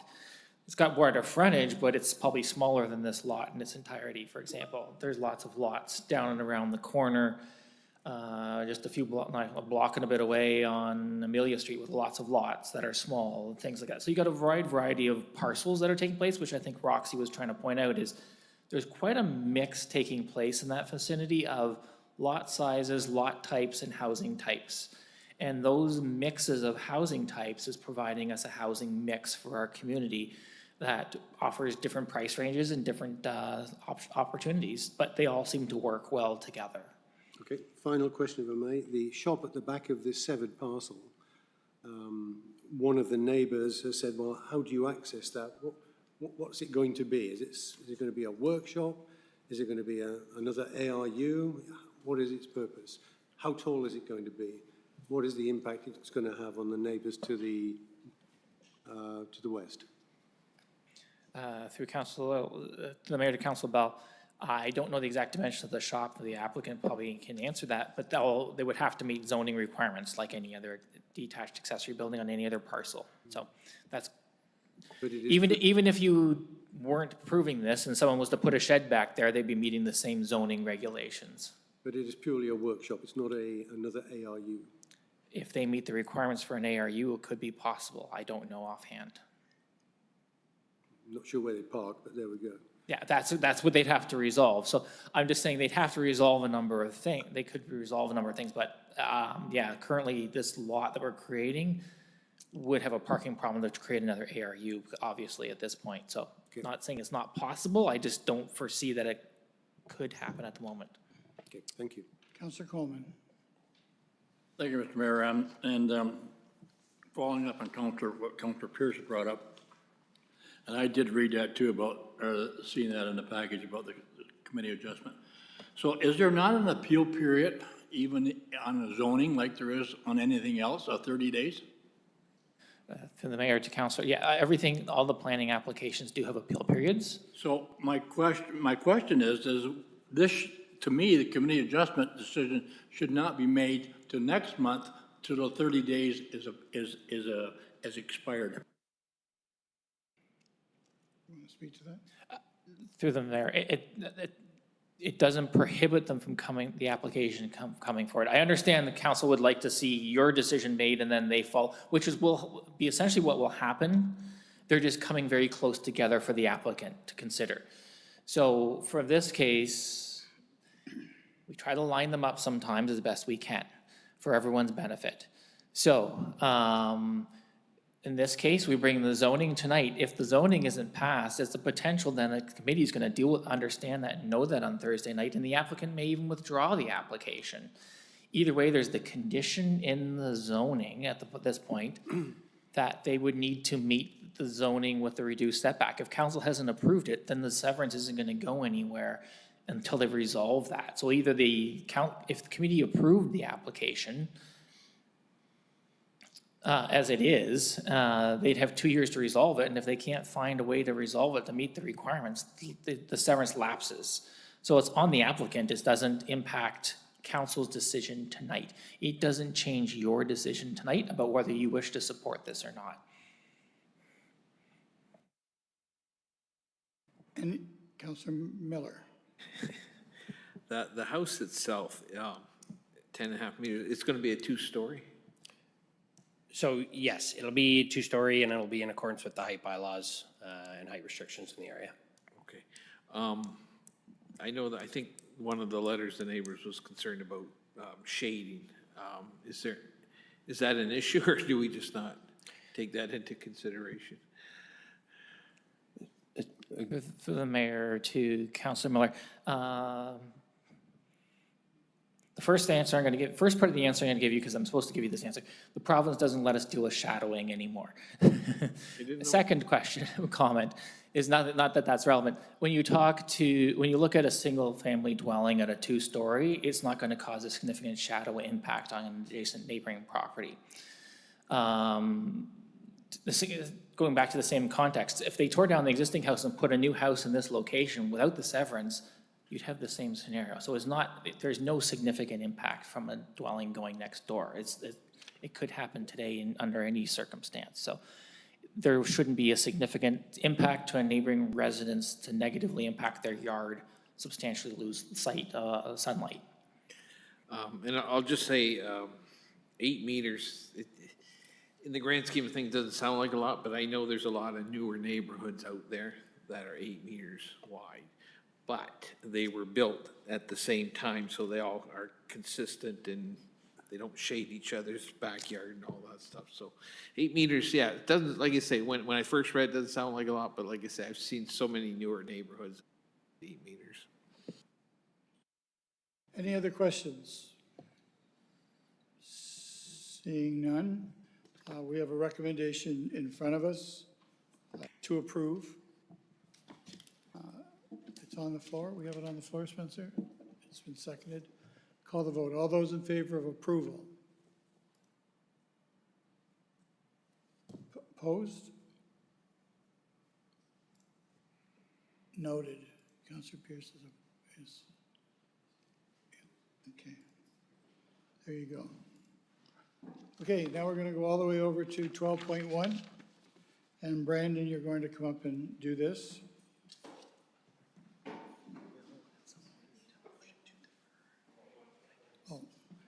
And we need a motion to defer to. Who's going to, everything we just went over to get us to 12.1? We need a motion in 17, 4, 5, and 6. Councillor House, seconder.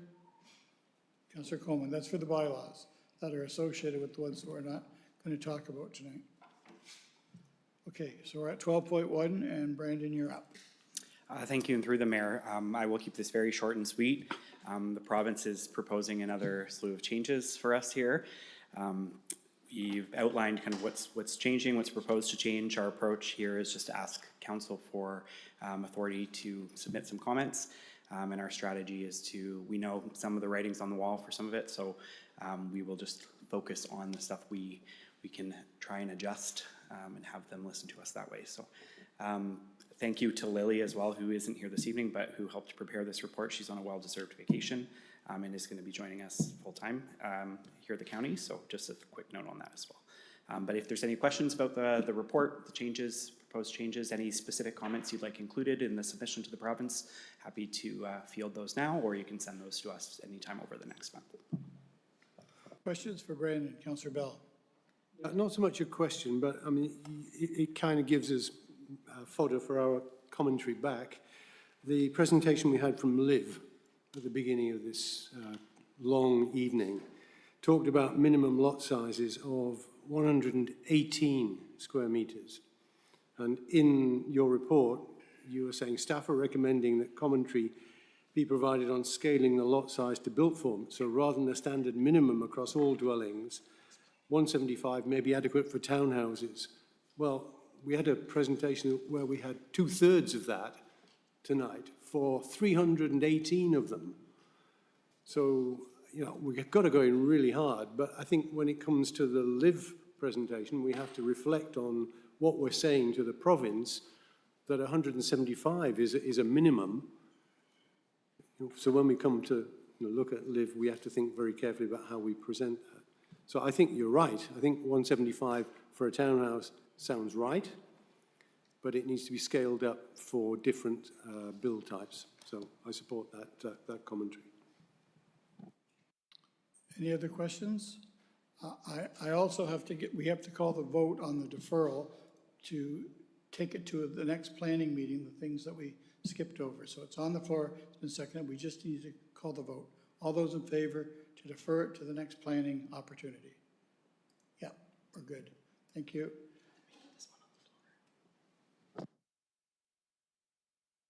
Now we need this one on the floor. So I need someone to put this on the floor because it's for approval.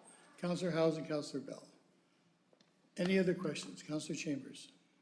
I just wonder if Brandon or Jerry might want to comment on one of the provisions in the 12.1, and that's with regard to communal water and wastewater system.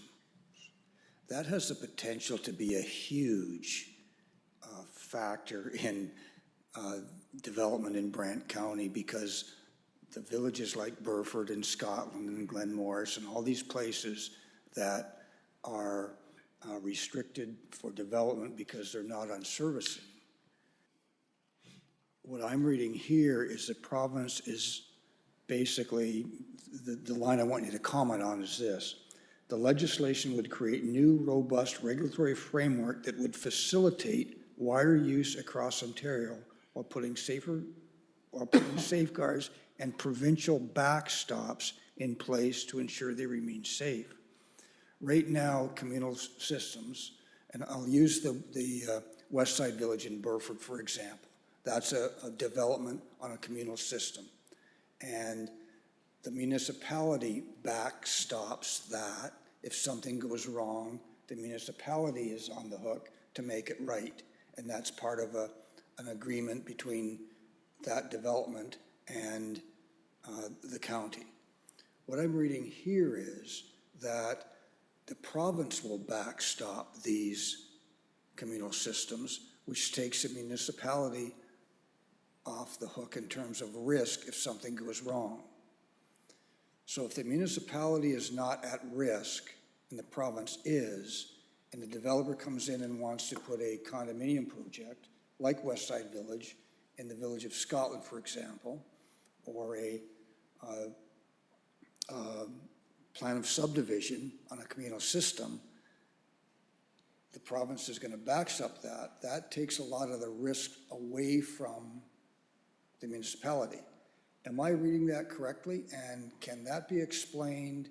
Because if that's the case, then if the province is going to promote those things all of a sudden, then stay tuned for development in Glenmorris, Scotland, Burford, everywhere you can think of, because the developers can make money on communal wastewater systems. The municipality now has the ability to prevent that, maybe, because we won't have to sign a safe harmless agreement. So you see where I'm going with this, and maybe you can comment on that. Yeah, through the mayor, this is definitely a point of conversation with our operations group that we've been having as well. Just around the kind of concerns, like you've said, there's the opportunity to enter into that municipal responsibility agreement. We've actually seen this with some of the trailer parks that we're dealing with too. That's another example. So this is something we're monitoring very closely. They haven't put out a full kind of direction yet. Yeah, what we're anticipating and maybe some commentary that we can provide is with respect to that liability and that risk that the municipality would be taking on versus if the province is taking that on in place of the municipality, what that looks like, what that framework, what they need to kind of clarify in order for us as a municipality to be comfortable with that servicing requirement. So it's something we're discussing with operations as well, because we put that on their kind of radar and said to them, this is something that's in the provincial planning statement. Even if we say no communal, we need to start looking at that and what that looks like in the context of Brant. So it's on the radar, and I suspect we'll see some more information over the next little while on it. And another thing you may wish to comment on, that has an impact on our growth projections and directions, in that if these kind of things are going to be provincially acceptable and backed, then are we now going to maybe direct growth to the smaller areas like Glenmorris, Burford, Scotland, et cetera, Oakland, the list goes on and on. And if that, we have the residential hamlets designated for growth in our official plan, but we have holding provisions and we can't, but, so comment on that in terms of what we are going to be looking at in terms of our official plan to reflect the change in communal water and wastewater systems as looked at by the province. Yeah, and through the mayor, so with respect to growth management specifically, we've had it on the radar that now that the growth plan is gone, we need to update our growth management strategy, because this is another one of the gaps that essentially is left there. We have a growth management strategy in place that directs growth to serviced areas, fully serviced areas, so that's still in effect. But we will need to start considering what the impacts of this will look like on that growth management strategy. And the intention is to bring forward some reporting, I think are June and July, that's what we were talking about, kind of growth related. It'll probably present some information on the changes that will need to be made to our growth management strategy, with the intention of bringing some of that back after the election for council to contemplate the changes that need to be made. In the meantime, we do have growth management in place, and we have a strong framework in our OP that directs stuff Paris, St. George, Burford. Those are the three that are contemplated, and it's on full municipal services. So again, depending what people come forward with individual applications, we would have to think about that at that time because of the PPS, but our OP still is in effect and does direct things very clearly that way. And if I might, one more question, and you may wish to comment on this. Currently in Scotland, Oakland, and in Burford, we're in the process of doing an environmental study that's been going on for a couple of years now, it seems. And again, the servicing studies that are going on are ongoing. This has a direct impact on that. So how is this going to affect the studies that are currently being undertaken in the Scotland-Oakland Environmental Servicing Study and the Burford Environmental Servicing Study? And through the mayor, Alicia, did you want to Alicia wants to provide some commentary on that? Through your worship, yeah, just because I've recently been updated on this. So where operations is at with the MESP is that they're going to be coming back, I believe, shortly, actually, with some preferred recommendations. And so, yes, what the province is potentially proposing here could have implications on that, only because our operations and environmental services team is constrained in terms of communal servicing by MECP in terms of requirements that they have to follow. I believe it's through D55 and D54 guidelines, just with regards to what they have to do when they're trying to approve what the method of obtaining servicing. Should this, what it looks like the province is trying to do in removing that approval process from the municipality and making it a provincial decision, that would obviously impact what council's options would be, because should communal servicing be one of the options that perhaps the municipality is saying they're not willing, in accordance with these reasons, they're not willing to make that decision and take on that potential future infrastructure potentially. If the province chooses to make that decision for municipalities, and then, as Councillor Chambers mentioned, identified correctly, potentially takes on the liability of the future maintenance of those systems, should the condo corporation or however this communal system is determined to be allocated, should they have potentially some funding somewhere to stopgap that for municipalities. I mean, that might change council's decision in terms of what it is, the costing, and the decision-making. It might make it financially viable. I don't know what the modeling would be, but potentially, I'm not sure. And don't hold me to the D55, D54 guidelines. Andrea's probably horrified. I'm not sure those are applicable here, but anyways, so operations is aware of this particular component. They're aware, like everything else, and kind of Brandon's alluded to, there's not much information yet in terms of what it might look like, but they are preparing comments.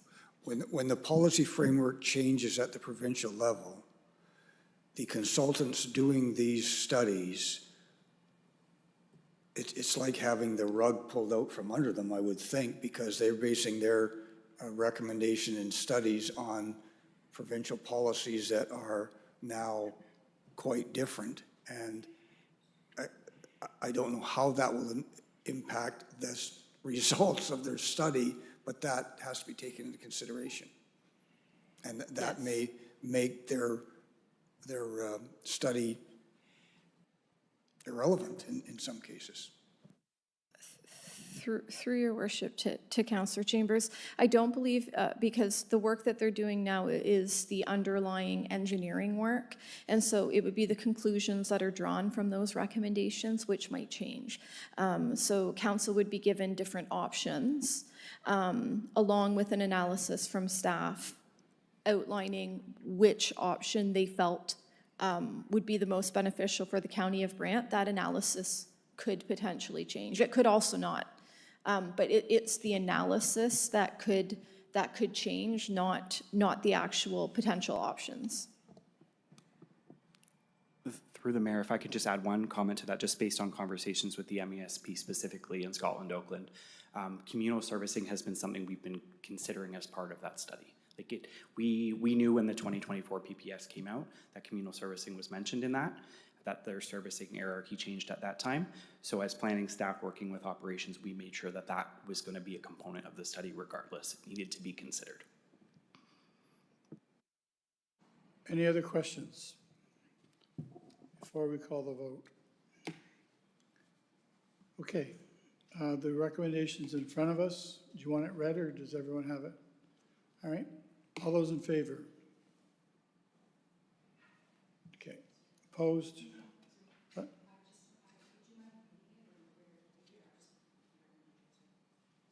We could read it. Yeah, you read it. Through your worship, the motion on the table is as follows. Whereas the province of Ontario has enacted Bill 98, Building Homes and Improving Transportation Act 2026 to expedite the delivery of housing and transportation through streamlined approvals and reduced regulatory barriers, including amendments to the Planning Act, the Building Code Act, and the Development Charges Act. Therefore, that council receive RPT 015926 as information, and that council direct county staff to submit comments on the proposed legislative changes as further outlined in this report by the comment deadline of May 14th, 2026. Okay, we'll call the vote again. All those in favor? Opposed and carried, thank you. Communications, we haven't any. Resolutions, we don't have any. Other business, Councillor McAlpine, that's where you can tell us about the doctor again. This is going to be a celebration of the retirement of Dr. Tim Hutton at his office in St. George between 1 p.m. and 3 p.m. On May the 1st. And then we're also going to be welcoming a new doctor, Mark Hurst, which will be taking over his practice. And he'll be operating also out of the Paris. Okay. Does anyone have anything else they want to talk about for other business? No? Okay, we'll move on. There's nothing in camera, which takes us to bylaws, which is number 17, Councillor House. Now, they're going to be a little bit different. Spencer's going to read them out.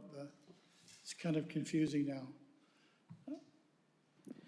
So the first recommendation for the bylaws would be that bylaws number 4126, 4226, 4326, 4726, 4826, 5026, and 5126 be read a first time. Okay. Yeah. And that's moved by Councillor Howe, seconded by Councillor Chambers. All those in favor of the first reading? And second reading, please. You gonna do it? For the second reading, it would be that bylaw numbers 4126, 4226, 4326, 4726, 4826, 5026, and 5126 be read a second time, and all preambles and clauses be adopted. All those, any questions of the second reading? Seeing none, all those in favor of the second reading? And Spencer, if you could do it one more time then, please. Through your worship, for the third reading, the motion would be as follows, that bylaws number 4126, 4226, 4326, 4726, 4826, 5026, and 5126 be read a third time, passed, signed, and executed. Okay, noting that those were moved by Councillor Howes, seconded by Councillor Chambers. All those in favor of the third reading? Opposed? Carried. Takes us to number 18 on the agenda, which is the adjournment. We meet again on April the 28th at 6 o'clock. And who's going to make the